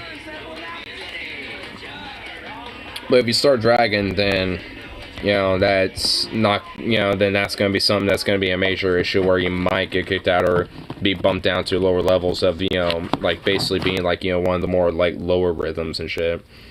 Because I remember, at least for freshman and sophomore year, when I was in band, I was basically like literally like the bottom of the rung when it comes to like the seats of like the trumpet seats and shit. And it didn't take, and it was basically up until like junior to senior year where I was at least, you know, somewhere in the middle, or at least like the upper middle, because I actually, you know, started making improvements. And honestly, senior year I actually went down a little bit because I had braces. But it took about a couple more months, you know, for me to bump myself back up again, just because I had to, you know, really adapt with having braces on at that year. So, despite having braces and shit, you know, by the time I was at the end of the year, I was pretty much back to where I was initially, where I was at the beginning of the year, but at that point, I was already doing pretty well.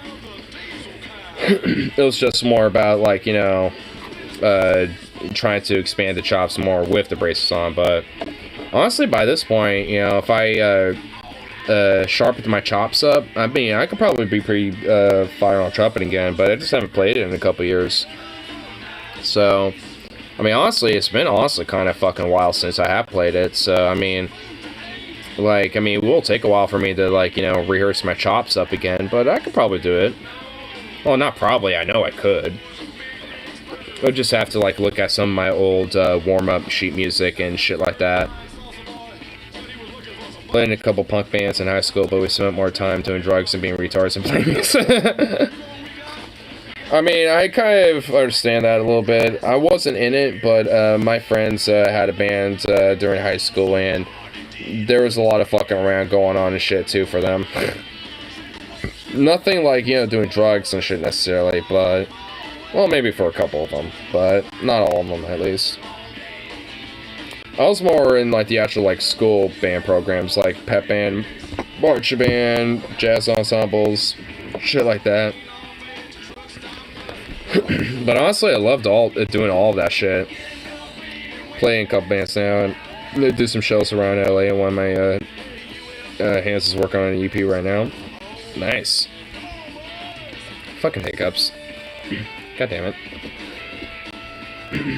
I know one of my friends, you know, being in a band right now, he's basically been doing a bunch of different gigs and has been performing at like different like bars now at this point with his metal music and shit. Actually, let me see if I can find some of it, because I know his band is called Unfit to Rest. So let me see if I can try to find some of it.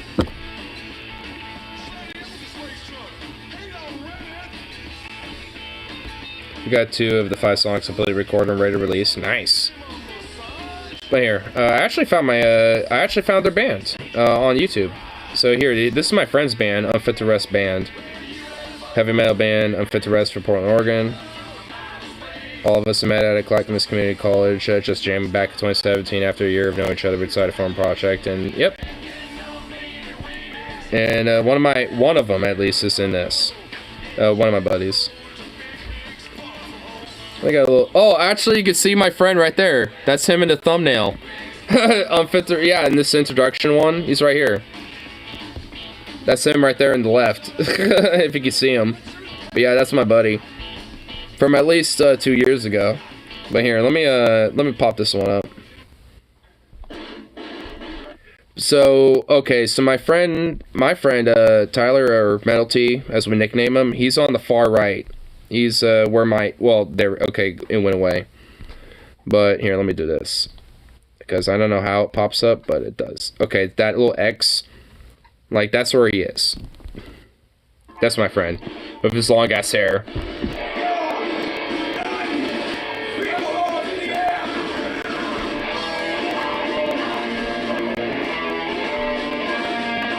The far right must be a Nazi. I mean, he's not, luckily. I mean, that's just where he is in the video. So I like how there's already a bunch of drunken fools already, like, banging around.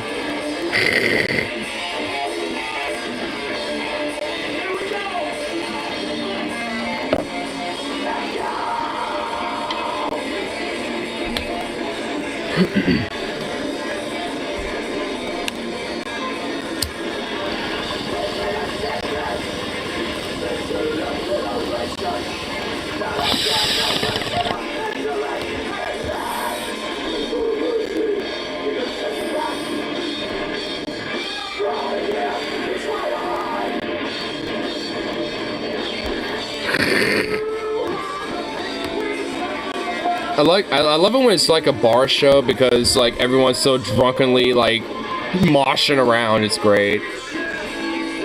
Not so many people doing it, but it in itself is a unique experience.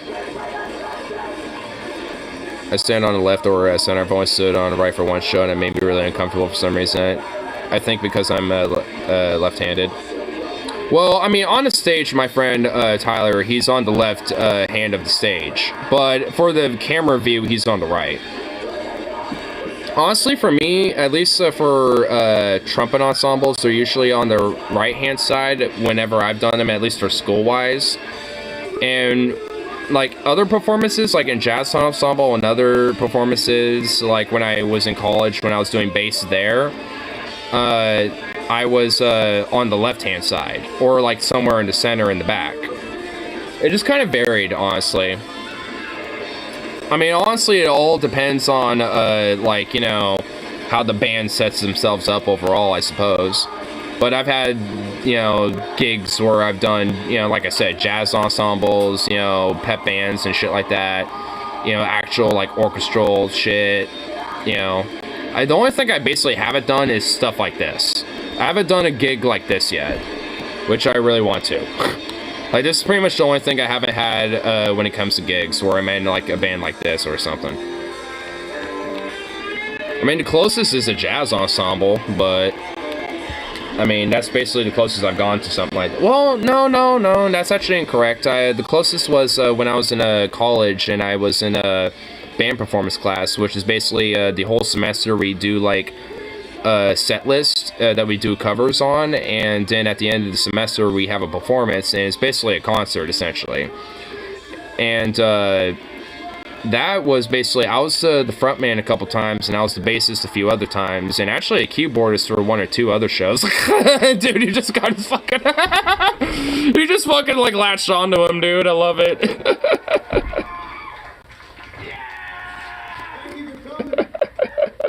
I love it. Oh, dude, my friends honestly pull a pretty kick-ass show. Because I remember I did a cover for Fortunate Son, and I was the vocals for that. And I was the front man for that, and I also was the front man for Genghis Khan, a German Euro band called Moscow, which is a pretty fun song. And I sung that in German, which the teacher for the class was like, "Are you sure you can do it in German?" I'm like, I mean, I'm a little rusty with German, but I can kind of understand the accents and wing it a bit.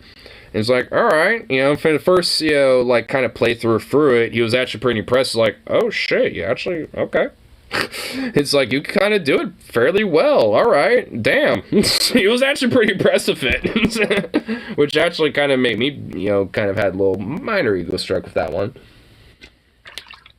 Honestly, if I definitely go back to college, I would always have, like, every semester a band performance class because I love that class so much. Because it was basically a way to have, like, a band, but, still in a school format. But, like, it kind of, helps kind of, like, rehearse and work the chops. And also, you get to, meet other people that might be wanting to start bands and shit like that themselves. And, do different projects and shit like that. Dude, man, like, when I was in Portland Community College and I did that class, oh my fucking god. It was, like, honestly one of my more favorite experiences of college and shit right there. We're taking a break from shows for recording, but we'll probably go the rounds to play the Whiskey A Go-Go, the Viper Room, Soma, the Observatory, and SoCal spots. It's been a few months since we've done those spots. Oh, nice. Yeah, like, I mean, shit, if I was honestly in Cali, I'd definitely try to hit, like, some of those spots, try to see y'all. I mean, if you ever happen to be up here, I mean, do a show, I mean, fuck, let me know. I mean, I'd definitely try to, see, honestly, I'll see if my friend can, be an opener for you guys or something of his band. I mean, I don't know if it's necessarily, the same type of music, per se, but I don't know, it might work enough.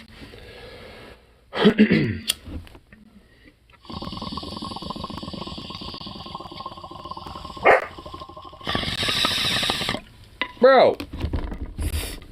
Oi! Hey! Yeah, you.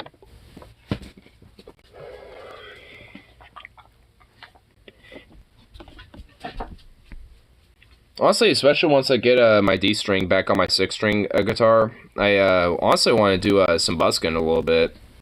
Because I know I have an ability to play various different songs and at least have like a little simple set list to do some busking for like a couple hours.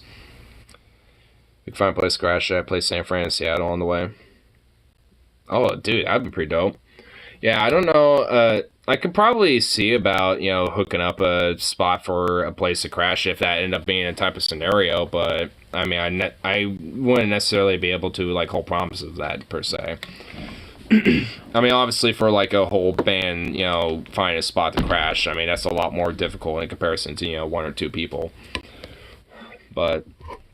I mean, there could be, potentiality, finding options. And honestly, like, depending on where you go, even if it is a little sleazy, I mean, there are areas around here where hotels can be pretty cheap. I mean, you just kind of have to find the right areas and shit. I know at least in the greater Portland metro area, especially, like, around my area, I mean, the more, like, sleazier hotels definitely are a lot more cheaper. The tube area to have to pass on the last tour opportunity. Damn. Yeah, I mean, obviously, it's just like you have to, expand a little bit by bit. You can't do like a full-on West Coast tour, right off the bat and shit. Just need a place the gear is secure. Yeah. Oh, I mean, and that honestly is a lot more easier as shit, especially because, I mean, as long as there's like a safe, storage spot for the gear, I mean, finding a spot to crash your head isn't really, as harder of a, thing to try to find. Here, I gotta go to the bathroom real quick, but here, I'll play one little tune, then I'll be right back. Boop. Sit back. crazy. Look at you. You're nuts.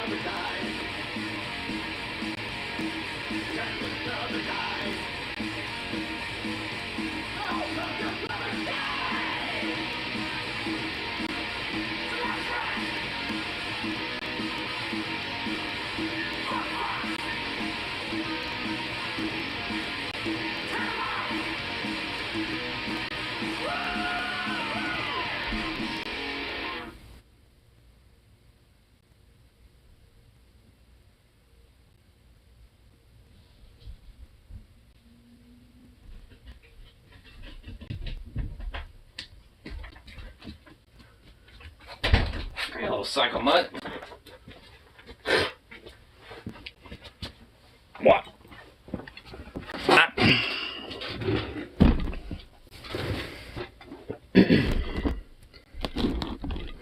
Man, what a little psycho ball.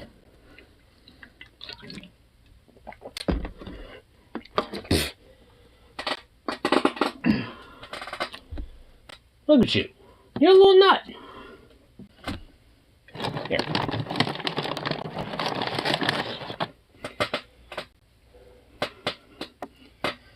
Boop. Runs off away with it. Fat shit. It was more of like a leaking of the pipe, but Sukov was hyper energetic. I was playing around with him a little bit. Drained a little bit of that energy of that sweet little Saint Fluffo.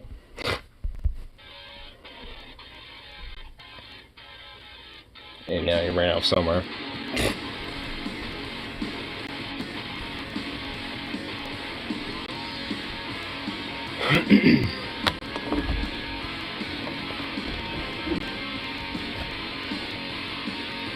Sleep. No, man. Peace. Of course, you have a good slumber.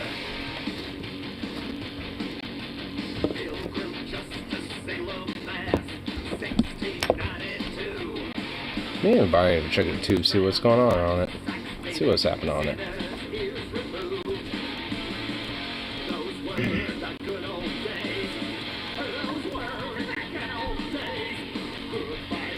Oh shit.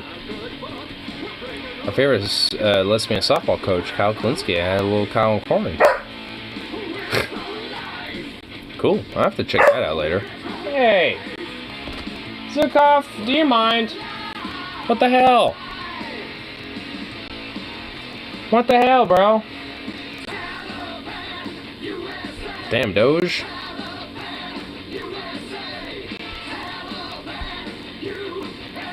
What the fuck?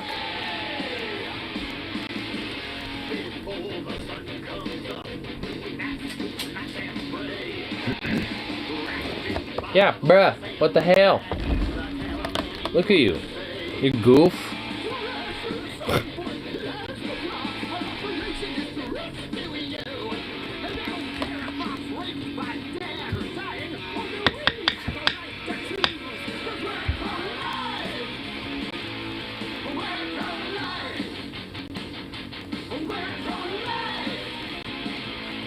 Zukov. Hey!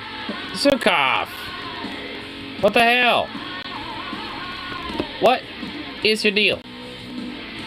What's your boofiness? What's your boofiness all about, huh?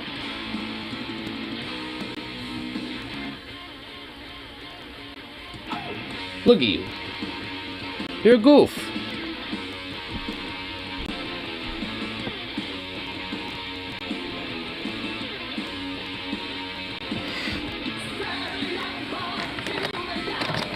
Here, I'll give you one more little treat. How about that?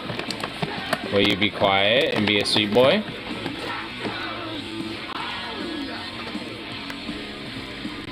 Will you be a sweet boy? And not wreck my base?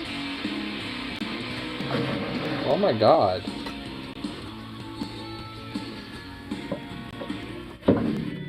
Jesus, damn dog.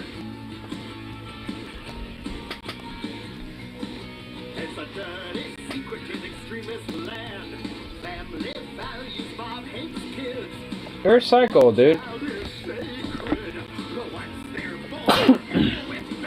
I'm allergic to your chaoticness, dude. Your chaotic nonsense is too much. It makes me allergic.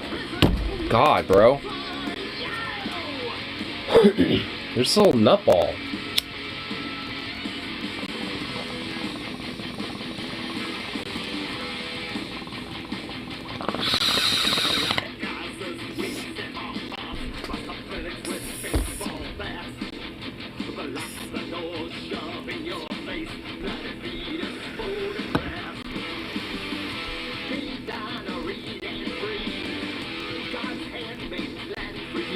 I don't really need too much on too. Boo. Boo. Fuck Sundays. Fuck Sundays for having like nothing of note. And you know what might have something of note is Reddit.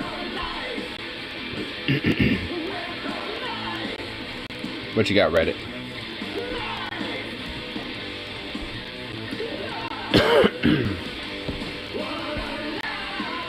What you got, Reddit?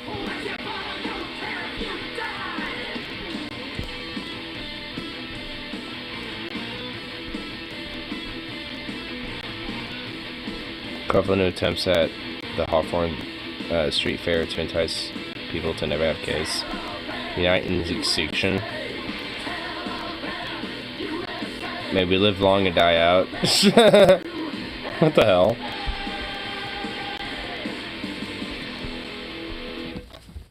What the fuck? May we live long and die out. Damn, bro. Is that meant to be like the dodo bird? What the fuck?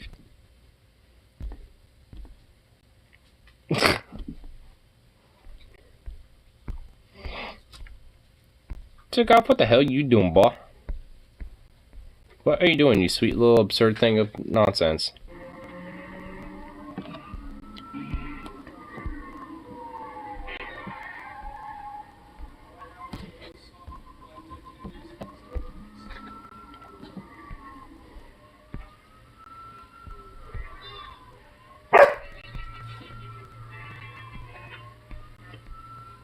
Bruh.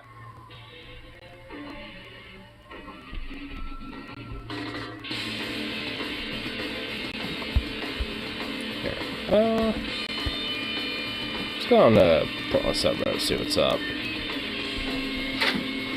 My hood from Umbrella Falls Trailhead yesterday. Whoa. Dude, my hood looks fucking beautiful. Damn. My hood looking pretty.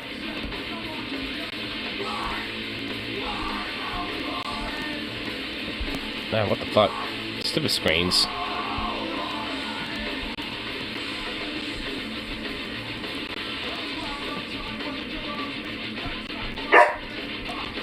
Sukov! Come on, bro!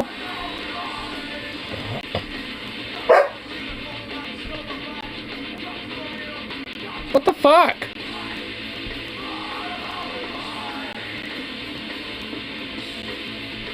Possible explosive device thrown in a food court in Southeast Portland. Oh, I heard about this a little bit. There's an explosion at a downtown food court that literally, like, shattered windows and surrounding blocks and shit. There's actually photos of it. It was out on, like, what was it? 5th Avenue and Washington Street in downtown Portland. This is where it is. Fucking food court no longer exists. And windows are, like, shattered. I mean, I don't know about in the background. Actually, yeah, it looks like some of these are shattered. What the fuck? Shut up, bro.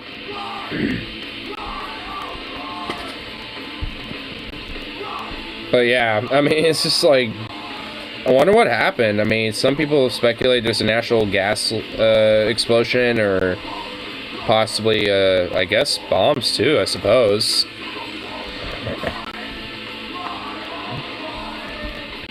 I was by that food car Saturday. Yeah, I'm honestly kind of wondering what happened, honestly. Like, I saw that initial notification for that post with the picture. And I was honestly legit kind of curious about, like, kind of what happened. Yes, propane tank, no bombs. Well, from what I understood, when I saw the comments of that post, they said the propane tank was intact and not damaged or anything. So, I mean, was there like another propane tank that exploded and there was just, you know, maybe a spare empty one, or maybe just a spare one that just wasn't damaged? I mean, I don't fucking know. I mean, I just heard about it, you know, earlier today when I was at work. And then, you know, I guess there's more articles about it, and there's, like, you know, some other speculation on it, but I mean, if that's what it was, propane tank, then, I mean, it makes sense, especially if natural gas, you know, and an explosion related to that. I mean, that'd be understandable. What the fuck is your deal? Can I help you? Do you want me to hold you or something?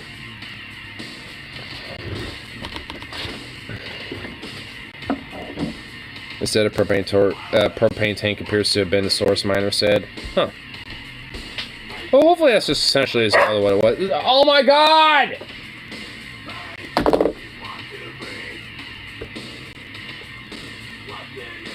Stop! Shh.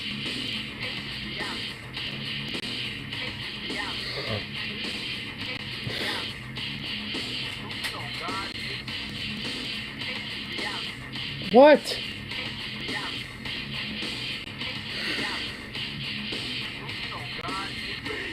I don't get what he wants. Right here. Yeah, I didn't. I mean, I kind of have the tweet pulled up. I didn't see it quite yet. Armed volunteers in Texas protect a drag event from a bunch of far-right bigots.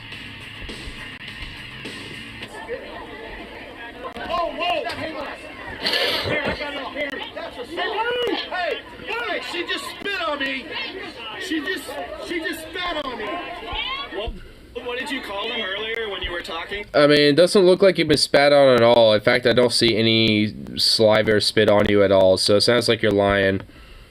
Didn't you call them a bunch of fucking pussies? No, I called them pussies. Yeah, I mean, these people here.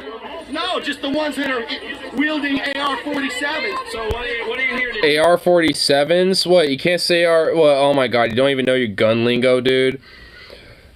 Bro, like, dude, never own a gun, bitch. To support people that don't indoctrinate and groom little 8-year-old kids, credulous. So why do you need to get in someone's face? I wasn't. I was walking over here to talk somewhere. I was walking over here to talk to somebody, and this one and the other goes, you know what, you can't. Alright, who do you need to talk to? I didn't. I wanted to go talk to somebody. None of your fucking business who I want to talk to.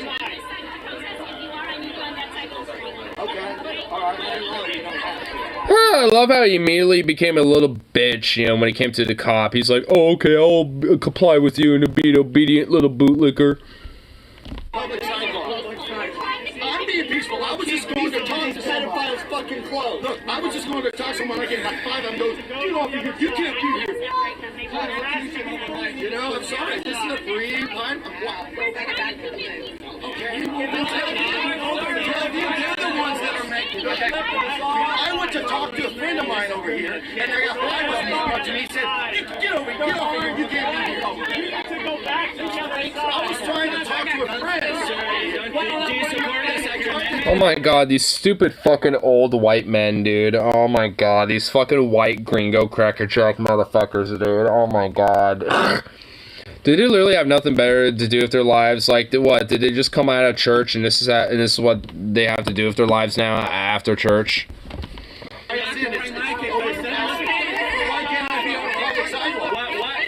would you bring an AK-7 to an event like this?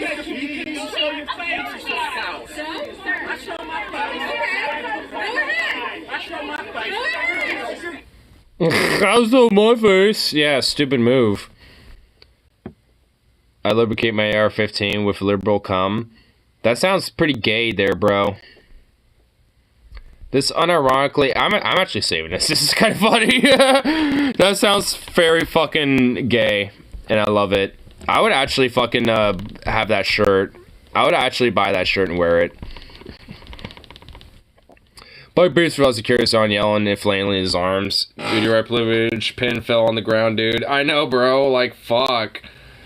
I mean, you have a bunch of dudes who basically do the same shit that these fucking far-right Nazi motherfuckers do. This is also why I'm okay with, like, lefties, you know, being more comfortable around, like, you know, violence shit, because, frankly, like, if you play by their fucking game, they literally squeal and fucking freak the fuck out. Like, as soon as they have, like, any form of pushback, they literally freak out and squeal and bitch and moan. You know, because, like, you know, it's like a symbolic show of, like, hey, you know, we're gonna defend this shit, and if you really are gonna come out here and be this aggressive and do so much as, you know, use physical force, well, fuck around and find out. Like, I mean, especially in Texas, I mean, might as well take advantage of their fucking insane laws while you can, I suppose. I mean, because, I mean, shit. I mean, if they can basically, you know, say that literally anyone, their fucking mother and their dog, you know, can own a gun, then shit. I mean, it's more reason than not to probably have one, and yeah, you know, do a sense of symbolic protest like that as well. You know, by protecting a drag event. Because, I mean, frankly, who knows what a motherfucker could do when you got, like, such insane lax laws like that.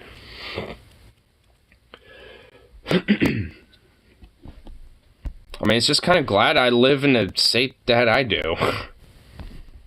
I mean, even then, it's, you know, it's still somewhat sus because motherfuckers like to come here to fuck around with shit and, you know, mess with other people. And it's like, oh, nice, thanks, cool, convenient. You know what happens? Nothing good. Well, yeah. But at the very least, you know, they kind of think twice, and all they have to do is just bitch and moan and whine, because if they know if they do actually do something, then, yeah, it won't be good. And obviously, they don't want that. Because I don't think they're necessarily keen on, you know, unaliving themselves, you know. As much as some of these weirdos will be like, you know, I'm willing to die for this cause in this country because I'm that much of a fucking patriot, blah, blah, blah, blah, blah. Like, I mean, when a push comes to shove, they're going to be like, oh, no, actually, you know, like, they're not exactly, you know, going to do that at all.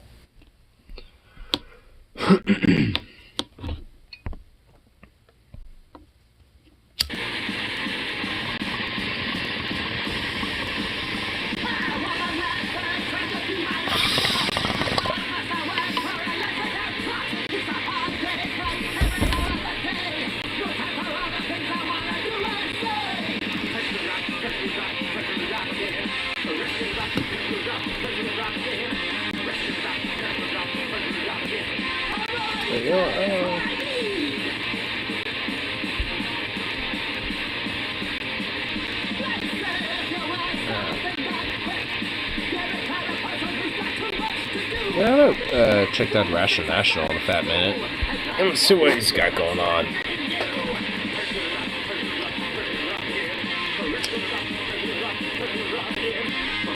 Spankings make a return. Well, you know what? When this song plays out, I think we're gonna have to check that out. What the fuck? And I don't think it's good spankings. Like, I'm fine for kink fetish spankings, but I don't think this is what the Rational National is talking about. I don't think David Dole is talking about those type of spankings. Like, if it was those type of spankings, I think we'd be okay with this. But, unfortunately, considering he's making a video about this, I don't think that's the type of spankings we're talking about. I just have to take a random guess. But I'll just, like, sit there and look at that paddle and just imagine it's like some dominatrix or something. Because at least then we can at least, you know, think it's okay. But obviously, like I said, you know, I'm just trying to escape from the reality that this is probably going to be some shit. I'm just going to assume that, like, corporal punishment's coming back in schools, and, yeah, I just can't fucking fathom that. I mean, so curious where that chug gets his liberal cum. Grinder. I mean, honestly, where else? You know what I mean? Like 4chan, Grinder, Facebook, social media, some way, shape, or form. And he's using sock accounts too.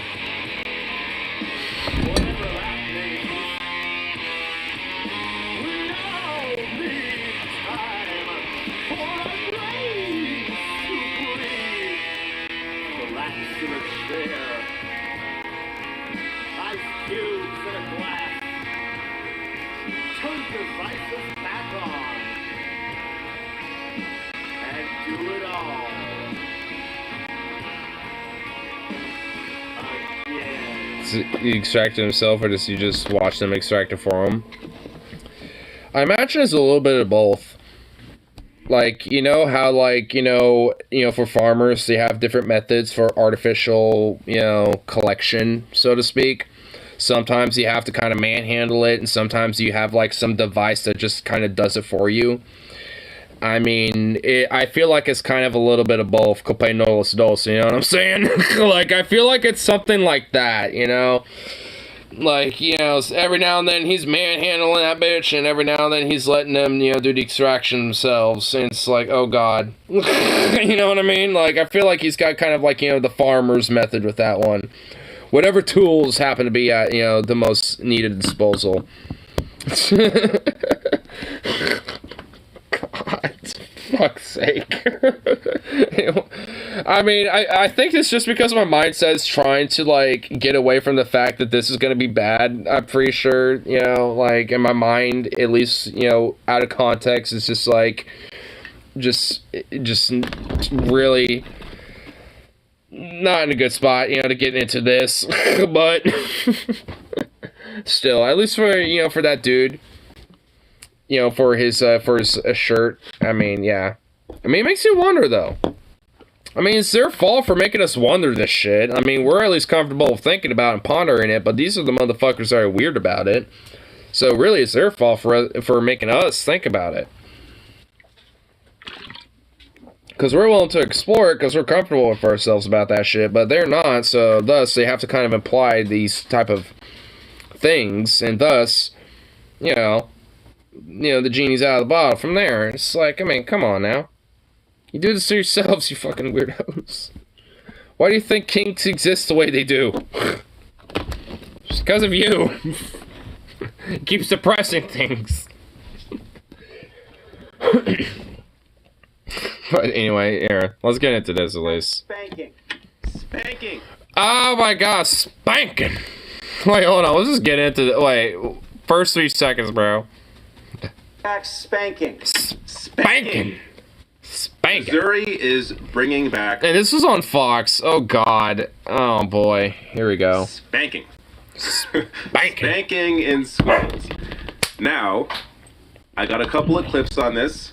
Good job, Missouri. You're on the list of, like, the top 5 states that are just shit now. From a local... I mean, not like you weren't already on that list, but now you're just, like, concretely just, like, secured on that list now. But first, spanking. So, look, I'll get to my thoughts on... I need to stop laughing to this. Spank my child after the first clip. But, at the very least, I think we should all agree that other people shouldn't be spanking your children. That said, this school district in Missouri is apparently now allowing it, but with the permission of the parents, still... Oh, that's the caveat. So the parent has to basically sign a consent form saying it's okay for you to just fucking smack your child around. Doesn't that say something more about the parents? You know what? Like, if it was a way to, like, you know, basically track certain parents and potentially their behaviors of how they treat their children, and the surface level was like, hey, you know, we're going to have, like, an opt-out form. No. Oh, an opt-out? Oh, so there's a form to opt... Oh, okay, so oh my God. That's even worse, honestly.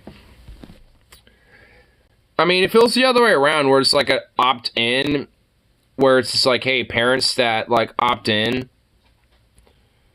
they're saying unless you opt out with the form, they're good to go for a spank. Oh my God. Okay, that's even worse. Oh, well, honestly, this can work for my idea that I'm thinking about. So either way, you know, like, if there are parents that don't opt out of it, then that is saying something more about, you know, their behaviors with their kid, you know, in their own personal life. So thus, if on a surface level, it's like, hey, you know, we have this thing, but obviously you're not actually enacting it. And basically parents either, if it's the opt-in idea, then they sign up for it. But if it's opt-out, then pretty much anyone who doesn't opt out of it, you know, it's like, well, basically we're kind of, you know, suspect about you and how you treat your children. You're probably like child abusers. You know, so, I mean, if it feels used as a way to basically, like, crack down on fucking abusive, neglectful, you know, shitbag parents, I mean, I'd be fine with the idea, but obviously it'd have to be kind of a covert thing, but... Nope, because we live in a society, and Missouri is shitty. Irish parents showed up at school, and administration's like, oh, I'm sorry, you neglected to opt out of corporal punishment, so too bad. Bruh. This is like the one time we need the Karens to unite. Unite the Karens, you know, for a good cause. Like, honestly, like, there are, every now and then, there are Karens that are fucking, you know, actually Karen out, you know, for a good cause. And we need the Karens to unite for some good shit, and this is one of them. Like, imagine, like, literally an entire school board meeting just swarmed with an army, like a legion of Karens, just all wanting to speak to the manager. Like, I mean, bruh, I mean, hell will be unleashed. I mean, it's just like that, like, we can harness the Karens, you know, for positive good. But we have to, you know, convince them. And I feel like this would be a way to convince at least, you know, a good chunk of the Karens, and at least enough to form a decent legion. I have no say in this, so, you know, some shitty parent can say, yes, you may spank my child at school. Well, let's first get to this report. This is CBS Atlanta discussing this news. A Missouri school district says it's bringing back spanking. It's asking Sharon's, if you please, and demand to talk to the manager about actual bullshit. I mean, for real. Honestly, like, I'm also just kind of glad where I live, there's more, quote, Sharons than Karens. And, like, at least the anti-Karens. Like the mirror Karens. Like, I mean, the anti-Karens, like, luckily I have more of them than not. And, I mean, honestly, I just have to, you know, just appreciate the fact that they exist. Because, honestly, every now and then, sometimes, you know, even on the coworker side of things, we don't necessarily, you know, talk about things that should be discussed, while we're on the clock, so to speak.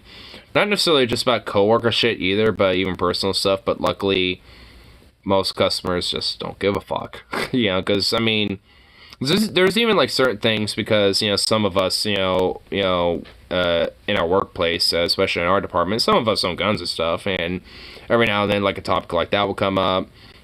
Every now and then like politics may come up. Workplace bullshit comes up, like things that obviously should not necessarily be quote unquote appropriate for being on the clock, especially when customers can hear you. But we don't give a fuck when we talk about it anyway. And either way, it's just like, luckily most customers don't give a shit, and sometimes if anything they partake in a conversation and chat with us, and like have a back and forth, and sometimes they're the ones that initiate it. So I mean, like like some type of things, and luckily with the quote unquote anti-Karens, it's just kind of nice that there's just people that don't necessarily give a shit and be like, excuse me, why are you not just being like an obedient corporate, like law-abiding, rule-abiding little cog in the machine? Excuse me. Why are you taking my ungratifying, demands and, neglectful behavior towards you, very seriously, and being, just like, like lazy and unproductive? Excuse me. I'd like to speak to the manager. I'm complaining about you now because I think you're, like, doing drugs or something.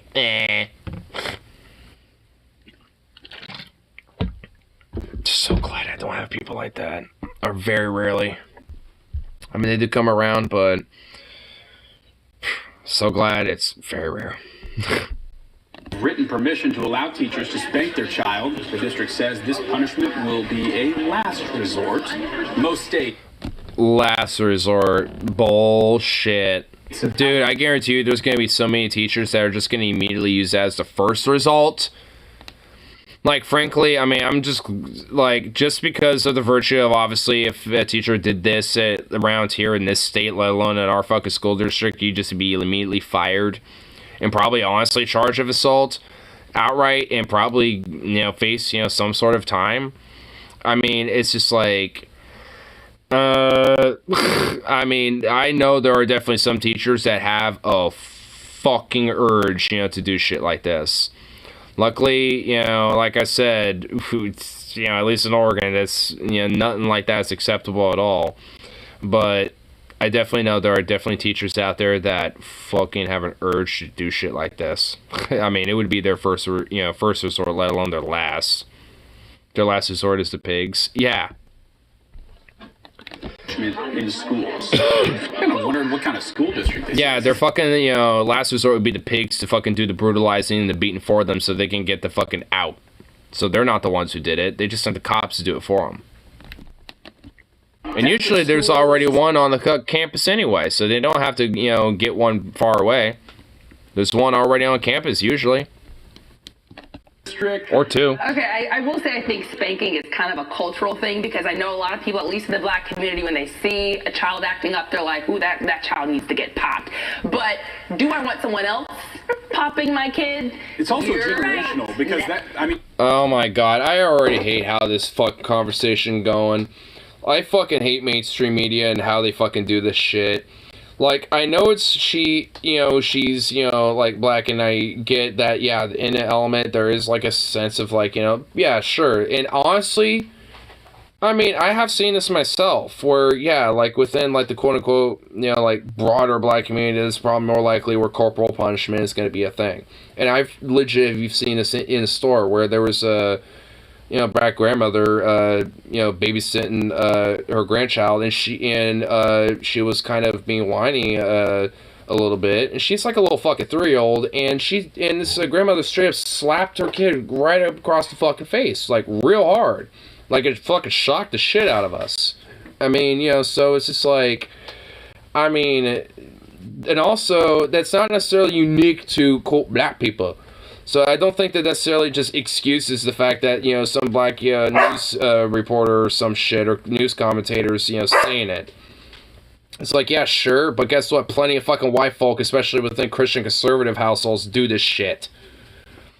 Because, I mean, my brother had the same thing happen to him when he was like a little fucking toddler. He had a babysitter literally do the same shit to him.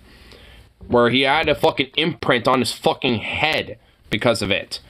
And it probably, honestly, legit caused him a little bit of trauma. Frankly, honestly, I know to this day.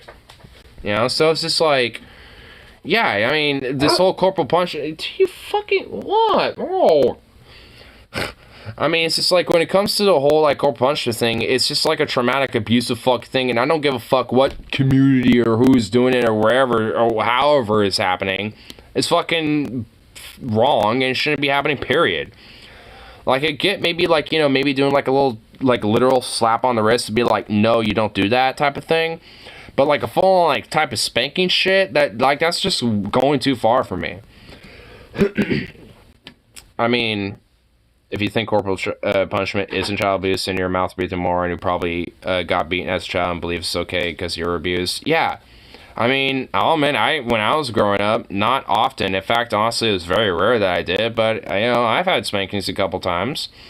I mean, luckily it wasn't hard or, again, often. It was just like, you know, a little bit, you know, and then just put in my room and put in timeout, basically, type of shit, and grounded for like a week or something. You know, it was more of like a quick little thing, more so than like full on, like, you know, I'm straight up like, you know, smacking you down or some shit. I mean, it doesn't make it right, nonetheless, but, you know, again, it's just like, you know, it's just like, knowing that, you know, this is just like, you know, some sort of a justification that is okay is just, no. I mean, it doesn't give the right in that way. Like I said, like, you know, maybe like an actual, like, slap on the wrist, like, no, you don't do that type of thing, like that. Like, I can get that, but that's about as far, at least for me, as I would go, you know, in, you know, any circumstance. You know, beyond that, it's like there's the thing called timeout. There's other ways you can fucking let the kid know that they did it wrong and they can learn from it outside of full-on physical abuse, because they're not going to learn from that shit. Well, they will, but they're going to do so because they're going to be fucking fearful of you being the abuser. It's, you know, it's learning from fucking trauma and fear, not out of actual experience. Exactly, yep. Yeah. Just an example of not being able to progress, just like idiots are crying about how they had to pay off their loans, so loan forgiveness is still allowed. Yeah, that's another example of it, too. You know, I had a spanking a time or two. Really? I got spanked one time by my dad. I remember it to this day, and he cried afterwards. Yeah, they always, that's... Oh, fuck you, cunt. Like, oh, you're gonna just kind of laugh and gawk at it because, oh, your dad cried about it because he tried it once because maybe, you know, his dad did it to him and he thought it was a good idea but regretted it. I mean, I'm kind of glad that your dad only did it once and he cried afterwards and regret doing it and never did it again. I mean, it honestly shows more character for him than you laughing and bending over, hackling like a fucking harpy, you know, about it. Ugh. Just like, what, you think it's like some jolly old time for you, huh, bitch? Like, fuck off.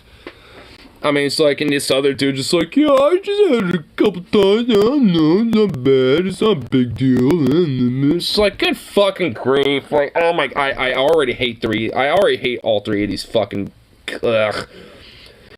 Man, you know, it's like, I give them some goddamn spankings at this point. Like, Jesus Christ, maybe, you know, these three deserve some damn spankings. Not as kids, though, at least, you know, as they are right now. You'd always regret it. Yeah. But in the moment, it was, like, necessary. But you really can't do it anymore. Like, No. it's... I don't think I would want someone else. Oh. spank me. Favorite people who should be looking up to is great precedent set for their adult lives. Yep. That child needs to get popped. I can't believe oh my god, I can't believe a news report says, like, you know, that child needs to get popped. It's like, no child needs to, quote, end quote, get popped. Like, I mean, just take that out of the equation fundamentally. Like, no, what? Oh my god, dude, oh my. And I love that cultural relativist point that just made. It's like, you know, some cultures, it's, you know, just a thing that they do. It's like, that don't make it right. Oh yeah, in Saudi Arabia, they lop your head, you know, they lop your fucking hands off for stealing shit. Does that make it okay? No. Ugh. Now, let's first get to how, yes, this is apparently legal. Legal. This, yes. You obviously walked in at the wrong time. Still, this is insane to me. But the punishment is still legal in public schools across 19 states, including Missouri, of course. In almost all states except for New Jersey and Iowa, it's also allowed in private schools. Well, all sweet jolly. And know that a lot of private schools tend to be very religious, too. And also, I do know, at least especially when I was growing up during the summer times in Montana, and private Catholic schools that some of my cousins on that side of my family were going to. I could just tell, I never saw it, but I could just tell, yeah, the corporal punishment was there. And, yeah, at least when it came to the familiar element of shit, yeah, you know, it was there too. You know, for sure, because I saw that shit for sure. So it's just like, yeah, if it wasn't a personal element, then yeah, it most certainly is in the fucking private schooling element. Okay. If anything, you should hit those kids more. Joking, hit nobody. I don't hit any children, it's terrible. But these are the states that have since banned it. So New Jersey fucking David Dole going top G mode. David Dole slowly turning into Undertake going top G. 76. Gonna get himself bound on every platform. It took 100 years for other states to follow through. Wait, hold on. List of states that have banned corporal punishment in public schools in chronological order. Wait, so where is Oregon on this list? I just want to see that. Okay, 1989. Oh my god. Well, that just, okay. That, yay. Well, at least we're in the middle. We're at least in the middle of things. So New Jersey was the first one in 1867. New Jersey was like way ahead of the curve, because after that is Massachusetts in 1971. Like, dude, New Jersey was way a fucking ahead of the curve on this shit. Dude, what the fuck was New Jersey doing back in that day? Like, I mean, what the hell? 71. Was New Jersey based at one point in American history? Because evidently, at least in this case, they were. Maine, D.C., Rhode Island. Anyways, you can go down the list. A lot of states have banned spanking. Wait, New Mexico did it in 2011? Oh my god. Oh. Ohio, 2009. Pennsylvania, 05. Delaware, 03. West Virginia, 94. Washington, 93. Ha! Fuck you, Washington. We banned corporal punishment for you, bitch. Nevada, 93. Maryland, 93. You know what? Where's Idaho? Ha! Idaho isn't on this list. Fuck you, Idaho. Another reason to hate your ass. Fucking Idaho. Ha! That it isn't just outright, you know, outlawed, but a little more on how this does not work. So from the Washington Post basically, here, New York City suburb. Yeah, New Jersey as a state is basically just New York City suburb. Academy of Pediatrics and American Psychological Association have warned that corporal punishment can spark academic, emotional, and behavioral issues. No shit. A 2016 Journal of Family Psychology study found that spanking increased the risk of aggression and antisocial behavior. You think? The UN considers corporal punishment to be a human rights violation. The internet. Well, there's probably hundreds of thousands of people, if not maybe even millions, that could probably be, you know, charged with human rights violation charges left and right in this fucking country if the UN actually had balls. Frankly, also, I don't think the UN would actually even do that. But I mean, hypothetically, let's just think about that world. If the UN actually did shit. And not just did shit, but like radically did shit. You know, and if they actually upheld like human rights laws and shit, and like everywhere, you know, fucking crack it down on human rights violations, even on like, you know, parental corporal punishment levels, on like, you know, on small levels like this. Just imagine that world. Just imagine that world.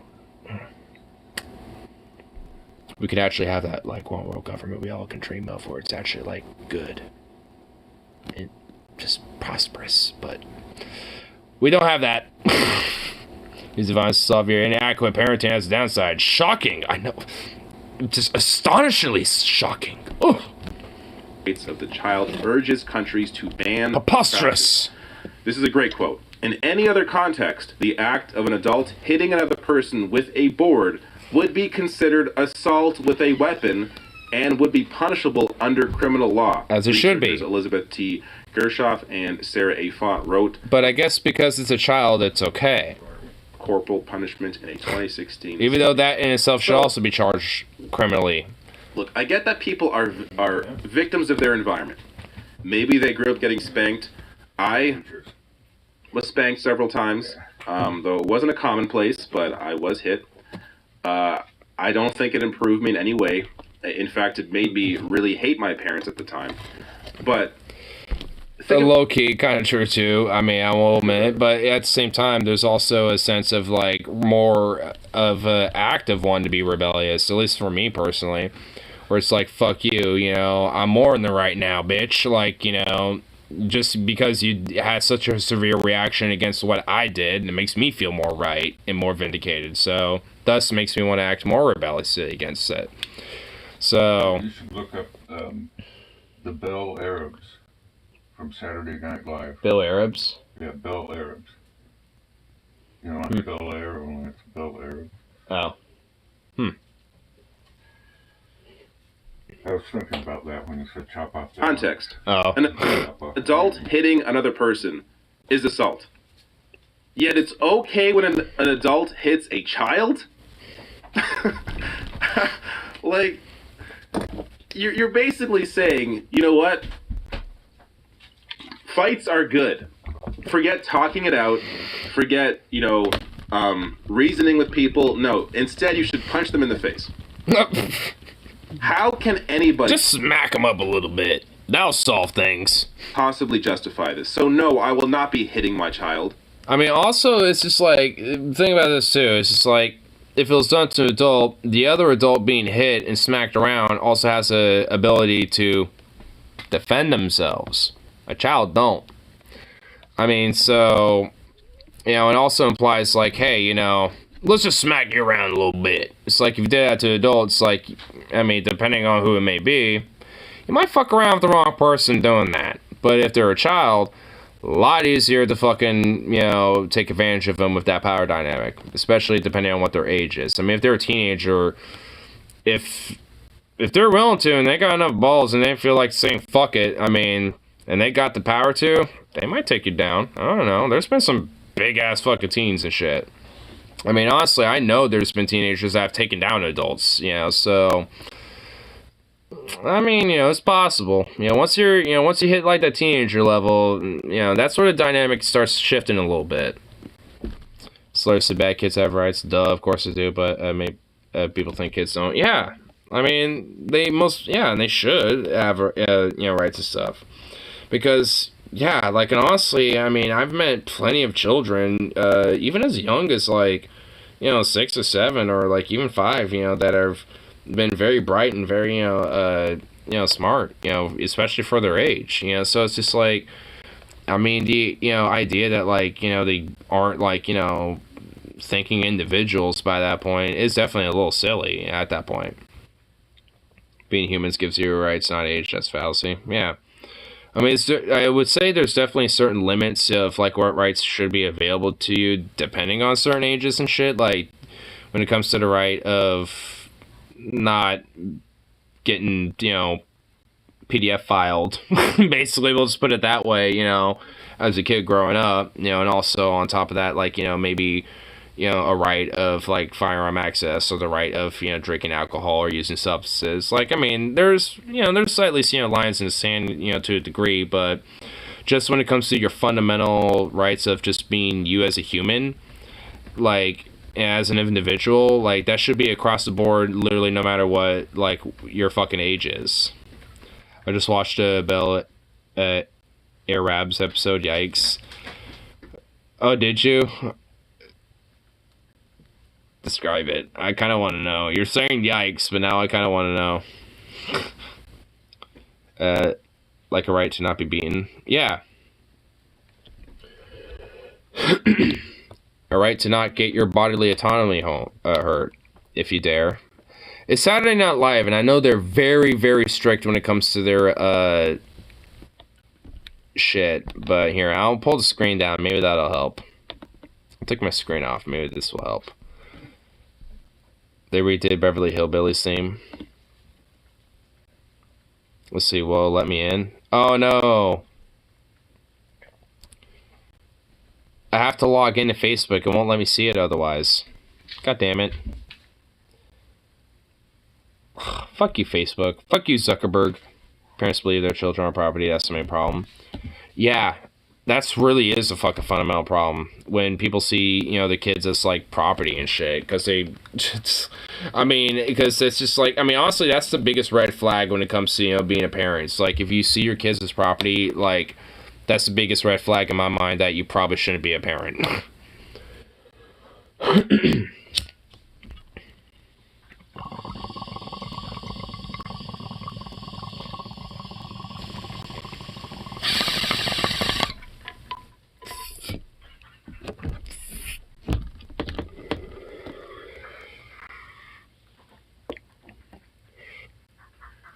Respect, I caved and created a throwaway account to view that stuff. So, really?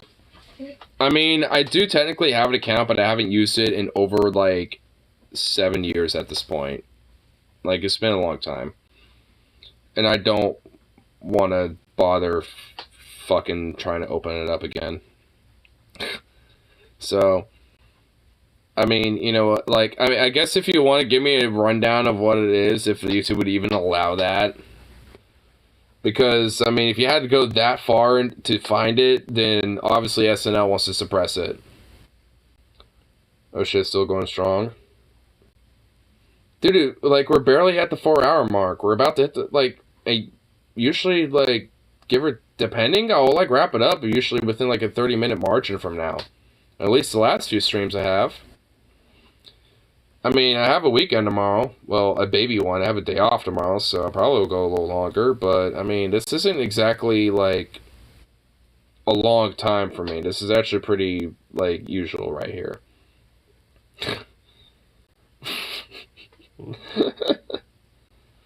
I mean, even for what time of night it is right now, it's like 2:20. Like, yeah, this is like usual. This is normal. Like, what the fuck?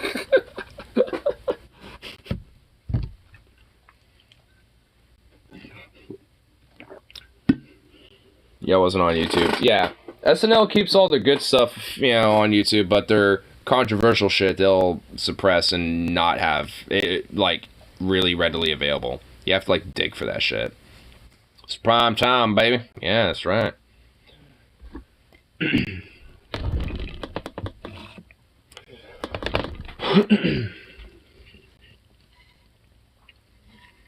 But I'm still kind of curious what the whole, like, Bell Arabs thing was, or the Arab thing. Like, I'm still kind of... Is it, like, because you're saying yikes, and it still makes me curious, and obviously I don't want to go waste my time trying to make a sock account just to fucking see it. So, I mean... I mean, I'm not going to try to make you, but, like...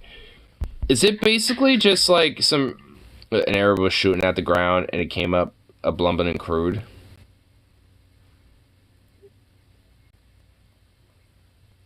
Etc., etc. Oh, so basically just eventually, slowly but surely, pretty much kind of became racist stereotypes of Arab people, I'm assuming. I think I can start putting two together.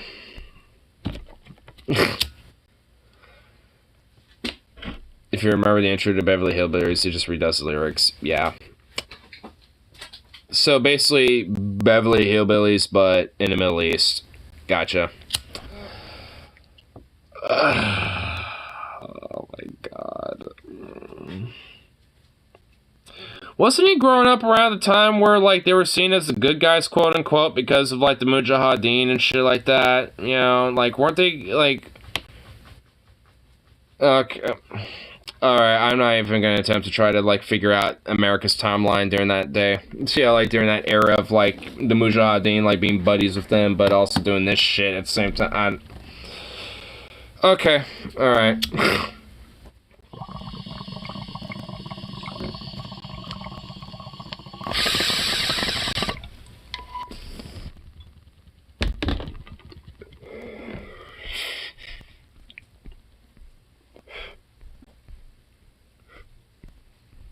I mean, it definitely shows how much of a like boomer my pops is. So honestly, it's like bruh, it's like going boomer mode. Are we?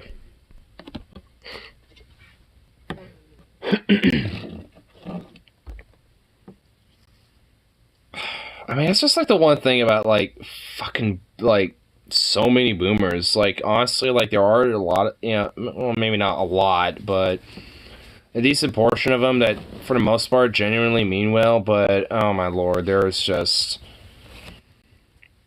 something about them that is just like so naively or just like purposely or ignorantly or whatever fucking have you, just out of touch, that just is like, oh my fucking god, it's just cringe, you know? I mean, it's no other real way to put it. It's like, ugh, it's like, come on, really?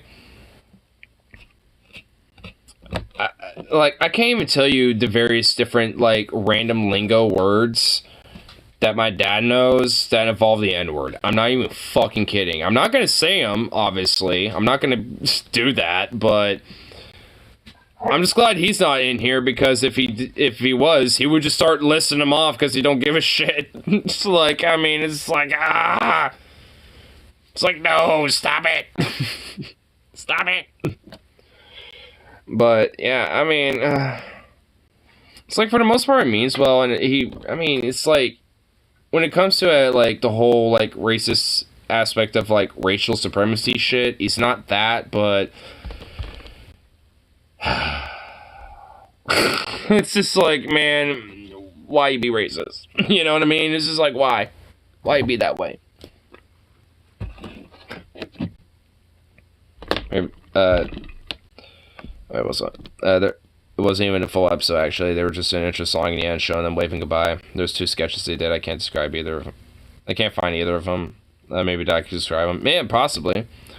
There's a popular series of books called The Little Book of Dirty Jokes that were jam-packed with racism. He probably remembers those. Oh, you know what? That probably explains where some of his jokes come from. I don't know if he had one, but you know what? I feel like he's mentioned it before.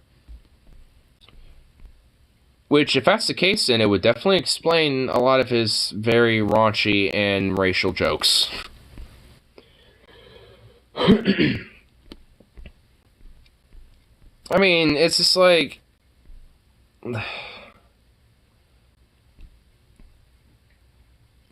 It's just like one of those things where it's like, it's where someone isn't like, obviously as a person and on a personal level and deep down not racist, but is one of those people who are blind to it, so don't give a fuck about it, and thus are okay with just like their jokes and all the other lingo and everything else about it. And it's just like, ugh.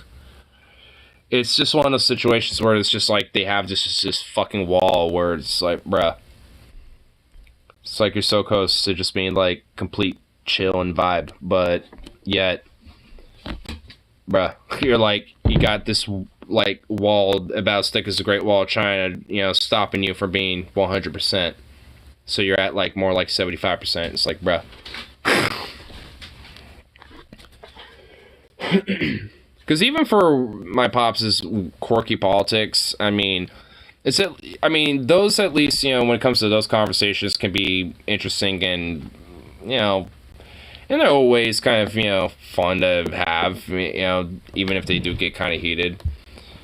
Because, he is definitely a very unique character when it comes to his politics, too. Especially, with the broader, quote, libertarian / like, kind of conservative-leaning elements of American politics. He's definitely a little bit more, unique and individualistic of that, I suppose.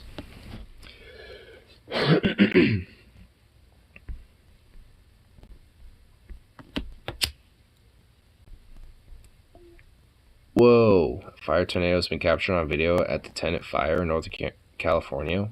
Whoa. Holy fuck, dude. Dude, if I saw something like that coming at me, I would just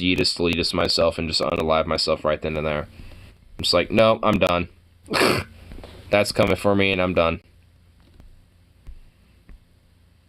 Both terrifying and awesome. It's the first comment I see, and I'm just like, yep. It's like the Iceland volcano at its peak. Damn. It kind of does a little bit, you're right. Ooh.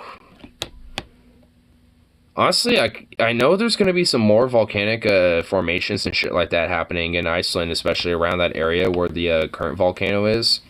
And it kind of makes me excited because the next time I have an opportunity to go to Iceland, hopefully within like the next 5 to 10 years, give or take, then, ooh, well, honestly, maybe at least within the next 5 years, possibly. That would be more, especially at least with the back pace shit, then definitely be more realistic.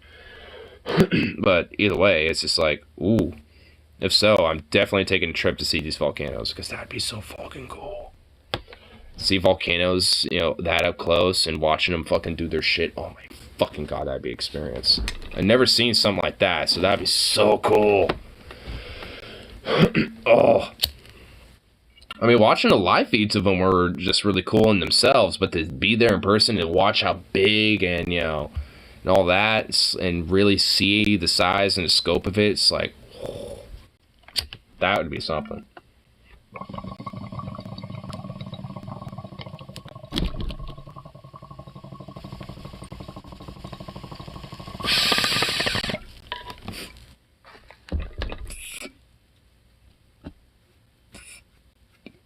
It's still a live feed, but yeah, I didn't do it much. Yeah, very rarely, but every now and then I get recommended that live feed still. And I'll check up on it, but yeah, it's not really doing much anymore. But considering there's more volcanic activity happening around that region, that doesn't necessarily mean there's going to be, you know, some shit happening there. It's just kind of a matter of time and when it is going to happen. Because I think they're expecting within like the next couple of years another volcano to potentially prop up. I don't think they know where exactly. They just know somewhere near where this first one or these first couple popped up. There's probably going to be very likely another one. Which, again, that would be pretty cool. As long as it's not near a village or like near civilization. Because I know the first ones that popped up, it wasn't like close to a village, but it was near one enough to where they were kind of on alert. Like, hey, you know, just in case, you know, if lava flows and, you know, if volcanic activity starts coming more closer, you know, we might have to do some evacuations and stuff, but I don't think it ever came to that. So, I mean, as long as it just stays away from that shit, then we can all just admire its awesomeness without worry. But, you know, that's just pretty much the only thing. I wouldn't want anyone to negatively be impacted by it. Unlike that last, like, Icelandic volcano from, like, years back, like, what was it, like, 2008 or some shit? Like, I'm not even gonna try to pronounce it right now, but, like, Irgfell Grimskira or some shit. Something like that. But that one really, like, you know, fucked around with Europe a little bit, and it kind of messed its shit up a little. Like, I think it grounded flights for, like, a full day throughout, like, most of Northern and Western Europe. Like, for a couple days. Which is, like, damn.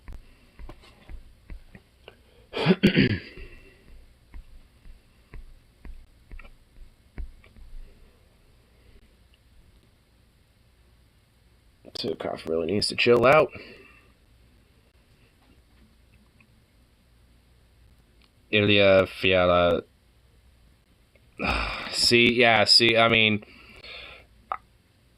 I'm also a little tired. Maybe not necessarily crossfaded on alcohol anymore, but, you know, 4 hours into the stream, there's no way in hell I'm going to be able to pronounce that right now. Some stuff I could in Icelandic, maybe, but not that. Ilya Fiala's your school is some.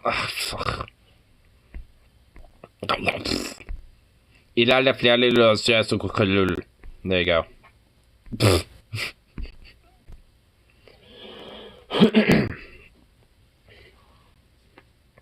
About as close as I'm gonna get with that one.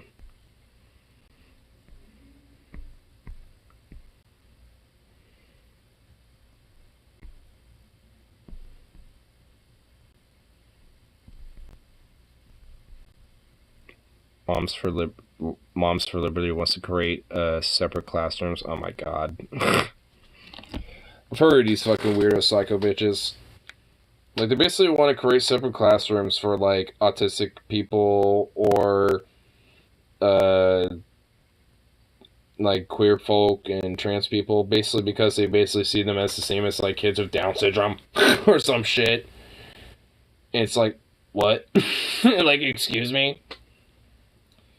I mean, it's not like there are classes for maybe not kids with, like, you know, severe mental illnesses and shit, like, you know, Down syndrome and stuff, but, like, you know, with, you know, autism stuff, because I have had those classes, but it's never full, quote-unquote, segregation when that happens. It's literally, like, at least for middle school, it's usually, like, a period-based type of class where it's, like, one class within a period of other classes, just, you know, like any other class.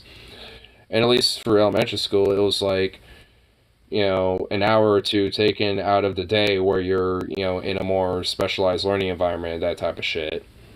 Don't we already do that, special ed? Well, yeah. I mean, there is, like, a full-on, quote-unquote, segregated, you know, education with special ed and stuff like that. I mean, just saying it's, quote, you know, segregated just doesn't, it sounds like, because, I mean, it really isn't. It's just a more specialized, you know, form of education for kids that have more special needs. I mean, that's just what it is. I mean, I wouldn't necessarily say that's segregation, you know, but, you know, like these, like, weird moms for liberty, you know, bitches or whatever, because I've heard of these chicks. I mean, they basically just want to use that as a justification to essentially say that queer people, trans people, and autistic, you know, especially more severe autistic kids, you know, are basically the equivalent of that and should be a part of those classes. Or at least have the equivalent of something like that for those kids. And it's just like, especially for, you know, the LGBT queer kids, and it's just like, what? Implying that, like, you know, being queer or trans, you know, is the equivalent of having, like, one of these more special ed, you know, disabilities things, you know, when it comes to, you know, a child, you know, growing up. It's like, literally, no, it's not. But, of course, you know, they don't give a fuck, so... Because they never be able to keep up and will be teased for it endlessly. Yeah. I mean, that's why they have those specialized, you know, education, which is in the same schools, but they have it separated from the other students so that, you know, they have a better learning environment for when it comes to their needs, you know, because obviously, you know, they're going to have, you know, stunted growth, you know, when it comes to their special needs and shit, but that doesn't mean that they still can't get an education and potentially at least, you know, be smart and bright in other aspects, you know, just because they lack in others. I mean, because honestly, there's been plenty of kids that I've known who are in those, like, more special need classes that honestly, you know, despite their flaws, actually have some intelligence in various different things. Maybe not necessarily that would be, like, quote-unquote useful to society, but nonetheless, I mean, they had, you know, some shit going on for them. And honestly, there are some kids that came from those type of classrooms that actually end up being functional, independent type of people in society. In fact, I know, like, he wasn't in, like, one of these type of classes, but, he had a fetal alcohol syndrome, or I guess not had, he has. And he's like one of the coworkers at my workplace and shit, and he's just as functional and is just as, like, you know, he's about as smart as any other kid, you know, or any other Joe Schmo that works there and shit. Talks to everybody. He's actually a very friendly dude, and, you know, very happy-go-lucky, and, you know, is, you know, essentially living, you know, a type of life philosophy of, you know, total sobriety type of thing, especially considering, you know, what, you know, with his, you know, disability and shit, which I actually very strongly admire with him and stuff. So it just shows that, like, you know, the dude, you know, despite his, you know, more special needs and shit, is able to be independent and also be able to, you know, function, you know, do shit just like anybody else, and also be, you know, capable of overcoming, you know, because of that shit, you know. So it's just like, it just shows just because something. Zukov, do you mind? Why are you doing this? But it just kind of shows that, like, you know, for, you know, despite, you know, whatever disability or special ed that someone might have, like, you know, they are capable of, you know, being able to be, you know, functional members of society, but they have to be, like, having resources and availability and outlets and you know, those type of options available for them to be able to uplift themselves. If not, then yeah, you're just going to have somebody who's not exactly going to be, doing much, not necessarily for society, but even for themselves. What do you want? Yeah, good to that. Thank you. Bruh. What the fuck? Well, no science if I can't decide if I should stay up or sleep now. Well, it's still not like super late in the evening. I mean, it's only like what, 2:40 right now. I mean, I don't know. It's not like that fucking, late at night. I mean, yeah, it's late at night, but is it that late at night? Is it like 4 a.m. late at night? No, it's not. To ramen or not to ramen? I have chicken tendies. So, for me, it's to chicken tendy or not to chicken tendy. I think goodness Venom is passed out now because honestly, he would basically be like, give Zukov all the tendies. Give him all the tendies. He deserves tendies. Watch him just sneak out out of nowhere. Just be like, I'm still awake, bitch. Give him all the tendies.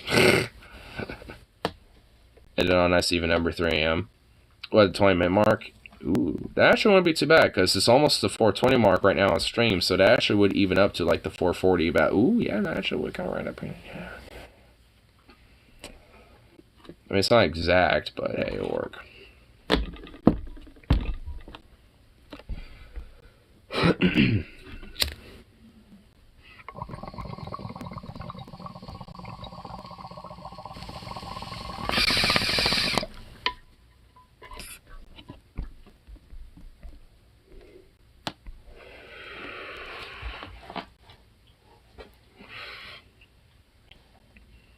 GoFundMe doesn't seem to be troll friendly. I'm trying to troll Talon with a donation, but can't figure out how. Troll Talon with a donation? So just giving them a donation?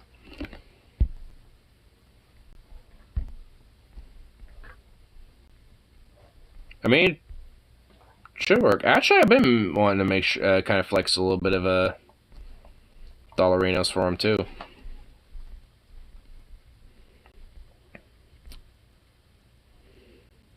A donation of a weird ass message. Ah. Just realized, how do I pin this bitch?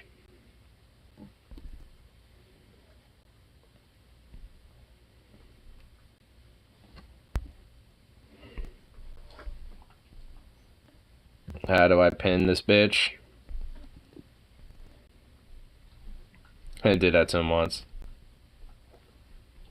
It was on Facebook with some Cash App thingy.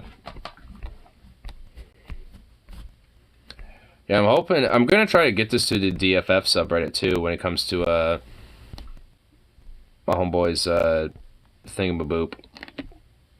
Oh, I found out. Yeah. There we go. Alright, I pinned it. Cool. Not like an ass message. As an ass message, but like an hilarious message.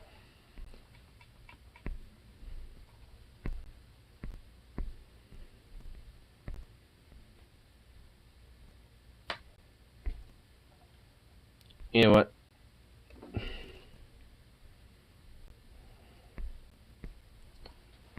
Let's see.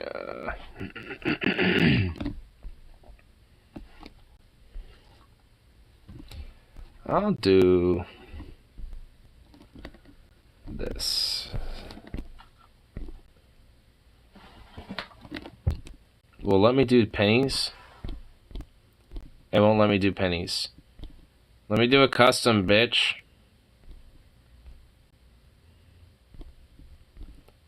Yeah. 666.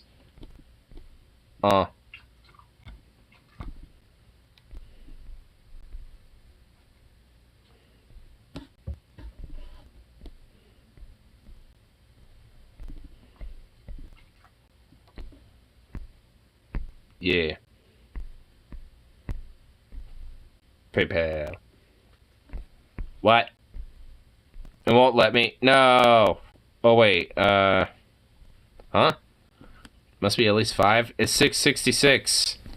You bitch.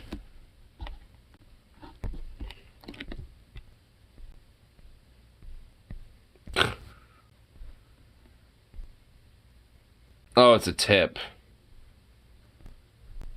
Well, fuck your tip. Is that tip going to, like... Oh, it's the services. No. I ain't leaving no damn tip for GoFundMe. I want to, like, leave $6.66 for my boy. But it won't let me. Boo! Let me do $6.66. Let me do it, damn it. No. Oh my god, you're a cunt. Fine. I'll have to figure it out later. I was gonna let the starting donation be $6.66, but it won't let me. Boo! And if it has to be 5, then I can't do $4.20 either. I could do 7. Well, if it won't let me do pennies, goddamn. Won't let me do pennies. Boo. That's some bullshit. Venom, let's go, Brandon, Talent, redacted. It's redacted a third. I mean, it should be able to let you leave messages. I don't know why it wouldn't let you. Accidentally donates $666. Dude, I mean, oh my god. I mean, he'd be over halfway to his goal at that point. I mean, I'd be generous, but, I mean, fuck, I don't got that much.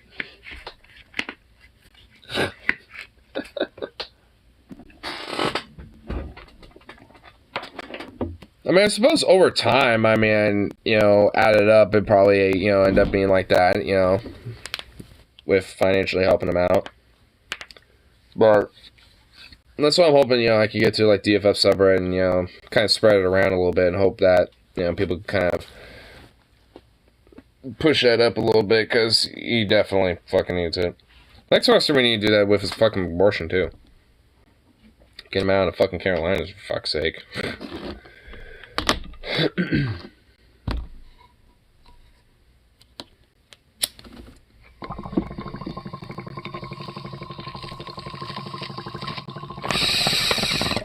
Because honestly, I know a lot of people, and I know a couple of people at my workplace I work with, they used to be from Carolina but moved up here. So, kind of makes me think that, like, there's definitely something about, something about Carolinas I want to come up here a little bit, and I'm okay with that. So, he should be amongst one of them. Abortion, my boy. Be amongst the flock of Carolinas that move to the PDX. Because I lived in Georgia or something like that. That's Rose. Was it one of the Carolinas? Yeah, I'm pretty sure it's North Carolina? I keep forgetting, to be honest, but I'm pretty sure it's either North or South Carolina, but part of me thinks it's North Carolina. Honestly, thinking about it, it might be South Carolina. He lives at the one that has Charlottesville, I think. Which Charlottesville is North Carolina? West Carolina? Yeah, West fuck. Yeah, well, honestly, like, we need to unite the Carolinas. Unite the Carolinas so we don't have this confusion anymore, damn it. Well, this Virginia is pretty simple. You got Virginia, and then there's West Virginia. And then North Dakota and South Dakota, at least those ones are pretty easy because there's, like, fucking nothing at any of those places. So that's pretty easy to just kind of dismiss. But Carolina, though, y'all need to figure your shit out. Unify, and then we'll have Puerto Rico become a state. That'll even it out. And then, we can just go from there. I don't know. We'll figure it out from all that. I mean, I don't know. Sounds like a good, compromise there. We don't have to change the flag at that point. We don't have to jot a star out. Actually reminds me of this Fairly Odd Parents episode from Nickelodeon shit that, where the kid, Timmy, literally had, like, an ability to have, like, 8 wishes. And he had a quiz where it's like, how many stars are on the U.S. flag? And he said 49. And the teacher's like, that's incorrect. And then on the intercom, out of nowhere, the principal's like, the news now comes in that the 2 Dakotas, passed for the legislation that they will now become one whole Dakota. So now there's 49 stars on the U.S. flag. And then, like, it goes to the U.S. flag and it just, boop, A star drops off of it, and it's just like, damn.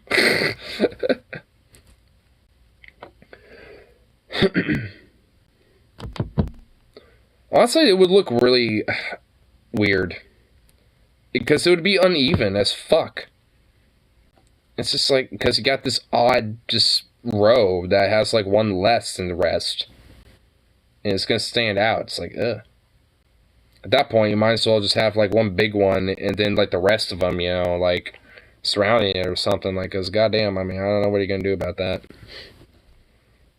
Charlottesville's North Central Virginia.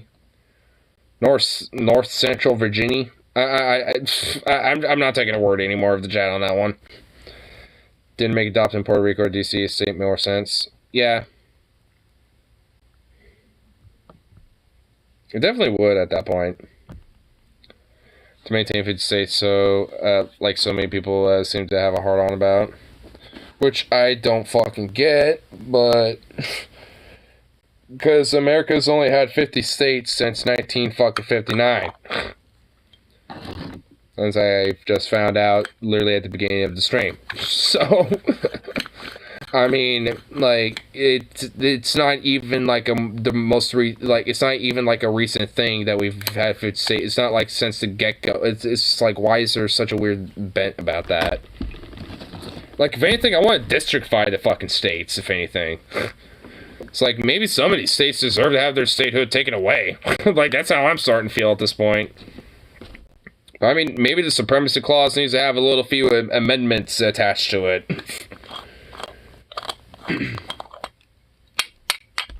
Like the state merit, you know, fucking qualification amendment or something. Boomers want to remember the good old days. I guess.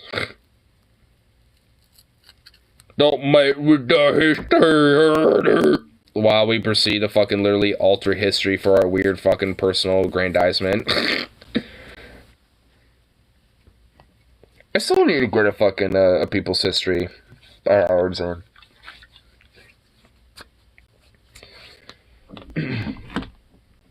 Tells a more realistic picture and perspective of America's history. Aww. Oh, flippy doodle. He's about to like plop his head so hard, I could tell.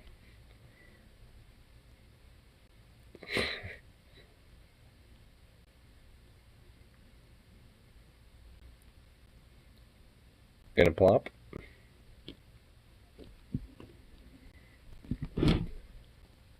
Aw. Hey, Bubble. Yeah, we're just kind of watching you. What's up?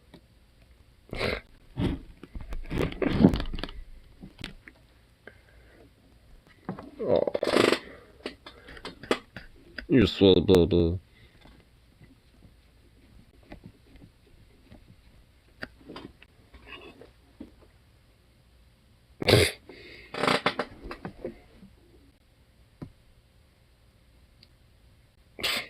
What a goofball. He's all plopped out right now. So sweet. Still waiting for Texas to see and give up all that federal money. Yeah, right. I mean, what if, like, enough of, like, state legislators and shit of Texas do this, or do something like that, and it actually passed, and, like, a lot of, the governor, or, you know, like, some other motherfuckers basically had to be like, we didn't actually want this, and now we have to like, kind of like the UKIP thing with Brexit or some shit, like, you know, pushing all that, but realize we kind of fucked up. I mean, because it'd basically be something like that, I'd feel like. They'd kind of have to basically, you know, pretend that they actually were for it all along, and, you know, even though, you know, they basically just kind of let their constituency, you know, just kind of push it, and then once they actually did it, realize, okay, we kind of have to play along with this, I guess, and just kind of figure it out. And proceeds to just, like, fumble it and just collapse within, like, a year and beg for, you know, coming back. Just like the initial time. Where it's just like the first time, it's like, can you please make us a state? It's gonna be that shit again. It's say good riddance. Well, they're gonna beg to come back. They're gonna realize, like, oh, we fucked up, could we please come back? But we can at least negotiate the terms, you know, so, I don't know, I mean, good riddance to hopefully, prosper better Texas. You know, I don't know. I mean, hell, if more, states, join the party, I mean, yeah, maybe it'll be prolonged a little bit, but it's still gonna be inevitable, let's just be honest. Like, yeah, maybe they might be able to get Arkansas, Florida, Mississippi, Louisiana. I mean, yeah, maybe they might be able to get some of these states. But then they just prolong their inevitability from, like, 1 year to, like, 2 or 3. Like, they're not going to be able to cobble up enough funds, to keep shit funding and supported and shit and prospered up. Like, ain't no way. Unless they got foreign help and shit, but, I mean... outside of, maybe like 1 or 2 countries here and there, for like a little bit. Even then, not that much, and not really. Universal go big Mexico. That would definitely, I think, be a part of the negotiational terms. But if we're going to do that for them, then we have to do that for the rest of the U.S. too. So at the very least, just catch them the fuck up to the rest of us. At the very least. They want to keep shit running, they would shovel money to billionaires and blame others. Well, yeah. Leave everyone else out to, dry at that point. So, that's what I'm thinking, if we negotiated, on our terms on that point, when they come begging, obviously a lot of the rich fucking pieces of shit that ruined it from the first place are just gonna go running away off in fucking Mar-a-Lago or goddamn fucking, Monaco or some shit. Wherever the fuck, Ted Cruz will go run off to, like in the Cayman Islands or something. But, for the people that actually want to try to be like, can we, like, fix things, please? Please bring us back. Like, they're actually going to be more willing to cooperate, you know what I'm saying? So, I don't know. I mean, like a Texit, can actually be, in the long term, actually beneficial for Texas. I don't know. Hypothetically speaking. Obviously they can reign for like 20 years or some shit like that and somehow live for a while and just be like, oh god, now there's a whole generation of these fucking weirdos. That'd be bad. That just... bleh. No, we don't want that. We just want them to last like about as maximum as the initial Republic of Texas lasts, which is like, how long did they last? Like what, 3 years? If that? They didn't last that long at all.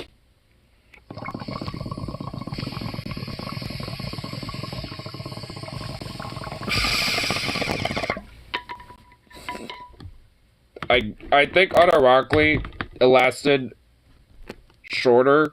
Like the Confederacy lasted longer than the Republic of Texas. Like I think I'm willing to make that claim.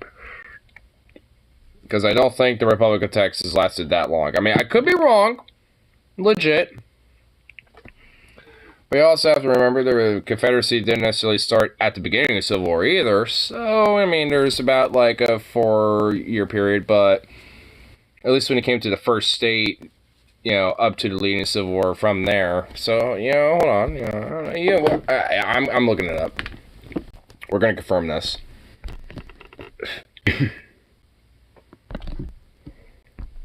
So let's just do Republic of Texas. Sovereign state. So lasted 10 years. Okay. So, alright, fair enough. It lasted just a little bit longer than the Confederacy. It lasted a week or two short of a decade. Yeah. Alright, you know what? I'll give a Republic of Texas that. I'll grant the initial, sovereign state of Texas, that. It lasted a decade, so it actually lasted longer than Confederacy. You know what? I've been corrected. So the Confederacy lasted way shorter. You know what? Wow. Texas lasted longer than Confederacy, damn. When a state lasts longer than an amalgamation of fucking shitty states. I mean, who would have thunk, honestly? I mean, let's be honest. I mean, to be fair, the independent state of Texas wasn't exactly good either. Can I help you? Blah, blah. You fruit bowl. What? You're just giving me a look. Oh, baby. Yeah, what? I know it ain't treats. What could it be? Like, the door's open, so it can't be like, oh my god, dude, you just want love and attention, do you? You just want the love. You just want love. Have you not gotten enough love as it is? I'm still laughing about the People's Bank of Alabama, dude. Dude, I would think, like, Oregon would have a bank like that. You know, like the People's Bank of Oregon or something, dude. Like, that would actually sound like something that would be here in the Northwest or something. But no, it's in fucking Alabama, the People's Bank of Alabama, bro. Dude, honestly, like, the more fucking, Venoms tells me about Alabama, the more of a fucking parody of a state it really is. And honestly, it's starting to make me realize, like, if it wasn't for the fact that, like, Florida was Florida, I mean, there would probably be more, like, Alabama's man stories and shit. It's called On Point, and they're a credit union, not shitty. But they're not called the People's Bank of, they're not like the PBO, like the, like, I mean, like, they're, so Texas has 7-Elevens that don't take EBT, and Alabama has fancy, fashy banks. Yeah, I was about to say fancy, I was just about to be like, wait a minute, no, that's not exact, no, that's not what they are. They're fashy banks, yeah. Makes me wonder what Mississippi has. Destitute. Just destitute and nothing. They have Brett King with Dorn in his mac and cheese situation with manatees. I mean, beyond that, like, there really is literally fucking nothing. Mississippi just has... Mississippi really don't got nothing going for it. Like, I literally can't think of anything about it outside of, like, drunken peasants memes about Brett King and the manatee. Seki's Financial. Was that a moth? Whoa. That was a big-ass moth.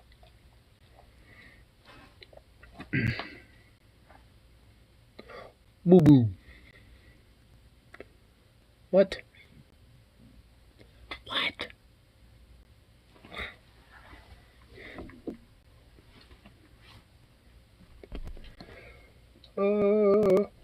Yeah, I kind of want to look up this old People's Bank of Alabama.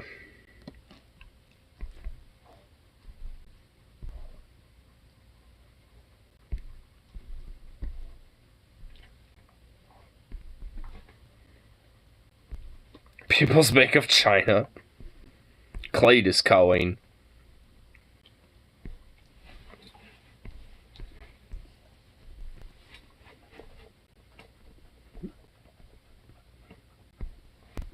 Is there a wiki?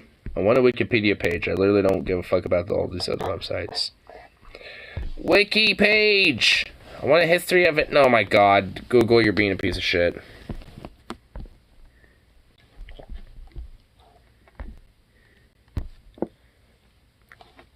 It just immediately sends me to Alabama National Band Corporation. Oh my god. What rabbit hole are we about to fucking delve into? Alabama National Band Corporation, based in Birmingham, Alabama, was a bank holding company, which purchased by RBC Bank in 2008 for $1.6 million. Prior to the RBC deal, the bank was the number 3 bank company in Alabama, with over $7 billion in assets. Damn, boy.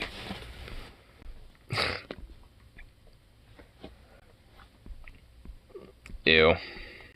So I guess this is it. I mean, it doesn't really say anything about the whole, like, here, I guess? I guess these are just other, I don't fucking know. I mean, is this it? I mean, I guess this is it? I don't fucking know. This is what Wiki sent me to.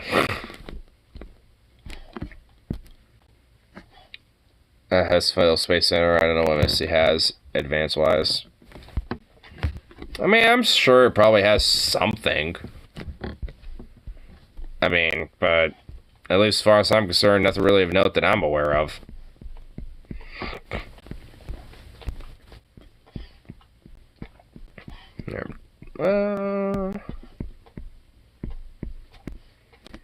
What about Arkansas? They just have racism. That's it. God.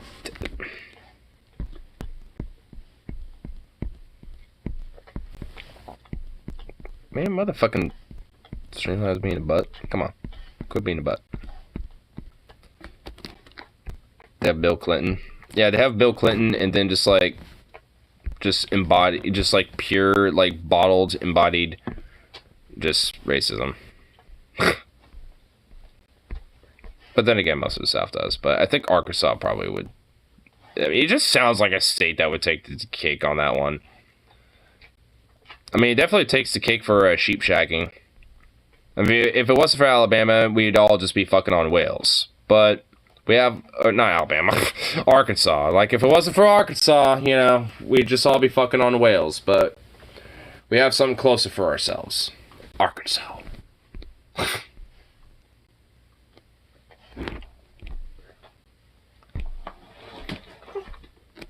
Meh.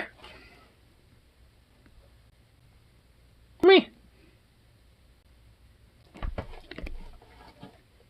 A little goof.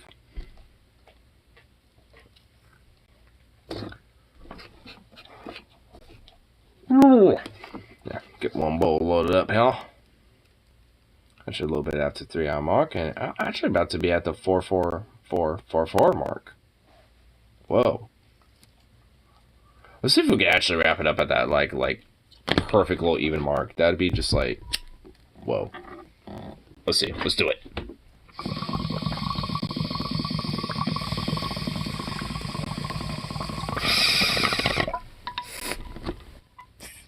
Alright. Give me some food.